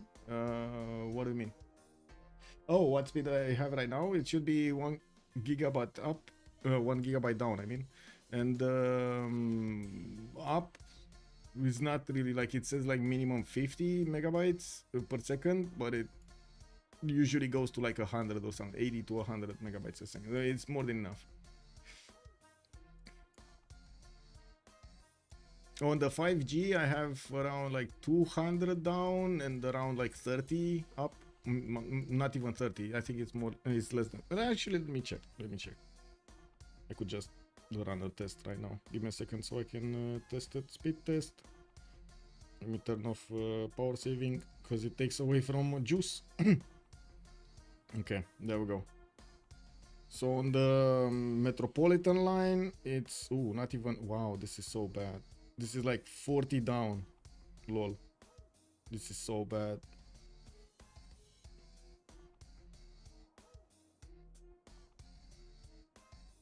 .27 ping, 33.8 megabytes down, and upload is like 12. So yeah, it's not gonna cut it. But to be honest, this is kind of a bad network. I don't know. It was a little bit better before. I had to switch them because, man, the last ones had the worst customer service ever.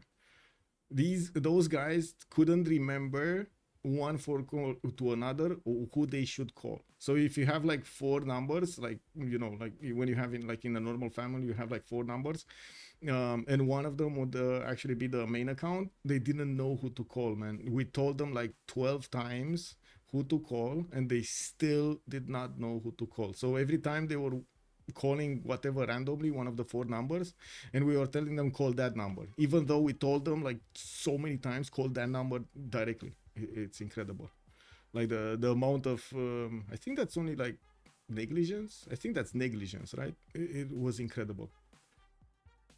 Yeah, in Germany that could be quite troublesome though. Our infrastructure still is on TCP/IP over avian carrier. Oh my god. Okay, yeah. Yeah, TCP/IP, the cable network, yeah, problematic.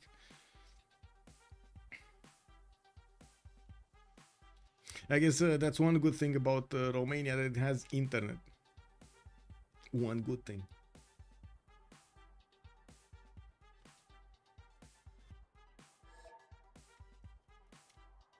You have 11 up and 150 down. You see, you have doubled my numbers. Well, on the down, on the up is kind of the same. Yeah. The thing is, 5G. This is not 5G. Like 5G is capable of gigabytes. This is not 5G. This is like I don't know, second-hand technology or something. They're just calling it 5G, but it's actually 4G speed. I have no idea why they're calling this like this, but it's like the AI, you know, you put the AI powered batteries. Have you not seen that? I had these numbers on 4G. I don't know what to say. 5G should be gigabyte.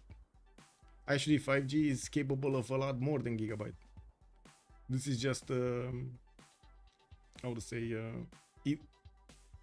either bad equipment or they're splitting the bandwidth so big because they don't want too much transfer between, you know. It should be just enough to open up websites, like send a few pictures, messages, maybe videos, and watch YouTube. I don't think they want you to do more than that, you know, like, for example, working with big files, downloading, uploading big files, or stuff like that. It depends on the tower coverage. No, I'm in the middle of Bucharest. If this is not where tower coverage should be, I don't know where it is. There's nowhere in in Romania, but it shouldn't be anywhere in Romania better than this. Those numbers are with multiple people using it at once right now. Yeah. We do have Sabuga coming in. Okay. Technically, a little if ends command is AI. Yeah, true, Salty. True, technically it is. So wait, when I was building Mirk bots and with if then else commands, I was doing AI back in '98. Wow. I gotta say, I got so bored at some point, like in the 2000s. My parents were going to Germany and they took me with them, and I didn't really have anything to do. They were going to exposition shows and stuff like that, like work related stuff, and they wanted to take me away, to see the scenery, see new stuff. And I got so bored that I got at least my laptop with me, so the only thing I could do was download Mirk. And I couldn't connect anywhere because the internet was so bad in the German hotels. Like, you couldn't do anything. Like, literally, you couldn't even watch YouTube if you wanted to. You had to, you know how you could watch YouTube? You're starting the browser, like you're going into the YouTube, you're opening up the video, letting it load, like pausing the video, letting it load, and then doing something else. You're going to the toilet, you're going to sleep, eat or something for like half an hour, and then come back and watch 5 minutes of video. It was incredible. So what I did was read as much as I could from the documentation of Mirk, just the documentation, like in the about, just everything that I could read over there about the commands and so on. And then when I got back after a week, I started making bots in Mirk. No, internet is new territory in Germany. Yeah. 5G tends to be short range. Hope it's stable enough for a game. Yes, I mean, I'm not sure if he's actually using 5G, but I think we're starting, so I'm gonna stop this countdown. Well, stop this, turn it off. Yeah, exactly. I remember that too, taking minutes to open a website. Yeah.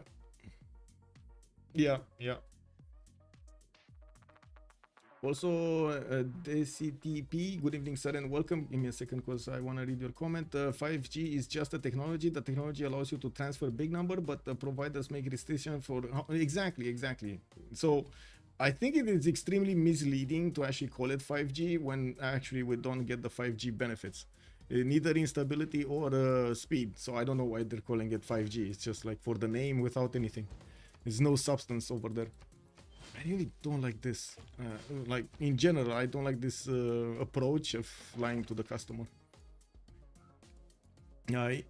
Internet is new territory. Angela Merkel, 2013. Woo! The new boundaries. Wow. We just found it. Yeah. Exactly. It's 5G and an asterisk.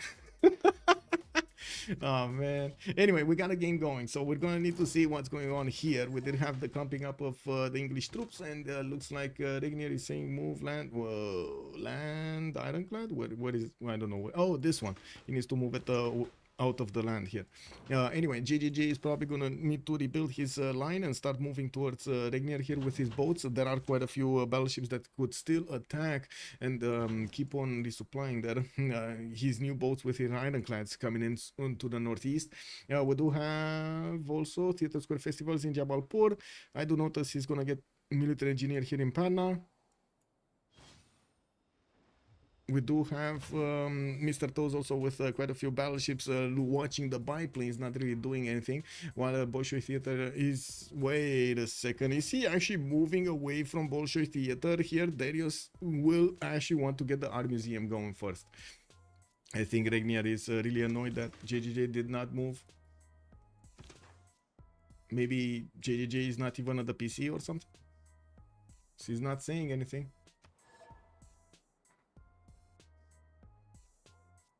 Oh, he promoted, so he can move it.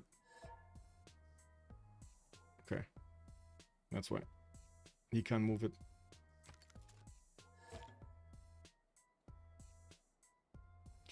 Phone rings and lose connection. Exactly. 5G is better than dial-up. Yeah, much better than dial-up. That's for sure. That's the comparison, man. This is amazing, right? We're actually comparing peanuts versus peanuts. Uh,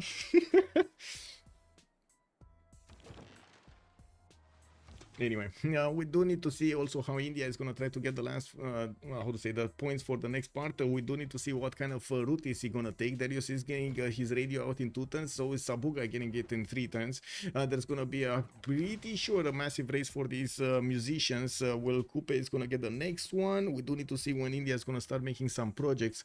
At the moment, he's actually getting more infrastructure, getting to finish his hangars and, of course, our museums everywhere. I do see military engineers, and well, we're gonna need to wait for those broadcast centers to finish. We do have also on the west side, Sumeria did manage to get to his tank cores, getting boosted by his allies, while StrokeZ is gonna get his combustion next turn. He's also gonna get tank cores. He can keep attacking his opponent from afar. He has the balloon of India, and now he also has the flight technology. We do need to see if he's gonna start to put down aerodromes so he can actually attack his opponent from afar.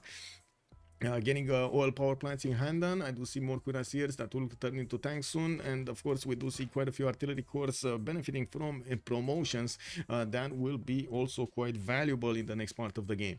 We do have Sumeria holding on to dear life here with his anti-air guns coming out from Uruk. It looks like he's quite worried that he might get attacked by planes here, even though we don't have a single aerodrome being placed down at the moment from StrokeZ. Well, you never know when it's gonna show up. We do also need to see if India is going to start to get some bombers on the west side. That will surely help out surely will help out China do damage to Sumeria here, taking out his cities. 99 strength cities, not easy to take on. I do also notice GGG did spend the majority of his movement, got to clump up his boats here, and well, Regnier is going to need to make a semicircle of defense here.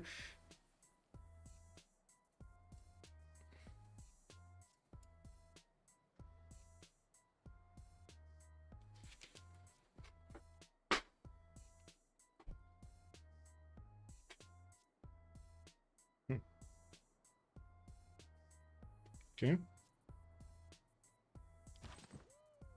Nothing's happening here. Kupe. Universities, Mares coming around. The defenses for the flood barriers. We got Theater Square Festival projects coming in, so he can actually get that going. And it looks like the countdown is gonna reveal the next turn soon. While the English battleships did manage to go to against Nalanda, it does seem like they're gonna take that city over. They're gonna take it down. There is a Mauritoa here that's just waiting to snatch Nalanda.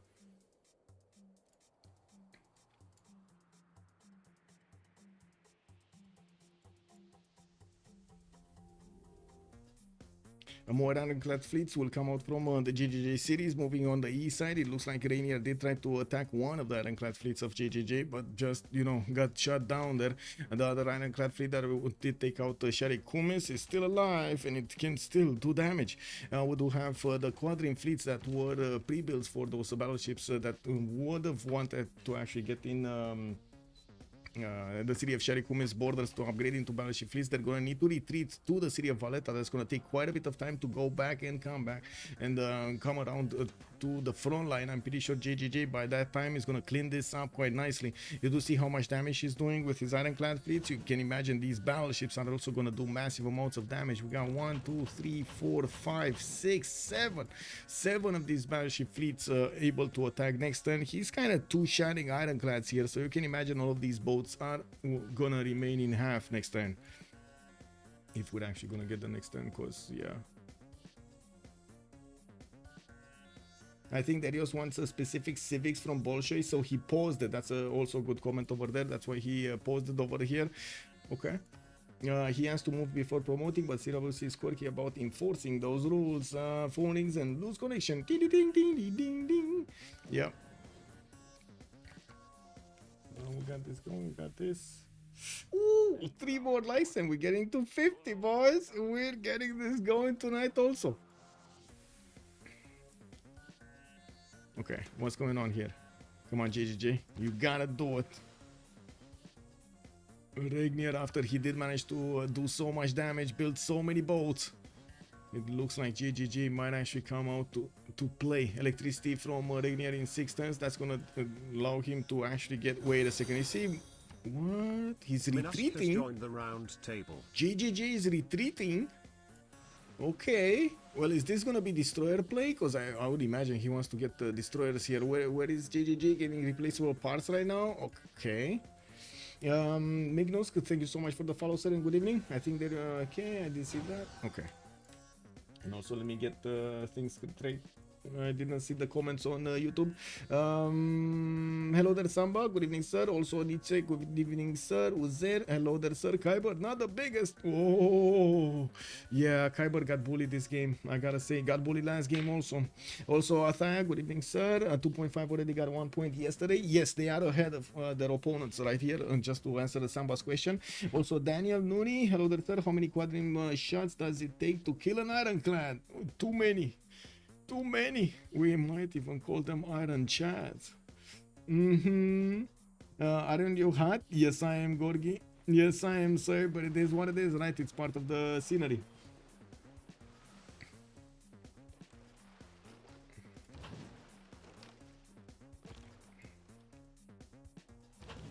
Okay, where was really expecting for him to go destroyers. Anyway, Srigandar is to the north. It looks like that's another city for Chandra Gupta. We do have him starting off on his research labs, and well, I do notice radio is coming out in 2, or did he finish radio? Do we have any? No. We do have him 400 science that he's gonna jump up quite quickly with the research labs, so I'm pretty sure we're gonna see a lot more from him. Zranka is about to go down. English boat might actually take that down quite quickly. Looks like he's gonna get caught by that camel kick. Anyway, we got some trebuchets also doing damage, but not enough to actually take out the caravel entirely. It's gonna take some time. Regnier is trying to get the settler here. It looks like he's gonna need to move back, and we still don't have GGG going for those destroyers. Plastic from StrokeZ. We do have him upgrading some more of these artilleries and also tank armies, but I don't really see him doing anything about Eridu. While Sumeria did retreat the majority of his tanks, so they don't get hit by his opponents. StrokeZ will need to get into the borders of Eridu if he wants to. He did get the railroads connect to that pathway to the commercial. That's going to be quite important to get the movement speed there.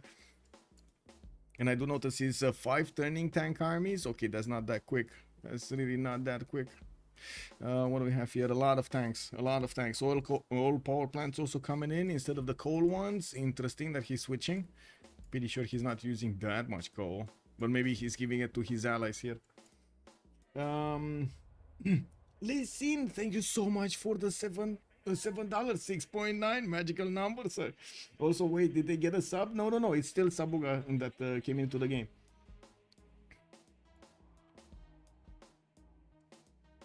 Then actually, by the way, the tip actually goes in for the CWC prize. I gotta say this, everything that's going on my PayPal, and we had this, I guess you did see the picture rolling around here.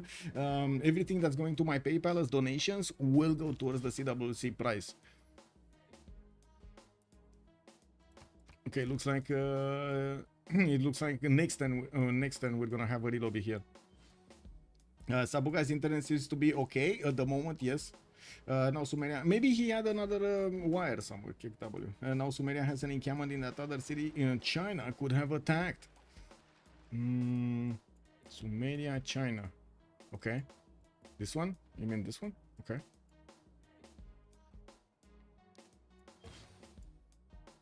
Okay, tech side, Derios finished radio. Sabuga is also gonna finish radio. We do have the Persian quadrants doing damage to the Persian units in the north.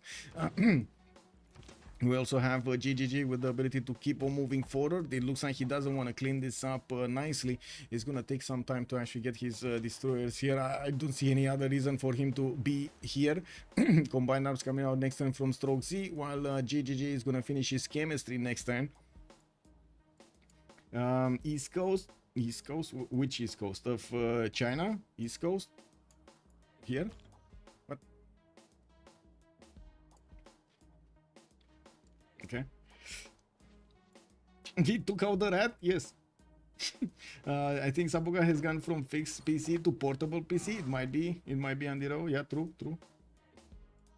We don't know, and I don't think they actually told us. So, you know, we can only assume.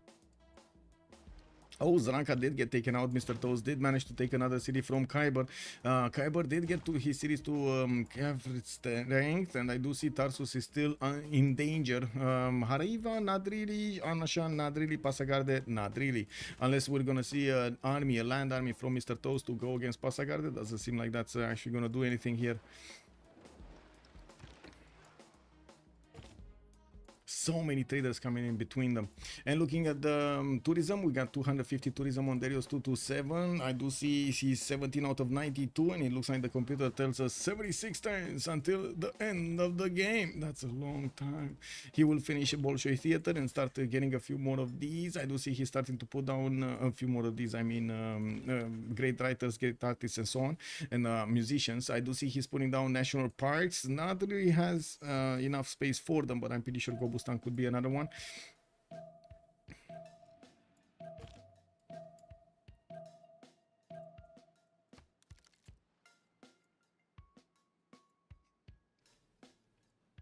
Eridu. This one, yes. Oh, look at the Chinese tank army. Oh, this bad boy actually went into the gold. Sabuga is in a dark age, so all of these traders are exposed. Let's actually see. His Sabuga is 655 production with 350 gold. How much is he gonna lose here? Because these are 2, 3, 4, maybe even possibly 5 trade routes that StrokeZ is gonna get with a single tank army. I think that actually pays for itself, right?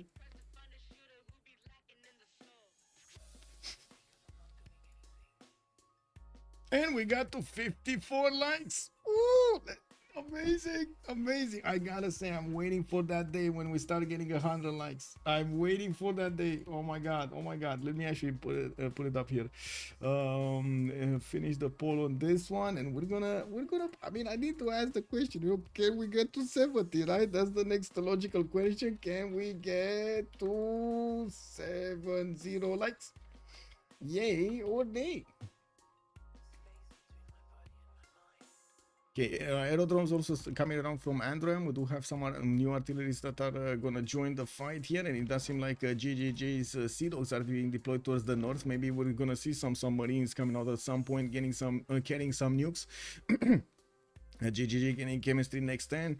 He still doesn't have the upgrade button on these Ironclad fleets, but I'm pretty sure StrokeZ is gonna beef him. He's gonna boost him to combine arms.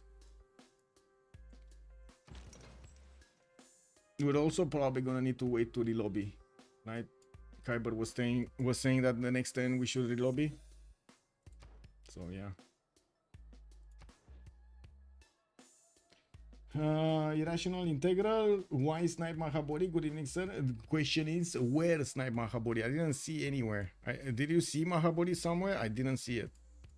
We were thinking it got sniped, but we don't know where it is.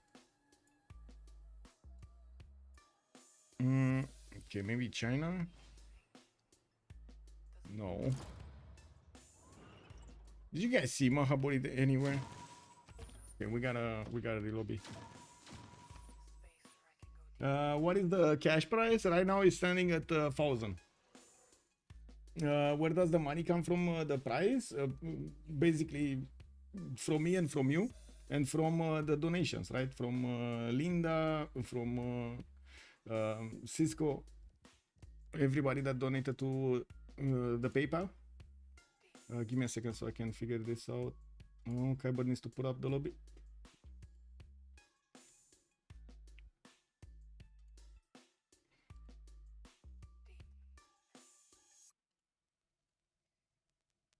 I have a wonderful electronic invention I want you to see. Show you. Whoa. Kiber is not putting up the lobby. What's going on? Oh, somebody else put up the lobby. Give me a second. Let's see. They're worried that Kiber might not actually be in the game or something. Give me a second.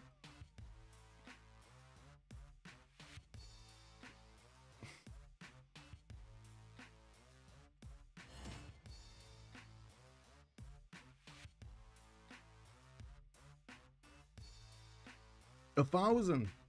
The 1,000. Oh my god, I wish I had 10k, man. I wish. 1,000, not 10k. Oh my god, we could do so much with 10k.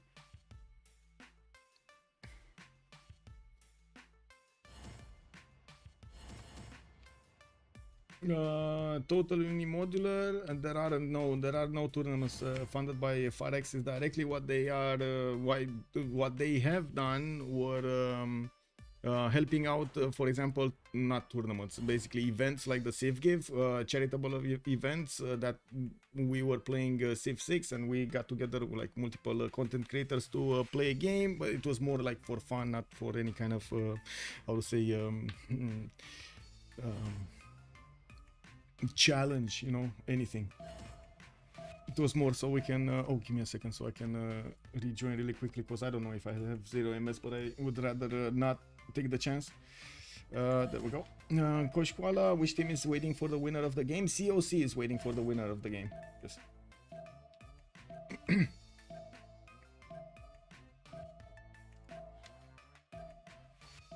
I don't think, like, that's just my personal opinion from what I've read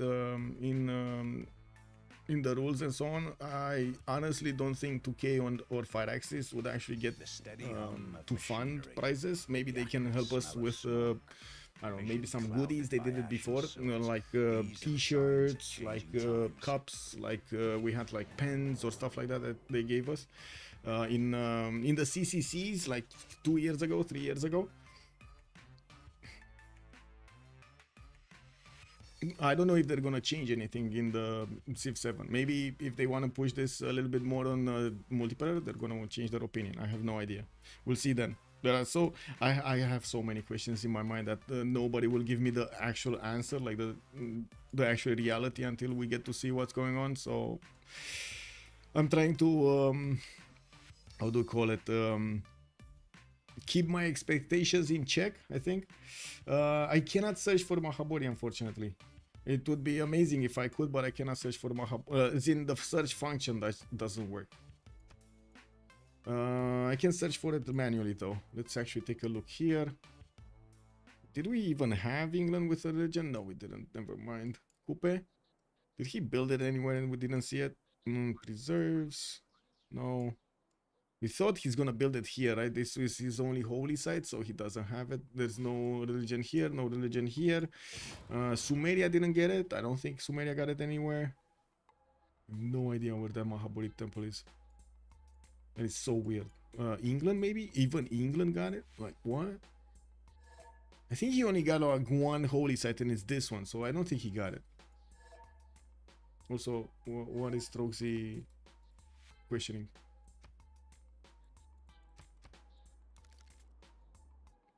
Anyway. Yeah, so honestly, I don't know where Mahabori temple is. I don't see it anywhere. Could be on JJJ, on England. I mean, England, yeah, for sure, could be. But England did have only one holy site in Manchester. I don't think he ever built a second one. So, if he doesn't have a second one, and he doesn't have a forest next to the first one, and Mahabori temple is not there, it's not happening. It's not here. Yeah, it's not here. Maybe it's still available. I don't know. It's hard for us to check. I can't really check the build queues or what's remaining. Would be amazing if I could, don't get me wrong, but the spectator mode doesn't allow me to actually take a look at the build queues. Like, even if I click on the button, it doesn't give me anything. Is there any official opinion from Fireaxis about the BG mods? No, I wouldn't say there's any official opinion. I think in general, and I'm talking in general here, and not saying anything about specifically Fireaxis or 2K, big disclaimer, just in general. Usually game developers would like for their game to be played in like in its normal development, because they actually work for that. That's what they're selling. They're not selling a different version of that game. So it's kind of hard for them to actually say, okay, we can buy this game, but then you need to download something that somebody else did to play the exact same conditions that you're gonna do. And remember, whenever one company does something like this, they also put a lot of how to say, they're justifying this by marketing campaign, right? They're putting some funds so they can get some other funds from somewhere else. Like for example, you do some streaming from a game. Okay, that streaming from a game would actually need to somehow translate into some form of value. Even if it is just PR value, it still needs to be some form of a value, and usually it's monetary value, not something else. So the numbers need to mix. Can't you just search for it in the search bar? I mean, look, I can click on it, but it's not gonna work, or at least it doesn't work usually. No, wait, no. Maha Bodhi Temple. There we go. Click search, and look what it does. I can search iron, because this is obvious, right? We got iron right in our face here. Ooh, it worked. Ooh! Whoa, it worked. What? Oh, it takes the ironclads. Wait, what? Iron, bro.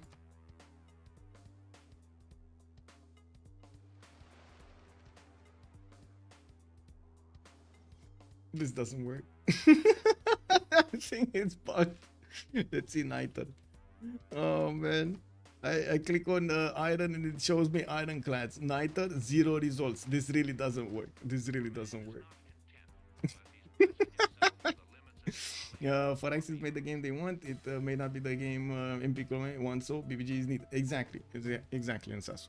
I am thankful in general for I would say for them being open to the idea of having their game modded, which is definitely a good thing.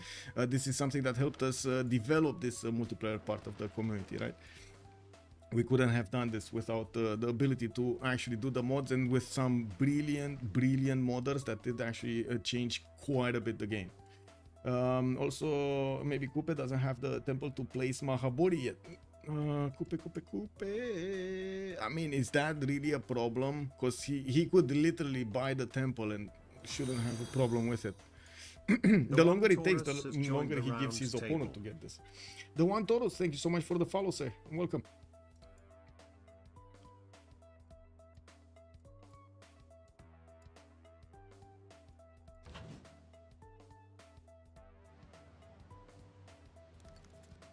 Okay.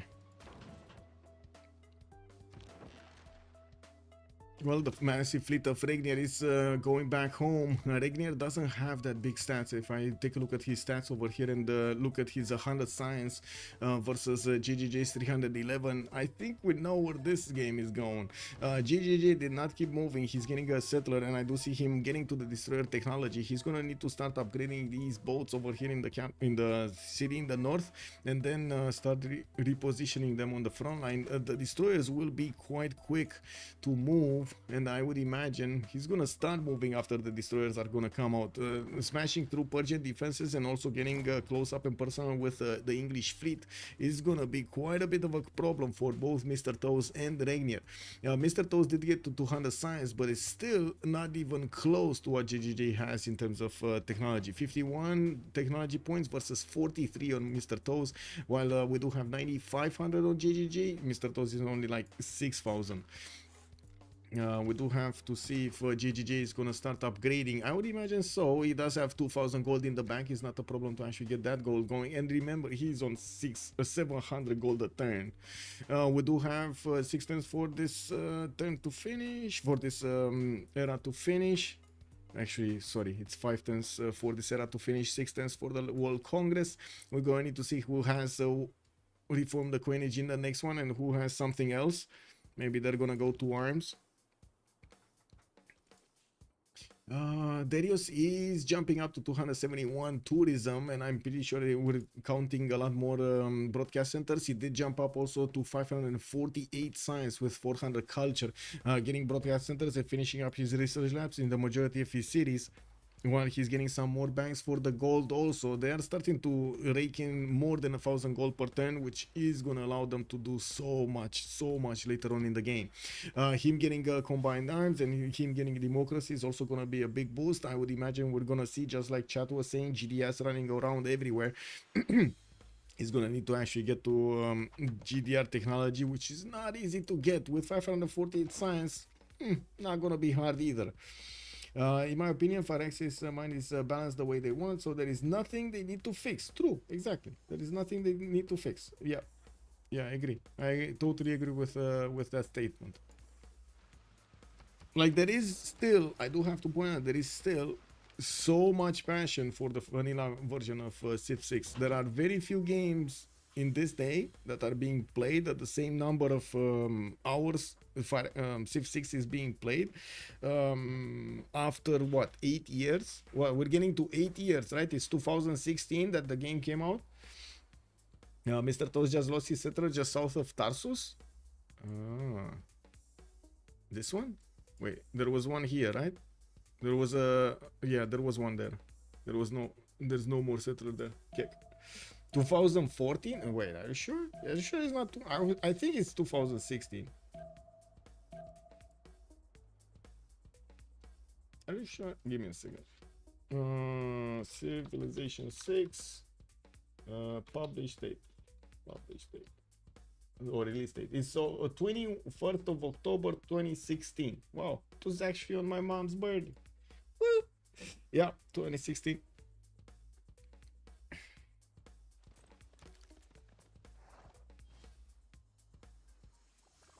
I mean, it's balanced around completely different gameplay. Yes, irrational integral. True.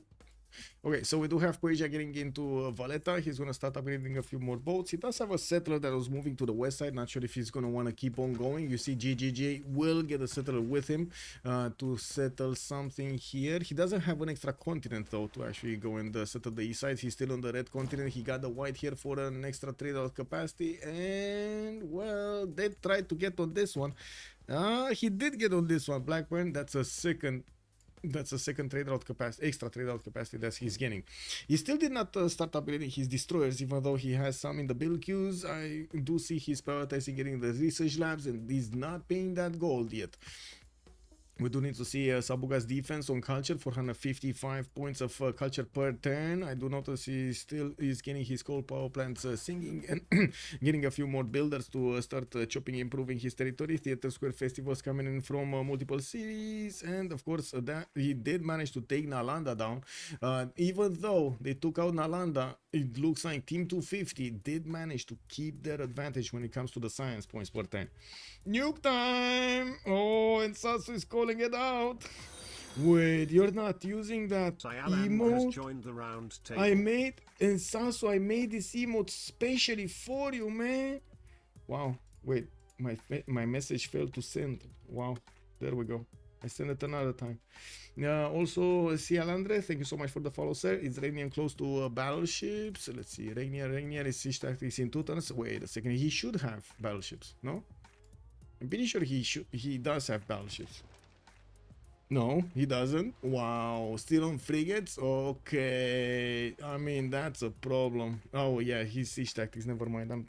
Looks like I'm tired. He does need to get to refining through rifling, so he needs both of the trees. Kick W, man. Yeah. The bomb.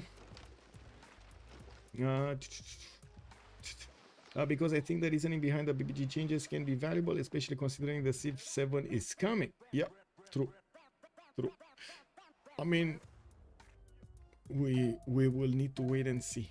There are quite a few valuable lessons that I'm pretty sure have been learned on the netcode, on the modding, on the other parts of connecting the code, how a multiplayer community works, and so on and so forth, using the new tools, because the tools that we had 15 years ago back in like Civ5 era are not the same tools that we're using right now, and not the same tools that we will probably use in 10 years from now.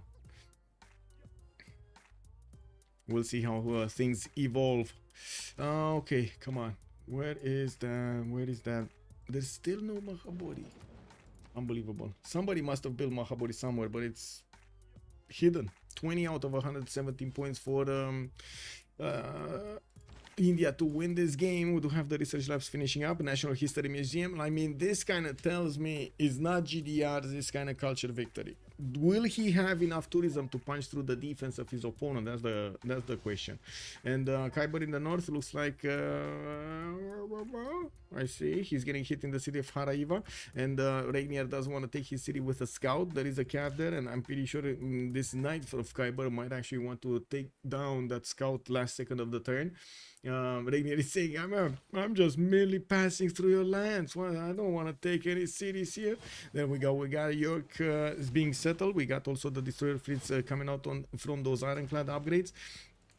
And we're going to need to see how they're going to start moving. You can notice that they do have 9 movement. They're going to be extremely quick to cover this land, well, to cover these seas towards Persia.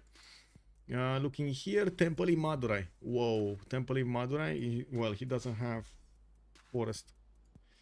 Okay.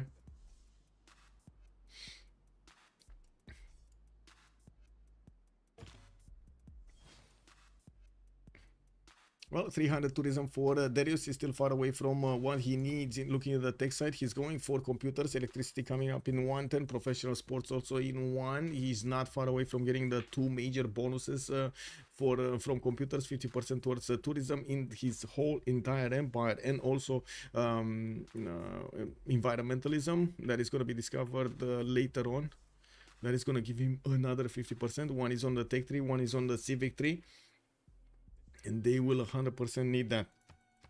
Let's see what we have here. More privateers coming around from Regnier. I would imagine he's gonna want, well, I mean, it's one thing that what he wants, but it's another thing what he can do. With Mr. Toes getting his caravel fleets to the northwest, combined arms is coming up in 410s from Mr. Toes, and the question is, can he get his own units there, his own destroyer fleets? He might get them. He might get them. Remember, he does have Magellan strength, right? An extra +3 on his boats, and I would imagine he does have an animal for these also. Horatio Nelson is there, and I do notice we do have Matthew Perry here on the boats of England. What tier 3 Plaza building is Derios building? Natural History Museum, sir. Who's leading Diplo? It's Kupe. It's Kupe with... Give me a second. Kupe with 8 out of 20. He got denied his Statue of Liberty though, and he couldn't get that. And I didn't see Mahabodhi Temple anywhere.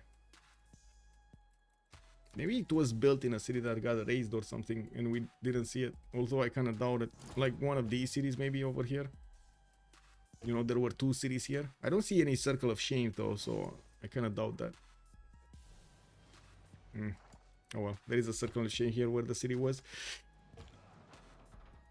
It looks like Haraiva did get saved. We do have England moving back. We do have also the destroyer fleets coming in on the right side. Mr. Toes is going to need to get into the borders of Valletta, and I'm pretty sure Regnier is going to need to play defense for a while here. We do have so many privateers coming out. Regnier, well, 2 days ago we did have a massive war with the privateers between them on the seas, and they did do amazing.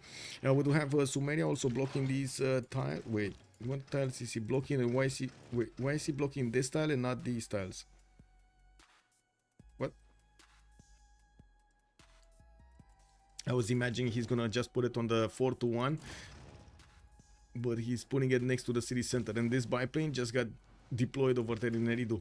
I gotta say, these biplanes do get promotions from getting attacked from encampments. If you just let them actually get attacked a few times, it won't deal enough damage to take out the biplane, but it will give it experience points, and it is quite valuable to have the level 1s, level 2 promotions on your side.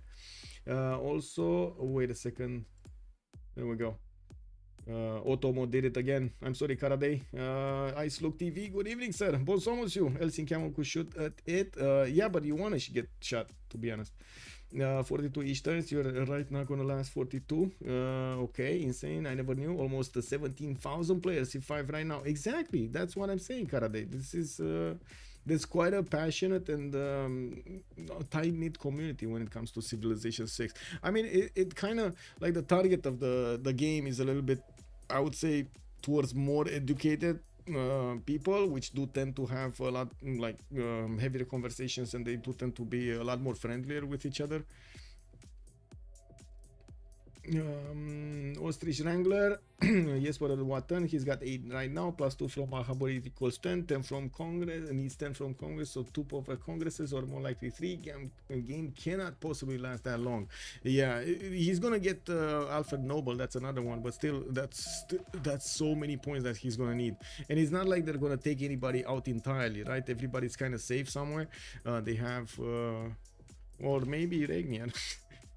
Also, I'm pretty sure Regnier, the second he actually sees he's gonna get attacked, he's gonna get a safety settle somewhere. There was a settler here. Where did that settler go? Wasn't there a settler moving towards the south? I'm pretty sure there was a settler moving towards the south. Anyway, we do have aerodromes coming in from England, and he's gonna start getting some fighters, some bombers in the air. He has another settler coming around, and of course you do see the massive fleet that has been outputted here to go against Persia, and at the same time Mr. Toes. Sabuga is gonna get his computers. We do have GGG going nuclear fission here in 110 and ideology in 5. He has already southeast of the empire. What does he have already? And what? Oh, who got golden ages? Did we go into the next era? We didn't get into the next era yet. Androam will get it. It looks like he's gonna be golden. Sabuga gonna be 1 point off. He might get it. He might not. We don't know. We're gonna need to see if he's gonna manage to acquire that. Yeah, there we go. He just got it, and that's gonna be a heroic age. Mr. Toast gonna go dark. Kiber gonna go dark. StrokeZ looks like he's 1 point off. 116 out of 117 to get the golden age. Now we do have India also deploying fighters against Sumeria. Sumeria is deploying fighters and anti-air guns to fend off attacks here. We got some tank armies moving in. I'm pretty sure China did manage to extract all of that gold from the trade routes of Maori here. Pretty sure that happened.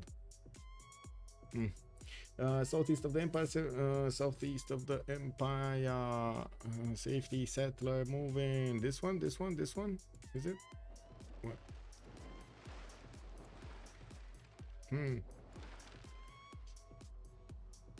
Yeah, maybe I'm not seeing it. More east. Wow, more east here. Yeah, there's nothing here. Oh, I see one here. Okay, so he could go north of Vatican City somewhere, stay safe, or even get into, is there an island here he could take a refuge? No, I guess, yeah. It might not be that big of a refuge though. This is terrible, by the way. I do have to say, if this falls, if Age of Empire actually pushes through Persia's defense and English defense, there's really not much that Maori can do afterwards. Maori does have a lot of production. 658 does have infrastructure to build, but if he starts actually getting boats out, he's not going to be as effective to deny anything that his opponents are going to put as victory conditions. We got Derios on 600 science. We got also 513 culture. I do see 624 points of production on his side. HUH going to try science or domination. Yeah, looks like we do have 2.5 cultured victory, and we did have Sabuga going for Diplo, but it looks like he might not get that.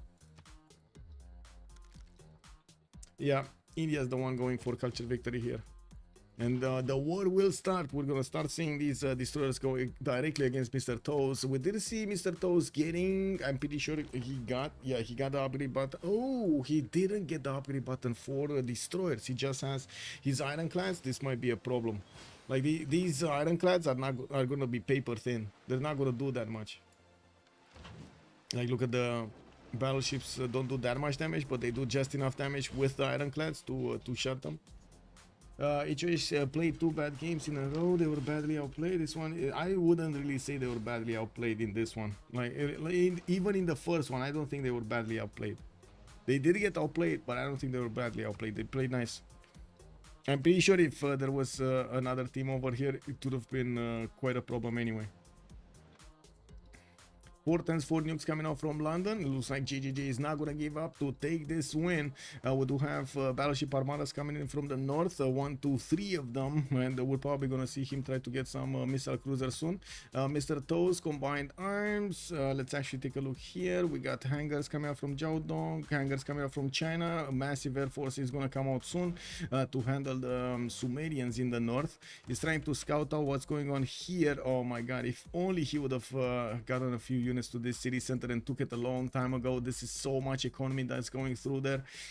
Some sanctuaries coming out in Maori's territory, a lot of preserves going in there. And I do want to double check what are his numbers. Okay, almost 600 points of culture. He does have almost 900 points of gold. We did see him go into a heroic age, hard bit of steam with 2 arms and from the coin age. So no surprise he's getting a lot of gold. While also Androam is going to be in a golden age with reform the coin age. Kiber going to go dark. StrokeZ, heroic age on his side. He has only 107 gold. I guess it is what it is. Derios is 600 science, 522 culture and 621 points of production with 327 points of gold. Reform the coinage golden age, not as big gold income as his opponents, but it's enough. GGG also 437 gold with reform the coinage and 655 points of production. Do seem like they have this in the bag. GGG gonna get another settler moving towards the east side, and yes, we're going to see the bonking happening here. These destroyer fleets do look like they can easily two-shot the ironclads of England, and I'm pretty sure with the battleships coming in, they should walk through this defense. I do also notice Regnier is trying to get, I think he's trying to get to submarines. He's going to require quite a bit of gold to upgrade them. Gold shouldn't be an issue. And of course, well, submarines don't actually require any kind of resource because, you know, under the water, you don't need anything to move, to breathe. You don't need anything. Anyway, now let me actually finish this. Oh, that was an easy one. All right. Go me. How does 250 win here? I mean, space or culture, both of them are viable, or even nukes, GDRs, all are viable. They're viable options here. Just look at how beautiful this land of Derios is and what kind of points he has. Bit back.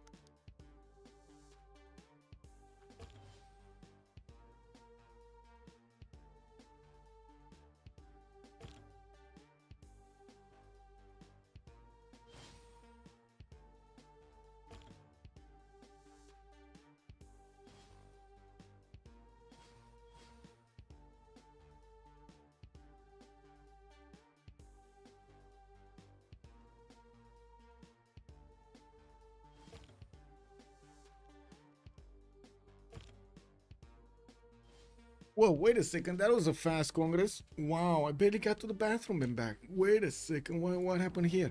We got Kublai Khan, 20% faster population growth, new districts here for GGG, active culture bombs, and Kupe did get to win 2 more Diplo points, but he's still on 11 out of 20, and it looks like, wait, did he get it? Yeah, Kupe did manage to recruit Alfred Noble. Kick. Anyway, Alan Turing next turn. Did we have +4? Did we have Einstein? No. So they still need to pick Einstein somewhere. Okay. We do have Kupe recruiting some more of these musicians just as India is doing, and I do see England is getting some musician points also. India is on 100 points a turn. Now this will come into project territory here quite soon. We do have him setting up the defense on the east side quite easily. And I do notice JGJ is bringing up a new fleet with, well, a new city with him. Looks like the city of Valletta is also going to be denied from upgrading. Yes, Mr. Toast did upgrade a few destroyers. Not all of them are fleets though, so they're going to be, well, not that strong. There are some of these JGJ destroyer fleets that are going to get the second promotions, and with his armadas, he can definitely do a lot of damage. Yeah, we do need to see also if the frigate, if the battleships can actually clean this up. Yes, I do believe so. 4 shots from a battleship should actually do massive amounts of damage that can be followed up with a destroyer fleet and take out these units in the front line. The good thing is for JGJ, he does have a decent amount of space here that he can attack from against these destroyer fleets of Mr. Toes. Looking here, what we have, England, well, does still have a major fleet on the west side. He kept on building. He couldn't actually, unless he actually nukes this, he can't really go through this. Now we do have Theatre Square Festival projects coming out from Kiber, putting down another entertainment complex. This is a bit surprising because I think he already had one in Mumbai, didn't he? This is from Mumbai? Yeah, this is from Mumbai. I was remembering he built one earlier. Interesting that he's gonna go for 2. Like usually the players do go for 2 when they're gonna be further apart, like for example here, so they can hit other cities. But anyway, we do have helicopter armies from China. He still did not get that mountain tunnel, but he does have one of his military engineers ready and able to go. We do see these helicopter armies don't really do that much damage against the tanks, even if they are in unfavorable terrain. And well, at the moment there aren't enough planes to actually take out the Sumerian defenses. We do need to see if he's gonna go against his opponent with this or not. But I think this is where the important part is. This is where the war is. We have to see JJJ win this. There's no option for him other than win this. Derios, hello? Mustras? What's with Derios? Is Natural History Museum good? What does it offer other than a few great work slots? That's what it offers, a few great work slots, Gengishan. The thing is with National History Museum, it's not really, how to say, the slots themselves, is the fact that you get to multiply what you have in the slots with all of the cards in the proper city. Like if you have Moksha in that city center, to give it extra curator, right? 100% tourism from great works of art, music and writing, boom, you instantly double whatever you have over there. And usually the players do go for musics in those slots so they can get the maximum output of curator. Does he actually have this, by the way? Let me see. Yes, Moksha in the capital, you see? That's why he's getting he's getting that. Unfortunately, I cannot actually see how much tourism he's getting per city. That would be amazing, but you know, it is what it is.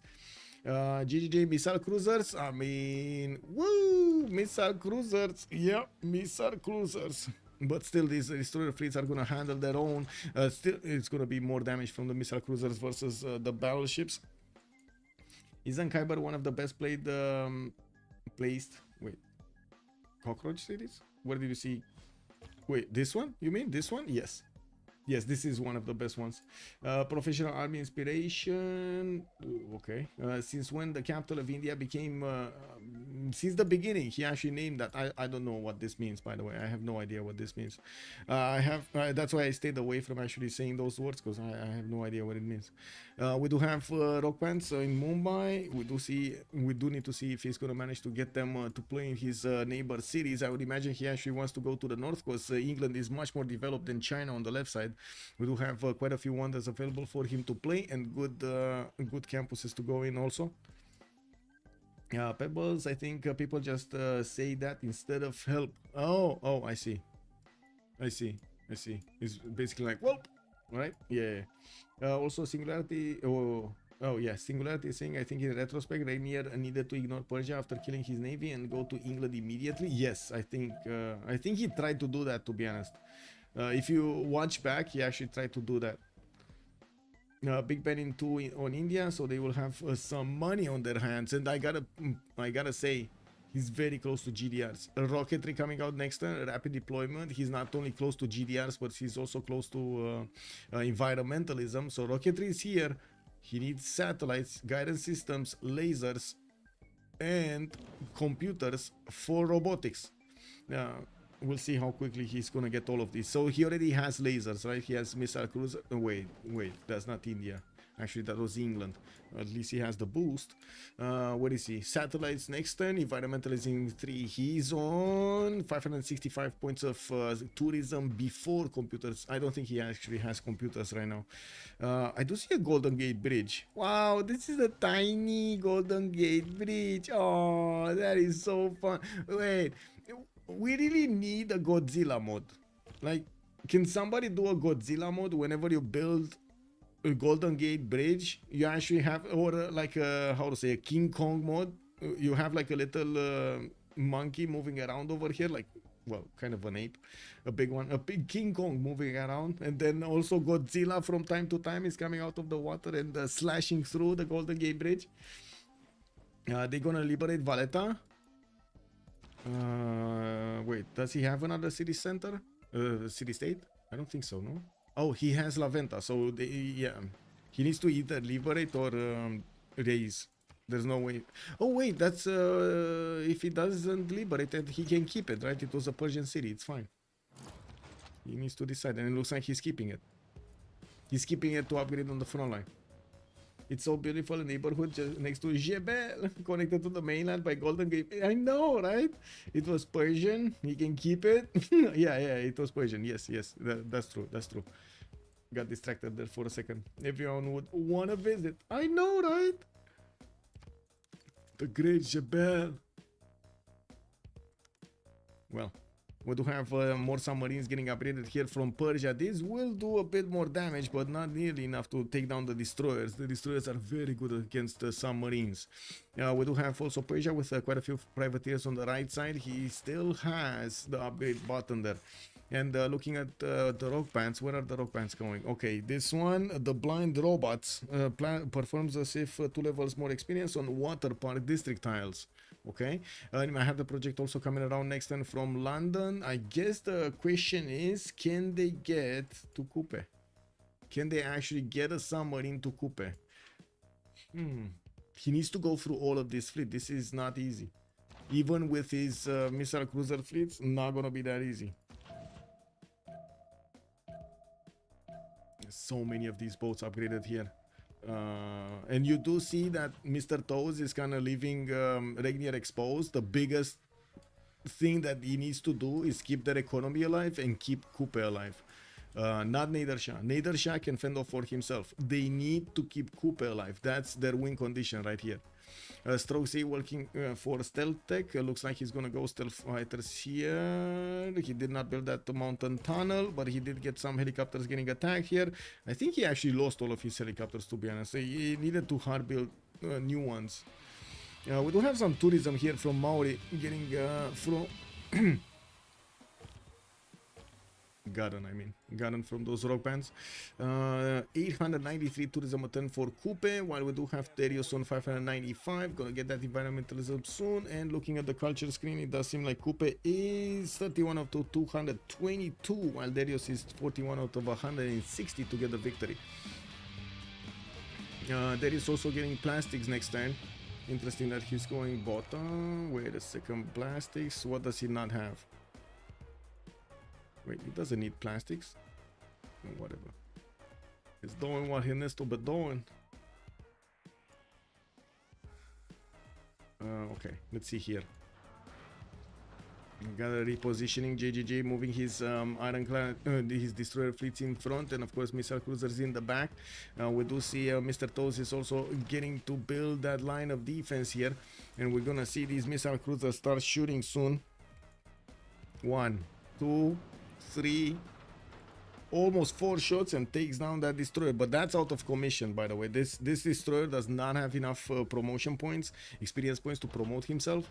So yeah, that's a bit of a problem here. These missile cruisers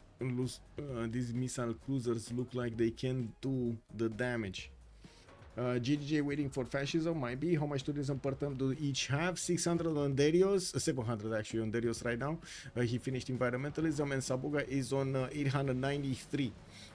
We still don't know if, I don't know actually if Gandhi did manage to get computers or not. Anyway, spies coming up in 2 turns from multiple cities of India. We do have that Golden Gate Bridge being built, and well, he still did not want to upgrade these on the east side, but he does need to put another plane here, so he closes up the choke point. You do see that Mercury is getting flooded. We do have him also with the rock band starting to play in his opponent's territory. Whoa, this is not fair. What is this production in the city? 200 production in London, 2 turning nuclear bombs. Oh, that's gonna be a problem. That is gonna be a problem. 2 turning nuclear bombs. Juicy fleets for a nuke. To be honest, these destroyer fleets do have a lot of anti-air. Not gonna be easy to actually drop nukes on them. Can he? No, they can't get from the other side here. Or maybe if he only got a city over here, he could have actually damage some of the cities, but yeah, I don't think it's worth. I really don't think it's worth. A level 2 spy also in the city of England here in Lincoln. Let's actually see the moves. Are we actually gonna see him moving? We got some rock bands playing. We're gonna keep on watching the tourism if they're changing their numbers. 44 out of 166 for Derios, not enough to actually move every turn. Sabuga is also 38 out of 235, not that big at the moment. With JJJ about to start taking over Persian cities, we do have to see if Persia is going to get to steal walls. No, never. Nader Shah refining in 5 turns. Wow, that's a lot of damage against one single submarine. England Victoria also had the opportunity to build the Golden Gate Bridge in the city of Leeds. JJJ missed the chance. He did, sir. He did. I'm really curious what is he going to do with the nuclear... Wait, did he just buy a bomber? Yeah, he did buy a bomber. Kick W. Okay. So who's he gonna bomb? Who's he gonna bomb? City here. He had another settler moving, right? Yeah, he did, but I don't know where. Like there was somewhere here.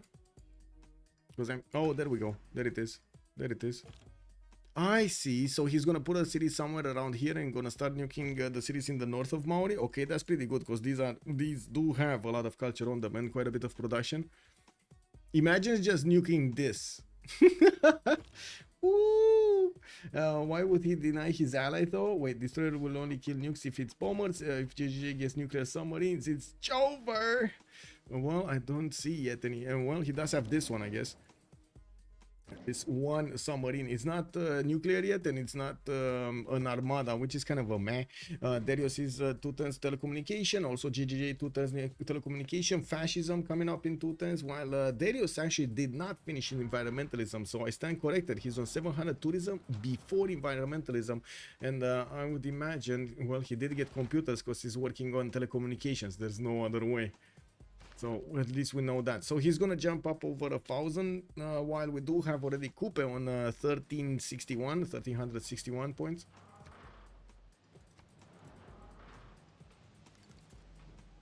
Preservation, self-preservation. Maori build the Christ Wonder? No. You're talking about Cristo Redentor? No. Oh my god, the fleet of JJJ is getting smashed. We got Mr. Toes lashing out, taking quite a bit of damage with him. Let's actually see if these boats of JJJ are going to remain alive. There is a promotion on this one. Looks like it did not get the time. Let's see next turn, because these missile cruisers are very low HP, and I'm pretty sure with JJJ is a fleet being deployed to take over the city of Sparta. He has a few problems here defending his other boats. Promotion, there we go. Moving back his missile cruisers. We got one of these destroyer fleets down. Let's see. Okay, submarines being taken off from the north. The destroyers are managing to clean that up quite nicely. But this is scary. If he doesn't, like, the boats of England are going to be quite scary about against JJJ. And that's another destroyer missile cruiser armada. I mean, to be honest, I haven't really seen these missile cruiser armadas be that worth in the games. Like he could have easily had a lot of battleships and that be done with it. No, yeah, it looks like England might actually not push this anymore, because Elizabeth I is there defending and is managing to do quite a beautiful defense. And we do have Derios on 1042 tourism after he got that environmentalism, telecommunication finishing up next turn, and space race, while JJJ gonna get that fascism next turn. That might be what changes the numbers. Elizabeth I is only on mobilization, still needs quite a bit of time to get to his own fascism, to get an extra +5 on his boats. Are there gonna be enough boats though? It doesn't look like there are gonna be enough destroyer fleets. It looks like Mr. Toast did win the fight here. 123, so wait a second, we got Intel, we got Military Alliance, battleships, destroyer does have +3 from Ferdinand Magellan, the oligarchic bonus. Okay. JJJ, Annual, Emblem. Oh, -10 insufficient oil, that's why he lost oil. Oh my god, he lost all of these boats because he doesn't have oil. That is so sad. That is so sad.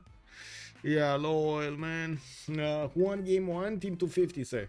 Mr. Breaking News, also good evening, sir. Mr. Toast Pog for that naval lesson. Yeah, the oil changed everything. A bit of a shortage and boom, that's what happened. And we do have Derios also on 700 points of culture. It looks like he's keeping up the defense quite nicely. Sabuga is 54 out of 235, while Derios is 51 points out of 175 to get that victory condition going, building up quite a few missile cruisers and also acquiring more nuclear devices. Oh, I need to see how he's gonna use them. Do we have anything here? It looks like Adab is getting bombed. We do have a helicopter army that might take... This is very important. This is one of the most important cities in the game. There is so much value going through this city from Sabuga. Well, both of them actually. Is this gonna fall next turn? That's the question I have. Is this gonna fall next turn? Let's see. StrokeZ, can you do it? No. Okay, it's not gonna fall. It's getting out of there. He just took out the encampment. It's not coming to Brazil. Feli, hello there, sir. Sabuga taking a nap. Shh.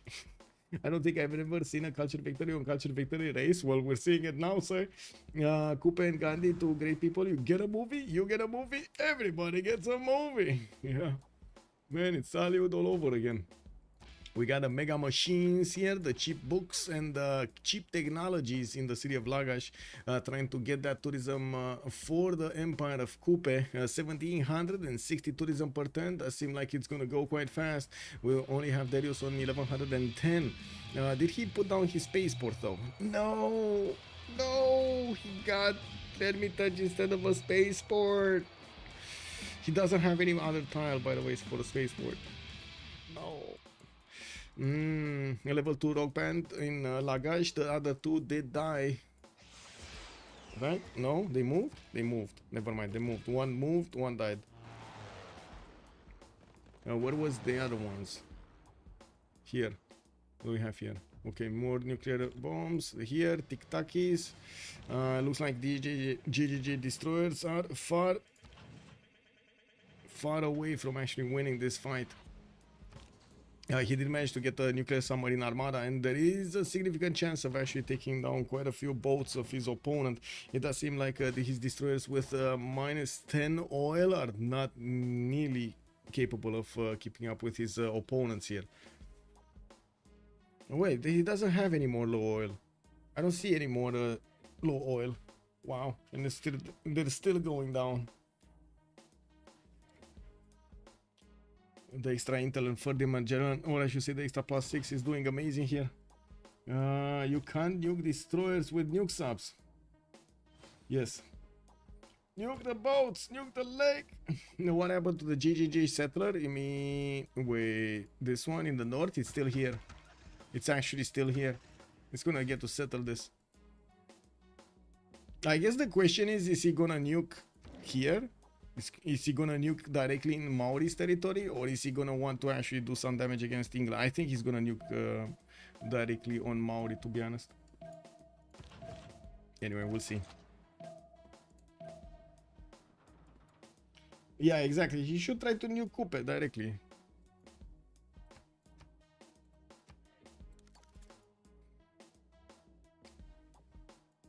Do we have more nuclear submarines? No, we got some jet fighters protecting the coast. He's getting new boats out, and we'll send them. We'll start sending them towards the east side. He has destroyer armadas, and some missile cruiser armadas coming out from his cities, building the airport, and lost his aqueduct in Manchester. Well, not that it actually had any bonuses there, other than the housing aid in Pop City. Why not? It's big. We do need to see also if we're gonna have anything happening here on Derios. Derios is on 1350 tourism a turn with 150 faith versus Sabuga's 180 faith, and of course 800 culture a turn, while Sabuga did get to 1800 tourism a turn. I do notice Sabuga did acquire 79 points of tourists out of 259, just like Derios has 62 out of 188. Well, that's still gonna take a while. They're both kind of third of the way there if you take it in proportional terms, percentage points actually. We do need to see if there's gonna be more push from StrokeZ. Does seem like there is a nuke somewhere. There is a nuke somewhere. Where is the nuke? What?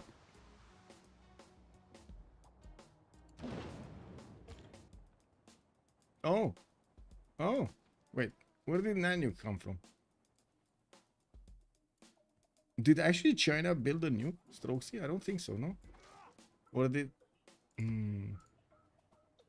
Kick double. I don't see a nuclear submarine here that could shoot. Jet bomber? Okay. No. It can't be a jet bomber because I heard the nuclear submarine attack. Or not only the nuclear submarine, also the missile silo. It has like basically the same sound. Anyway. North of Sumeria. Oh, this one. Yeah, you're right. GGG actually did get these ones. Okay, I see. So he's yeah, he's gonna slowly take out Androam here. Looks like Adab is also gonna be slowly pushed. We got the helicopter armies that could actually get the last second of the turn next to that city center, and we'll take it out next turn. This is going to be very important. There is extreme importance here for what Mr. Toes is doing. The fact that he did manage to take out the whole GGG fleet, and also will not allow him to get those nukes in the cities of Kupe from the northwest. It's going to be extremely important. There was a nuclear submarine that I think died somewhere here. Why did he not put it in the ice, man? Underneath the ice somewhere. Oh well. Nuclear devices in London. Okay. We do have more archaeological museums. Derios is 1500 points. Sabuga is 1800 points. Looking at the tourism count, doesn't seem like anything changed that much from the last time we watched. Kupe getting as many of these Theater Square Festival projects as he can, with submarines getting out from Bakri next turn. We do have great engineers coming in here soon, and Sydney Opera House for that little bit of extra edge. Let's actually see here on the technology side, Sabuga going advanced politics. Derios is 2 turns away from robotics, and I gotta say the culture victory is not nearly how to say, close enough for the GDRs to not affect this. There is such an easy way for the GDRs to get into Maori cities and start taking cities extremely quickly. It's not even funny. We're gonna need to see if they're gonna get the opportunity to buy them, because that would make it a lot easier. And of course you do see that India does have cities on the west side that could actually give him a highway to move those towards Kayapoi. It would have been nice if China built roads towards the west side, but I guess he was afraid that Maori is just gonna be taking this as a wrong message. Kick W. Kupe now gets environmentalism. Wait, that's before environmentalism? Oh my god, that is before environmentalism. He's gonna have so much tourism. Oh, Derios is on 1800 points also. Let's see, 75 out of 188. We got Sabuga on 89 out of 265. And of course, Derios is, what, 15, 16, 18 points from actually getting this to the halfway mark.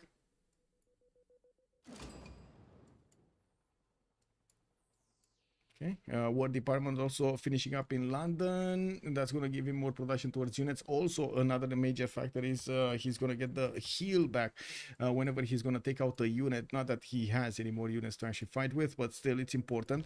It looks like a Destroyer Armada might actually take over the city of Bactria and could keep on going to take Gordian also. Wow, this is going to be fun. This is gonna be fun and funny. Now Regnier is basically getting his refining. He's not gonna get steel walls, and I do see a submarine is getting out from Bactri next turn, but it's gonna pop out in the city center and might be taken out if he's not quick enough. I would imagine GGJ is gonna click like a madman to actually take that city. Epic finish, whatever happens, exactly. Ooh, another nuke. It should be north of. There we go. There we go. Uruk. Capital city here of Androam. No, got it. Oh, got defended by Uruk's anti-air guns. Yeah, well, I mean, to be honest, that's why you don't use a single nuclear submarine. You actually need armadas.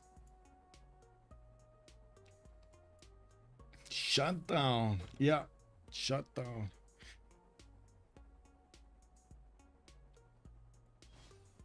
What's happening with the economy? Okay, not that much, to be honest. More than 1,000, more than 1,000. Derios gonna get GDRs 2 turns, right? So now it's the time that they need to keep gold. They really need to keep a lot of gold.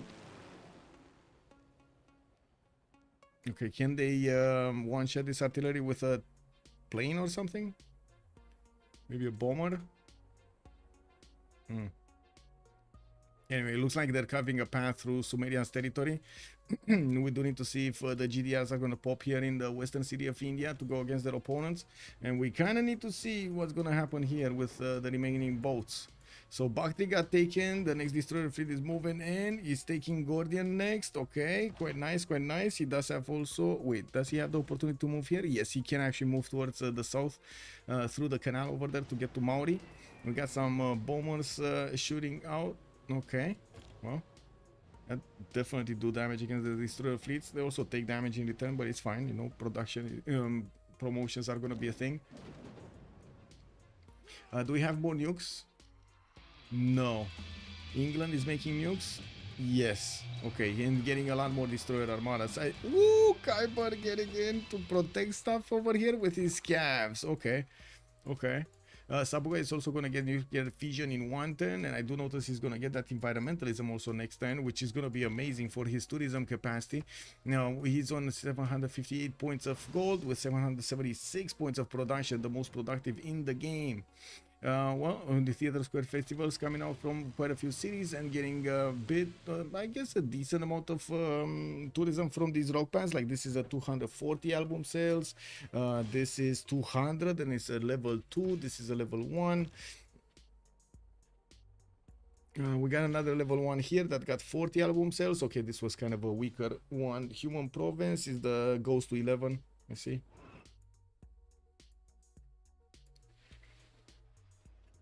So he was just unlucky. Dean Oop, good evening, sir. How much tourism India and Kupe have? India is on 1982 points of tourism per turn, and Sabuga on Kupe is on 1930. They're neck and neck. Probably wasn't enough for intercept, more NTRs, more intercept rolls. And power. More power. Okay, jet bombers, more jet bombers coming out from China. He wants to keep on going. And, well, Derios. Where GDRs, Derios? Where GDRs? You see, well, he's moving away to get synthetic materials. Interesting. Theater Square Festival projects coming in from multiple cities to get that tourism. To get the tourism, he needs to recruit as many of these musicians as possible. You can see India does have 456. He's probably gonna take this one. And we'll soon get more points for artists and writers also. Did we have Einstein being picked up? Yes, China got it. China got it. Okay, StrokeZ got it. He cannot raise the airports. Kiber is same team as JJJ. Yes, yes, yes. That is true. I think JJJ should have built silos in China to nuke Kupe. Well, Yeah. Oh, look at StrokeZ. He's actually building the infrastructure towards the west side. So nice. You would need like 1 or 2 more military engineers to actually make a good amount of time to the west side. But since Derios is gonna take a bit more time to actually get the GDRs discovered, bought, and moved, it's still gonna be good. It's still gonna be good. Okay. I think we had the cleanup on aisle 5 here, right? Yes. Well. GGJ did manage to take out another city away from Persia. This one keeps on going, Norwich, and this one keeps on going. It looks like the English boats are just moving around it. Yeah, they're not really retaking the cities here. But this would be 1-2 cities that, well, they could liberate. This is pretty nice. This is very nice, very nice. 200 points, easy peasy.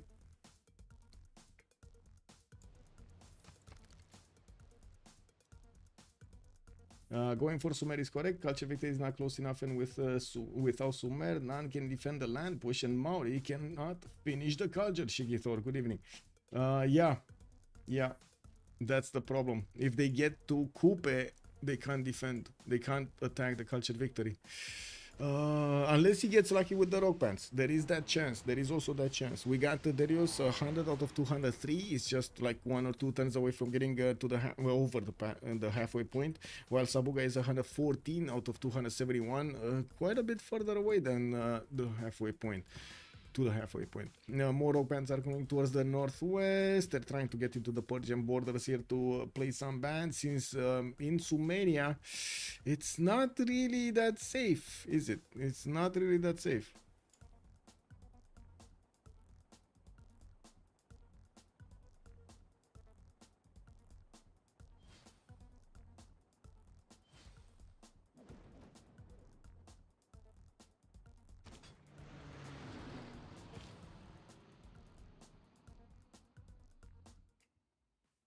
JJ can't build a silo on China's territory. Yeah, he cannot. He needs safety. He needs how to say, his own city to build it. War department in Beijing. I do see more jet bombers are getting bought and upgraded there from the other ones, and it looks like Androam is trying to focus all of his defense here to the west side. He did block these with fighters, and it does seem like it's gonna be a pain to actually go through. Ooh, they could take out this fighter. They really could take out this fighter. Why is he not taking out that fighter or the anti-air gun? Kick W, man. Anyway, next turn we're gonna have the GDRs, and the question is, how many can he buy? None. He cannot buy a single one. Okay, that's a problem. We got another nuke in 2 turns. Nuclear submarine armadas coming up in 5 from Leeds, and this one in the north. Did it get the armada up? It got a fleet up. Okay, he needs another one. He needs to get. Maybe this is what they bought. Maybe they bought JJJ one nuclear sub. Do they have another nuke? No.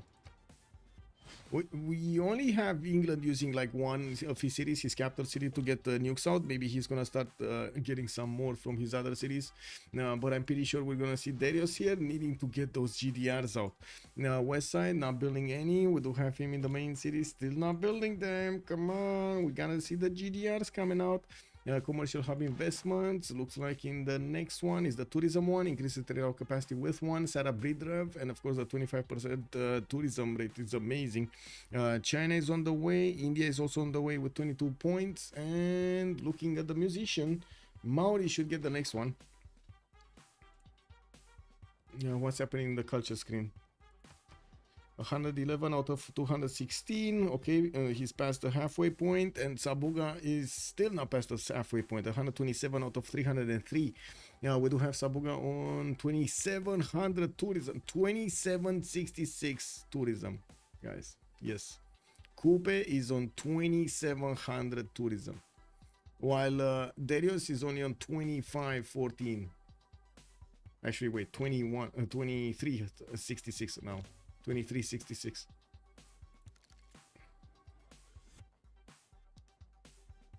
This is so close, man. This is so close. War department getting built in China's territory. Looks like he still didn't pass through this. And yes, he didn't actually do more damage to these cities to the northwest. We did have Maori deploying some more of these fighters to the right side. And helicopter armies are going here on the west side. They're going to try to see what's going on in Maori's territory with fighters deployed. It doesn't look like they're going to do that much. The GDRs need to come in. And he needs a lot of them. I'm actually quite curious. There we go. There we go. One GDR. I'm actually quite curious if he even has time for the GDRs, because it's one thing to build the GDRs and it's another thing to actually send them to their opponents. It's gonna take a while, and I don't think they have that much time. I mean, sure, computer says like 11 turns. It's probably gonna be a bit more than 11 turns, but GDRs, if they take like 7 turns to build, that's gonna be a bit too slow. Hashka, hello there, sir. Tech difference. I mean, it's 62 versus 58 for tech difference. 16,000 versus 15,000. Neck and neck. And oh, Derios. And Derios is 65 versus Sabuga's 58. 7 techs. Can Spy sabotage oil or something? You're saying? Oh, it could be. It could be something, yeah. I think a GDR is, I saw it. Wait, you saw a GDR? Where? I mean, it's getting built, but did you actually see one moving around? I didn't see one on his 2 legs. And Diplo? Diplo is on 12 out of 20. Not happening. Diplo is not happening. Yeah, and you cannot steal strategic resources. 1,000 culture per turn is like 6 domestic tourism. Chat would need to answer that. Where are Gandhi's rock bands? Gandhi's rock bands are not anywhere, actually. They were going towards the north. I don't know where they disappeared. I guess they died, and he didn't have that much faith. Looking at the yield stab, he's only on 150 faith a turn, so I would imagine he was able to put more faith into this. Like, a lot of faith into this. Hermitage also coming up from his capital in 2 turns. We do have him getting Theater Square festivals, not winning GDRs, and this might come back to haunt him. We do need to see if he's going to manage to get those points. 127 out of 218. Well, computer says in 7 turns, but Sabuga is also about to pass the halfway point. 144 out of 303. He really needs everything he can get right now. Nukes, England, nukes, England, nukes. I think he just finished a nuke, right? Yeah, he just finished a nuke in London, so we should see him drop nuclear submarine fleet this time. Can you show? I do that, Hashka. I actually do that every turn.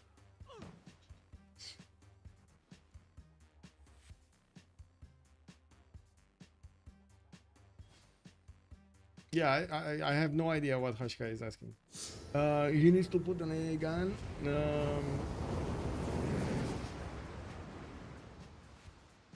Floppy, hello there, sir. Okay, Uru got destroyed over here. We do have him also about to be taken out with a helicopter army. We do have Adab also a bit exposed. There is one tile that he could get a helicopter in through, and I would imagine he's going to want to take that capital as soon as possible, even though, well, he can't keep it for long. Now we do need to see if it's going to be retaken and liberated. Derios is 127, 146 on Sabuga. Doesn't seem like anything happened meaningfully here. We do have to see how things are going here. While Derios did get to 2470 tourism, we do have Sabuga on 2966 tourism. And we need to check the GDRs. 2 turns for Hermitage. We do have Theater Square festivals coming in. Also, have you not watched any multiplayer Civ? Last time was on screen. Yeah.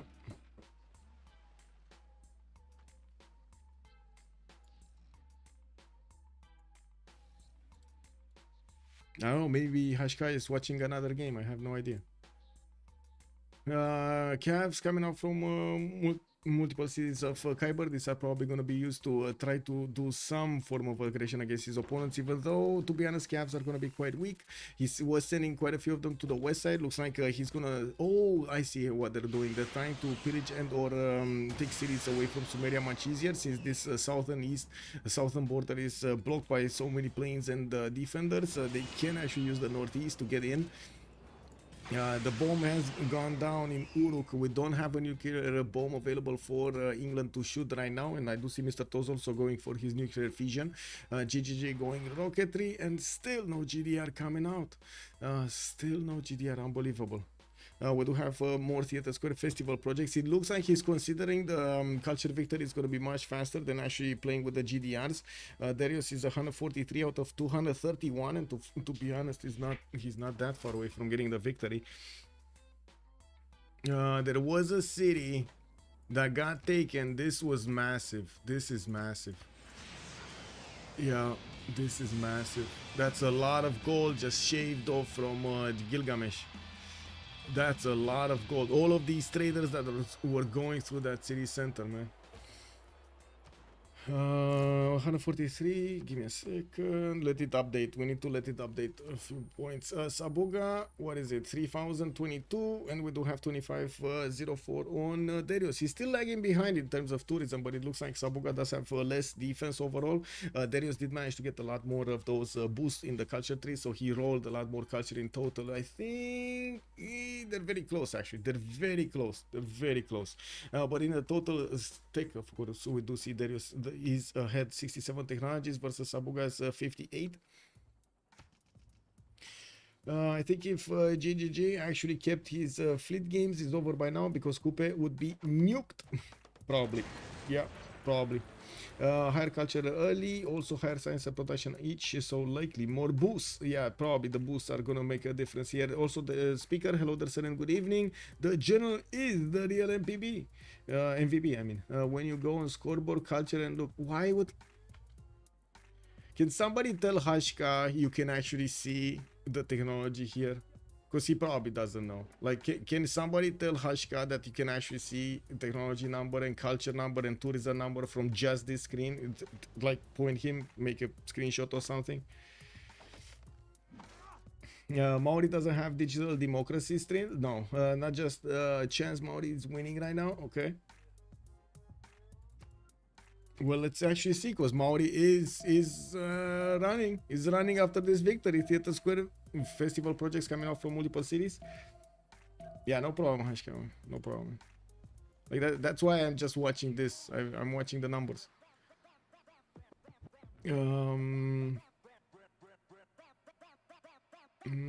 Nuclear submarine fleets.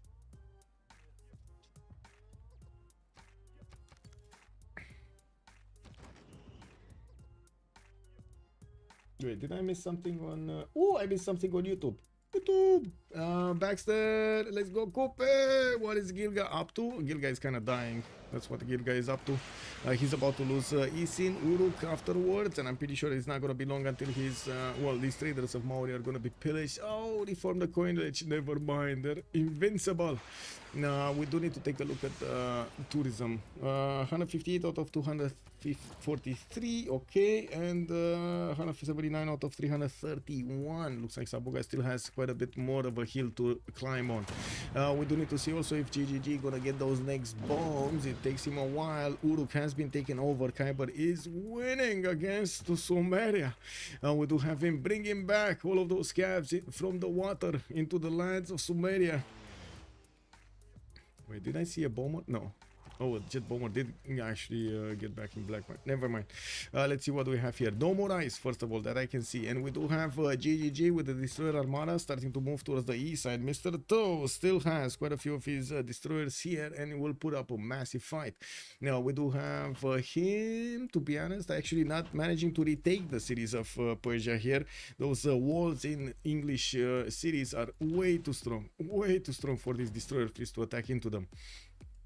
Looking at... Wait, wasn't he building a GDR here? He actually moved away from getting the GDR? He moved away from getting a GDR. No. Man, not a single GDR.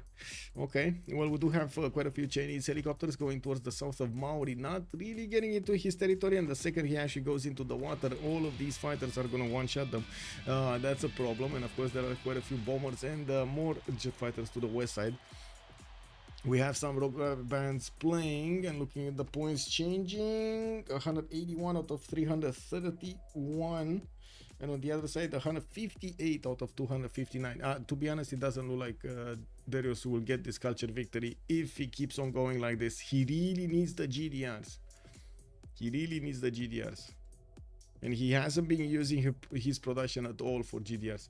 Anyway, Derios Composites, Information, Era, and I do notice Kiber is going to get finally his combustion. Now, we do have Mr. Toes on nuclear fission in 310s, while Sabuga is on 3400 tourism a turn. We do have Derios on 2582 tourism a turn.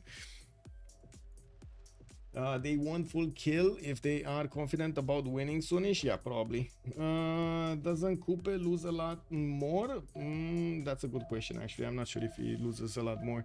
They both will lose probably the I think the same amount or something.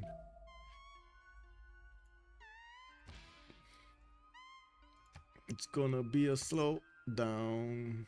Digital democracy on Derios. On Sabuga, we do have digital democracy. They're both in digital democracy, actually. Okay, do we have any more thing? No, Isin does look like it's gonna go down. There is a cap that could actually take it over. There just needs to be another damage done, another damage point down. Wait a second, he can't get there. Whoa, he's too far away. He's actually too far away. Anyway, 176 out of 260. Isin did not go down. That was a helicopter that I wanted to go in. Couldn't do it. He couldn't do it. Well, this tank kind of looks like it's in shallow water. Why is it not being pushed into the deep water? Anyway, we got Uruk being taken back by Androam. He did lose his Gafron Plaza, and he did lose quite a bit of his production in that city center, not to mention the population. Looking here, we do have more tic-tacs coming around here from the cities of England, and of course the nuclear submarine is ready to throw the nuke at something. And let's actually see if he's going to manage to find a target. With Sabuga's 1300 culture return, we do have him passing the 200 tourist mark. I do see Derios is on 176 of his own out of 258. 2700 points of tourism with 3352 points of tourism. Wow, Ispahan is flipping. Looks like Mr. Toes couldn't keep that up. What's going on here? Mr. Toes getting these destroyer fleets moving.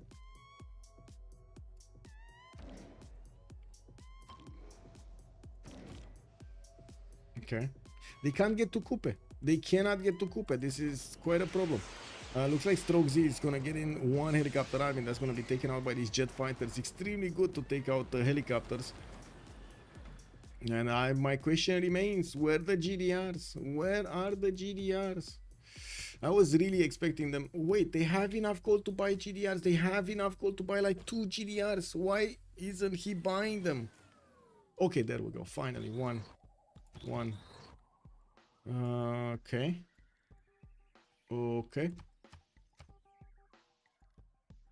Yeah, there we go. Now this might be too late. This actually might be too late. He might not be getting them quick enough to Kupe to make a difference. And this is gonna be a major problem.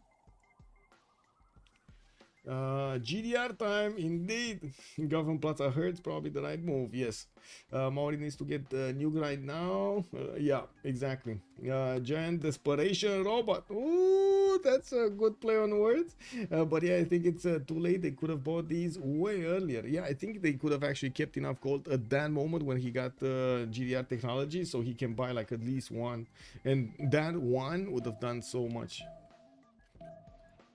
I guess with enough jet fighters you can take it off, or jet bombers, but still, that's a lot of damage done anyway.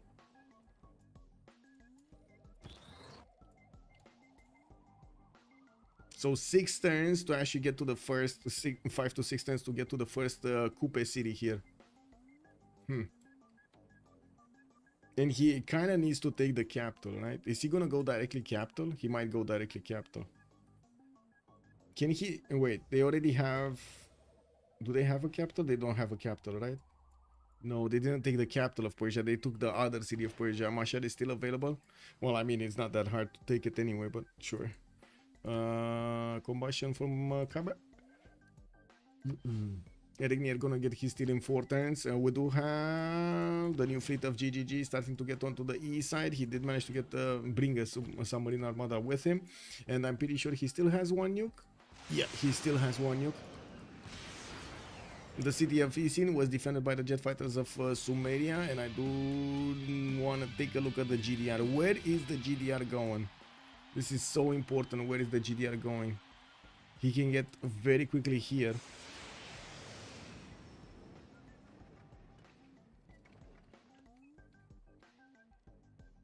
So they cannot get to the capital city of Elizabeth I, to Sheffield. That's not gonna happen.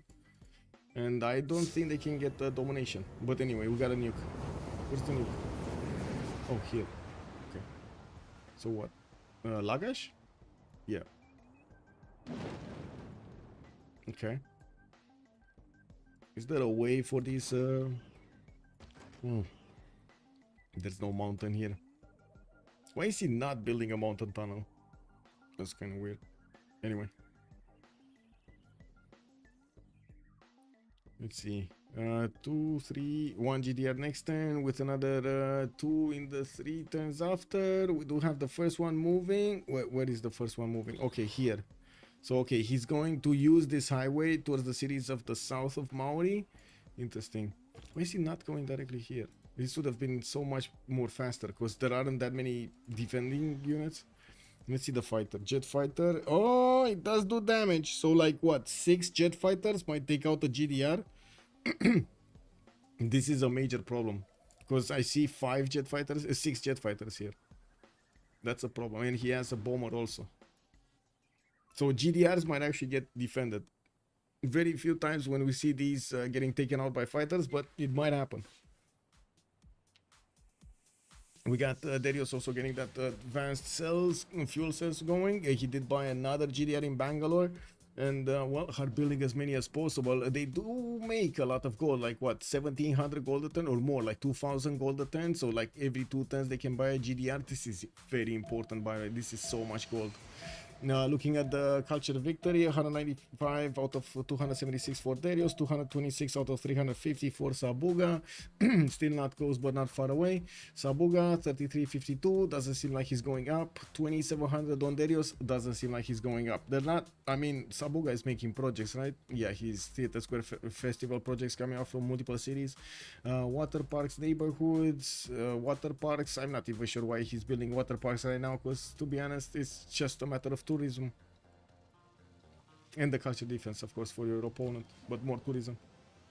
Tourism. 2 turns. He may get the anti-air promo Biden. Yeah, true, Floppy. That's true. Or attack, like move the GDR after these jet fighters dealt their damage, or they expended their movement points. It's gonna take a while though. I was thinking he's gonna send it here more because of the highway that was allowing him to get onto the coast, and he could have just kept on moving to Wanganui afterwards. But it looks like he's taking the route towards the south, and well, this is gonna take a while. Now we do need to see if he's gonna manage to get enough gold. Yeah, they do have enough gold between them to get another GDR this turn. This is gonna be nice. We do have the fleet of GGG still moving. No, not really. He's just staying over there, and it looks like Mr. Toes is repositioning his boats to handle that fleet directly. While in the main cities of England, we do have more nuclear bombs coming around. He could have actually went for his own GDRs, and he's doing just that. Robotics coming up in 2 turns. Cultural heritage also in 1. Looking at the culture tree, we do have Sabuga 250 out of 350, and I do see Derios is, well, not that far away, 79 points away from getting this victory. Not bad, 213 out of 292. Did they buy another GDR? No. Oh, wait, maybe. No, this GDR came from Madurai. Okay. And this was, it's about to embark. Jade_Nightshade has joined the round table. Jade Nightshade, thank you so much for the follow, sir. Much appreciated. Derios went down like 300 from making GDRs instead of culture projects. Dangerous move. Yeah. Yeah, true, true.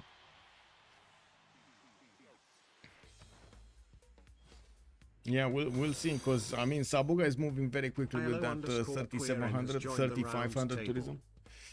I look Quirin, thank you so much for the follow, sir, and welcome. Kupe has it. Let's actually see if he has it in the bag.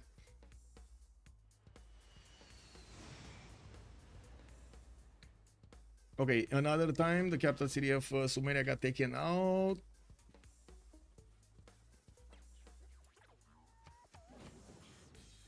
His computer says that Maori's culture victory is imminent, and to be honest, well, he does have 99 points to go, while we do have Derios a bit closer, they can't really take out anyone from the game to slow this down, and I do notice that GGJ still will have a few problems with the English destroyers. Quite a few of them are coming in. This time around he didn't, well, mess with missile cruiser armadas much better, to be honest. Did Derios get drop bans? Both Derios, no. I mean, he did get like one or two of them. You can see he has like right now two of them, three of them, and he's gonna try to play them in English territory soon. He played quite a few of them earlier in English territory. I can't really say he rolled that much tourism out of them, but maybe he will. Let's see, 232 out of 291. This is coming very close, very close. Computer actually estimates it's gonna be at the same time. Check this out, 410s, 410s. Lol. So let's see if Kupe series are gonna disappear here. This is the biggest question. Are Kupe series gonna disappear? We got level 1 promotion for the GDR. That's gonna be the ranged attacks against cities, 100% effective. Of course, much easier to take the series from now on. And we did have rock bands playing somewhere. Looks like the rock bands of India are still moving towards the north, while I'm pretty sure Kupe's rock bands were the one playing. Who has slot order between them? GGJ, he's the top slot. Actually, sorry, that's whoa. Derios, maybe? Sabuga. Sabuga actually has a slot over Derios. I'm sorry. I don't know why. I was thinking England. We all know the computer isn't accurate. Yeah, pretty sure. Can you ask Derios why they actually took the decision to not just plainly keep it at buying to 3 GDRs and making him hard build GDRs in his series? Would be interesting to understand. I think it's a number. I'm pretty sure it's a numbers game. Like he needs a certain number of GDRs to take cities quickly. So if he gets into the borders of Kupe, he can clean him up quickly before he gets his culture victory. That's why he's getting enough GDRs. Not to mention you actually need to, I would say, keep them alive and so on. So he would need, probably, to be fast enough to stop the culture victory, he's probably going to need at least 10 GDRs to clean this up, like between 6 and 10 GDRs. Yeah, only victory screen is slot order, but it will count as a draw. I don't think we cannot have really a draw in the game. We've never handled draws in the CWC games. Okay, Derios. Culture 232, 277. Okay.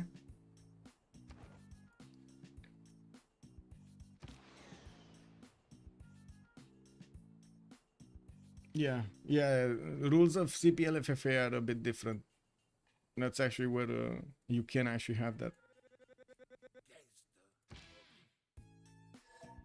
Okay, Regnier, take or pass. What does he want to take or pass? This one, the scientist. Okay, let's actually see which one are they gonna get. He passed it.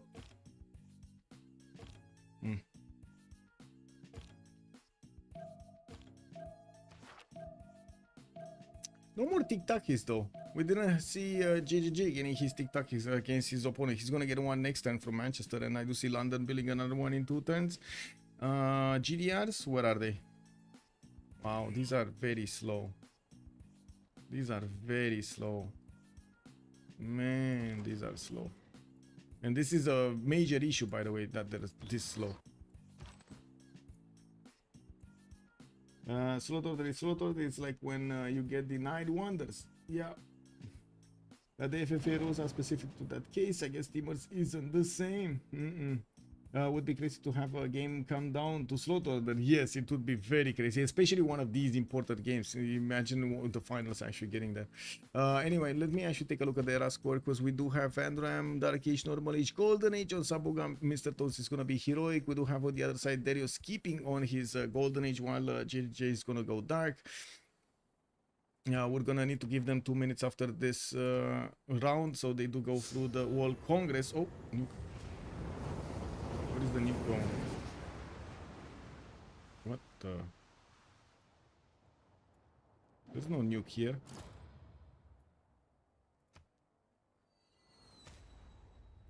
Okay. Let's see, liberated. Where did the nuke go? Did they actually nuke any one of the... Oh! Oh, how did they get here? How did this happen? WTF? Jet bomber? From somewhere? From where? From here? Well, to be honest, yeah, there's... Well, we do have StrokeZ with the jet bombers, but I don't think he has tic-tacs. I don't think he has bombs, right? No.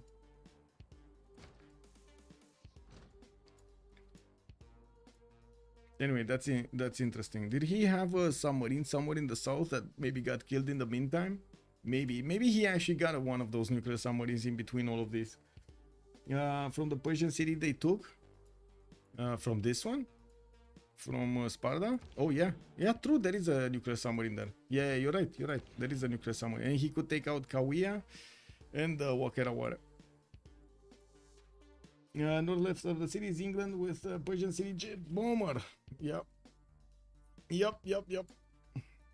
Just like HWY, Team 250 wasn't buying JDRs earlier. Can you trade nukes between allies? No.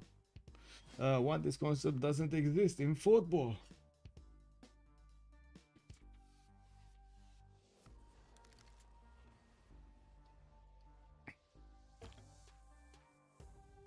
Okay, looks like JJ had enough bonking for one day and he's not gonna take on England anymore. Mr. Toes does get to keep his toes.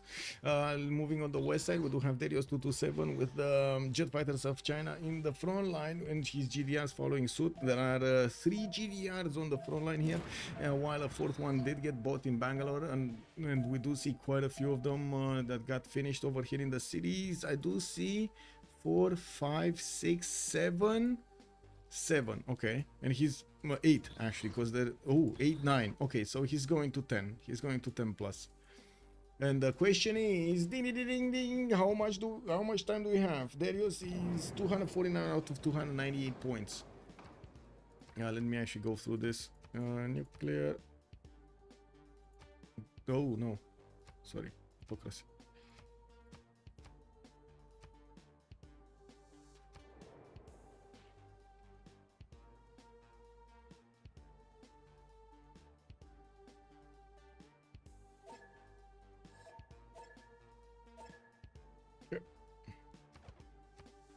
So we need to give them 2 minutes and we come back. Yeah, moon landing is big, but he didn't have one of those district spaceport.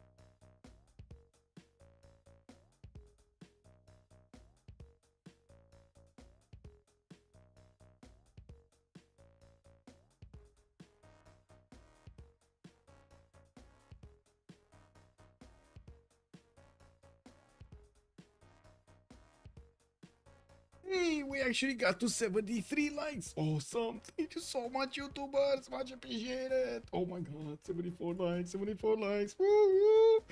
Okay. I mean, amazing. Okay. I don't want to get greedy and ask for 100, but thank you so much for 70.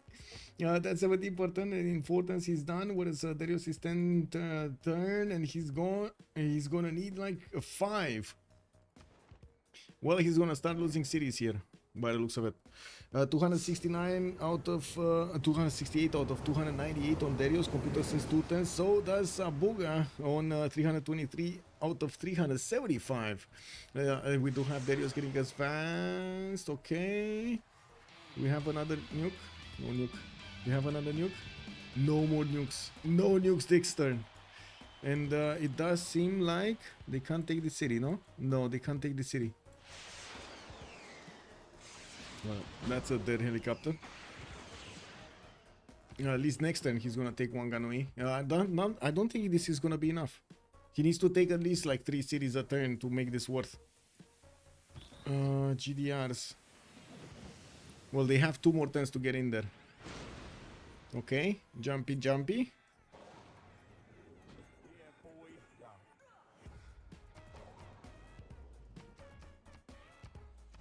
If only he could have managed to get one of the projects for space, but he never actually managed to build the space project.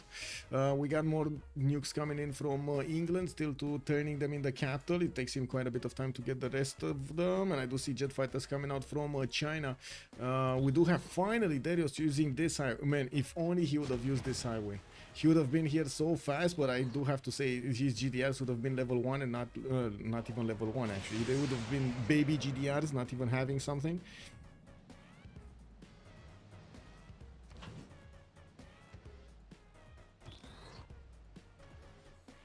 Sabuga is gonna do it. He can block GDR with Admiral, baby.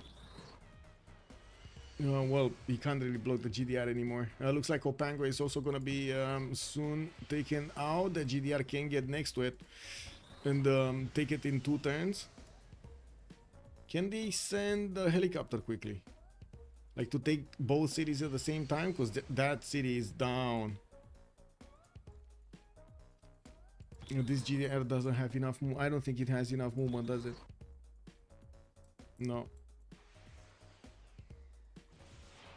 Check tourism? Sure. 269 out of 297, 323 out of 375. Weren't these the numbers earlier? I don't think it got updated, by the way. It takes a little bit of time after the rock bands play to see these numbers update. Quite a bit of time, like a minute and a half or something. I'm not sure exactly where is the tick rate for this to update, but it is not done immediately after the rock band is playing. Yeah, this is so close. This is unbelievable. Unbelievable. Let's see tourism. So Sabuga is on 3600 tourism. We got Derios on 2750 tourism. Whoa. I don't think I've ever seen a CV versus CV in this kind of a game, especially on the Primordial map, especially like this. This is beautiful. Amazing. Okay, let's see. 287 out of 316. It looks like 1 or 2 turns. Okay, he just lost a city. How much did he go down? Not much actually. He's still 3600 tourism. Okay, this GDR is gonna take Opango. Well, if he can.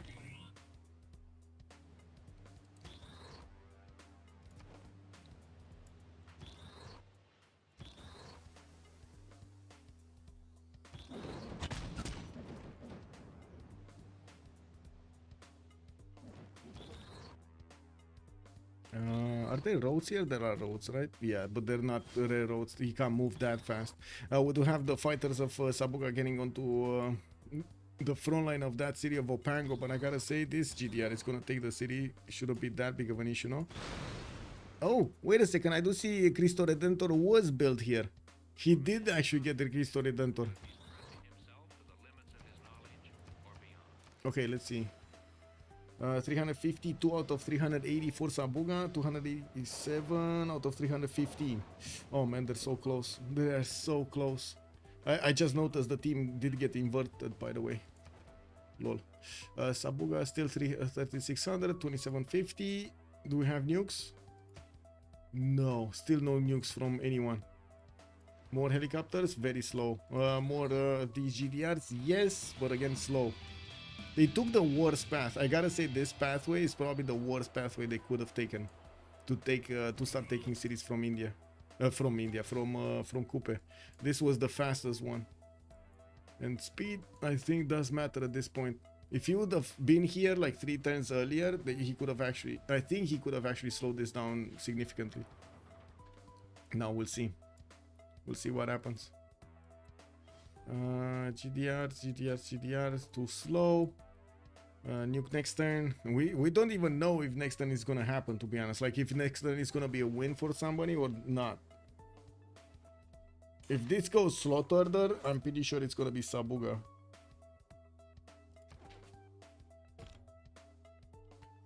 He's further along in a percentage. Yes, that is true.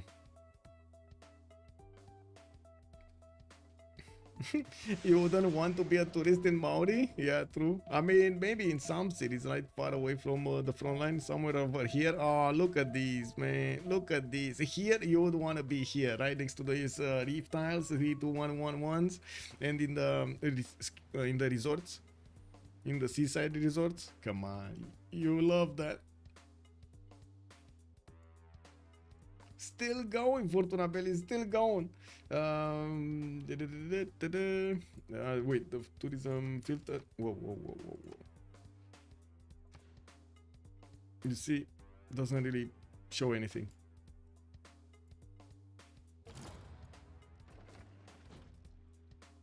Okay, can he get this? This one doesn't have movement, no? Yeah, doesn't have movement.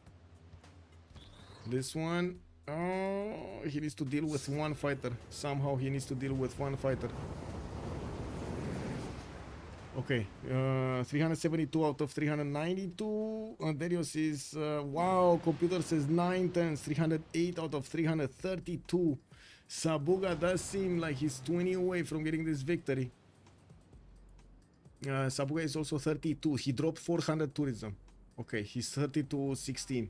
While Derios is gonna get off all the expedition. I mean, does it matter anymore? Because he doesn't have a spaceport anyway. Can't build it. Anyway, let's see. Jet fighters deployed. Builders. That's a submarine. So the GDR cannot actually go around, but he can jump. He can actually jump in between these or get right behind the city center. That's just gonna mean there's gonna be one more turn to take that city center, which it's not ideal at all. He needs to take it now.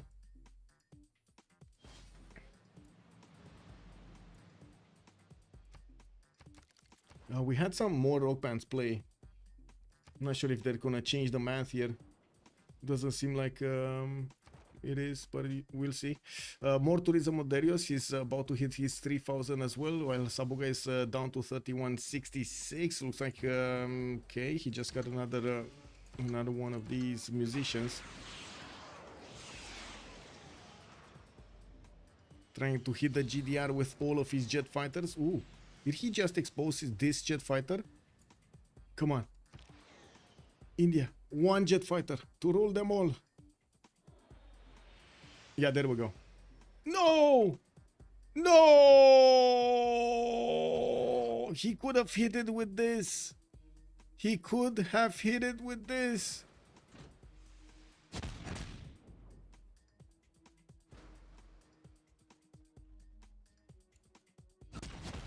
I mean, I guess he got really excited there. I can't really blame him. He probably thought like the numbers would probably have given him the information that he would take that city, that it would be easy. But then this happened. Yeah, wow, not taking this city. I can't put this as a sin. I gotta be. Yeah, I know what you want. I don't think this is fair, man. This at this point, like after like what, 6 hours? How long has this stream going on? 6 hours and 30 minutes, guys. We're about to breach 7 hours. Let's see, 308, 378, 308, 378. Wow, so many tourists. But it might happen next turn. Sabuga might win this next turn. We don't know yet. MVP has to be Mr. Toes. Always. Most likely won't matter if he lost that city. Might be, yeah. But you never know, right? Wait, is it? Is it going through? Yeah. Sabuga did it. Man. From Oh, the dust man. to which our civilization Can first it hit rose, through the jet, the so two jet too fighters? shall I we know, man. return. Yeah, it didn't go as the light of to our people fades to nothing. slot order, but we did We have wonder if HOH one will managing to rise put to us rekindle. on the third game. We're going to need to see when that third game is gonna be. They did manage to get snatched this victory in the primordial map, going against Team 250, even though they, oh my god, lost that C at the beginning of the game. Mr. Toes got it back. We did have Kiber, quite a few cities lower. Androam did try to defend with Sumeria, did successfully defend against Kublai Khan for multiple turns.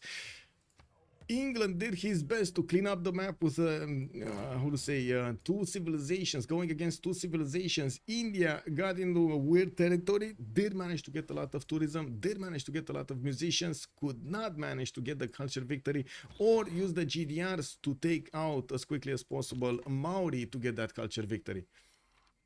It's beautiful. Let's actually see in the debrief what's gonna happen. Give me a second so I can switch my sound settings. It should be fine. It might be, oh, say, it might be a bit too late, but let's see. It's like 4 a.m. Man, that was crazy. Crazy game. Dude, all of 2 is in their voice channel right now. Oh man, GG, well played. Did you look at Michael? We could win faster if I built Mahaboji, but I'm dumb. We already have. I mean, like, we didn't expect to win every Congress measure at the yeah. end.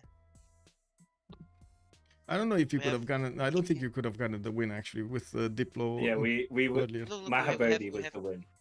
Yeah, Mahabodhi. I'm chopping it like in 2 turns. We win Diplo with Mahabodhi.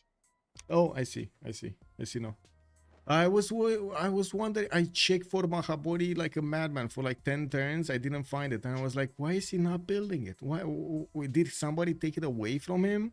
No, we just don't went for the Diplo, but we how? We were kind of going for the Diplo, and then you lost Yeah, that, but then and then we stopped. statue got denied. Yeah.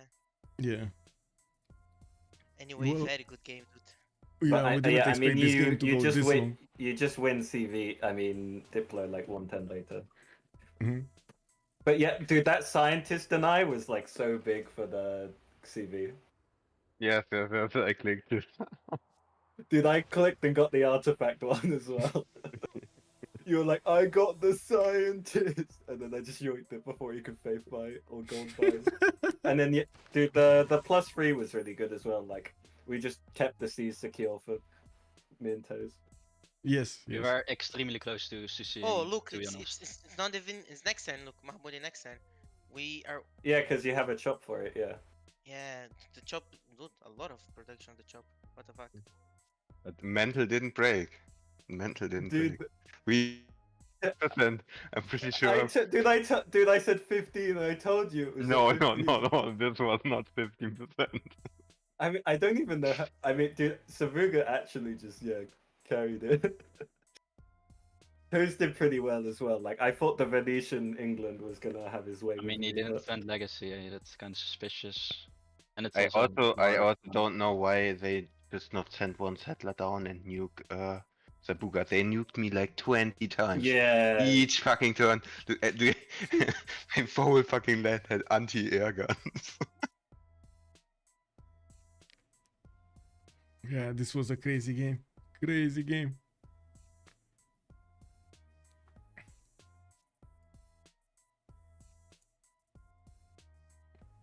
I was wondering if India would have focused entirely on getting GDRs out and got to you a little bit faster, like 3-4 turns, if it would have managed to get the difference. I mean, if he, I don't know. I mean, he kind of half and halved it and then lost to CV. Yeah, yeah, basically. I mean, he had settlers. Bangalore was settled kinda early, no? But yeah. Yeah. Like we just bought a load of food markets for Sabuga. Mhm, Like he had 3k gold and he spent all of it on food markets. yeah. I think the only gold I kinda spent was like the 4 upgrades, and Reggie, you were yelling at me so hard for like 4 tanks. I provided 20k gold. Not Dude, adjusted. Flat. dude, you're flat 70, 20k you're gold. 70k adjusted and I'm minus 90. But I mean, you should have seen me at the end of the game there. I was, I stopped your city from getting raised with my subs, I pillaged myself. Wait, why are they not in post game? It just said GG. Maybe they're Because tired. they're like meant to, I don't know, but how should, dude, I'll read it out. It's General Derios, John, Daniel, Strokes, and Hush. They're just, so if you want to hear their POV, just go to Hush stream or something. But Well- yeah, GG, I'm off. GG, well played. And waiting for the third game, I guess. GG's. Yep, Thanks for casting. GG. Thank you. Bye bye. So we did see HOH bringing this to a 1-1. We're going to need to see who's going to win the last one. Sabuga did amazing to get this culture victory, and you've seen it was quite a team effort over there. The gold, the markets, everything, the resources were just moving around to do best thing ever. Now on the primordial map, Team 250 did do their best to actually get this victory. Unfortunately, HOH was just there a little bit faster, just a tiny bit faster. I do want to say thank you to everybody that joined the stream, and I do hope you enjoyed the show with me tonight, watching COC, watching HOH going against their opponent's Team 250. I don't know why I'm saying the second time COC, but it is what it is. Sorry. I do also want to thank you so much for the support of the channel, for the subscriptions, for the bits, for the for being awesome over here on the stream, and of course for the follows. I do hope we're gonna see each other tomorrow. Also, we're gonna have an earlier game, 1500 GMT. It's gonna be the Canadian Open. We're gonna go and play some vanilla with the boys from Canada. I do hope we're also gonna have a good time tomorrow. And in the meantime, if you don't wanna check out my schedule, you can take a look at my Discord. I do try as quickly as I know about the games to actually add them up over there on the schedule screen, on the schedule channel, so you get the information as quickly as possible. Also, much appreciated for the likes on YouTube. Thank you so much, you're awesome. I do hope we're also going to see each other in the next streams, and of course please be patient. The vote is going to come out in just a few hours. I'm going to put it up over there. It's just waiting for YouTube to actually process it. Have a great evening, everybody, and thank you so much for everything. Let's see each other in the next one. Bye bye.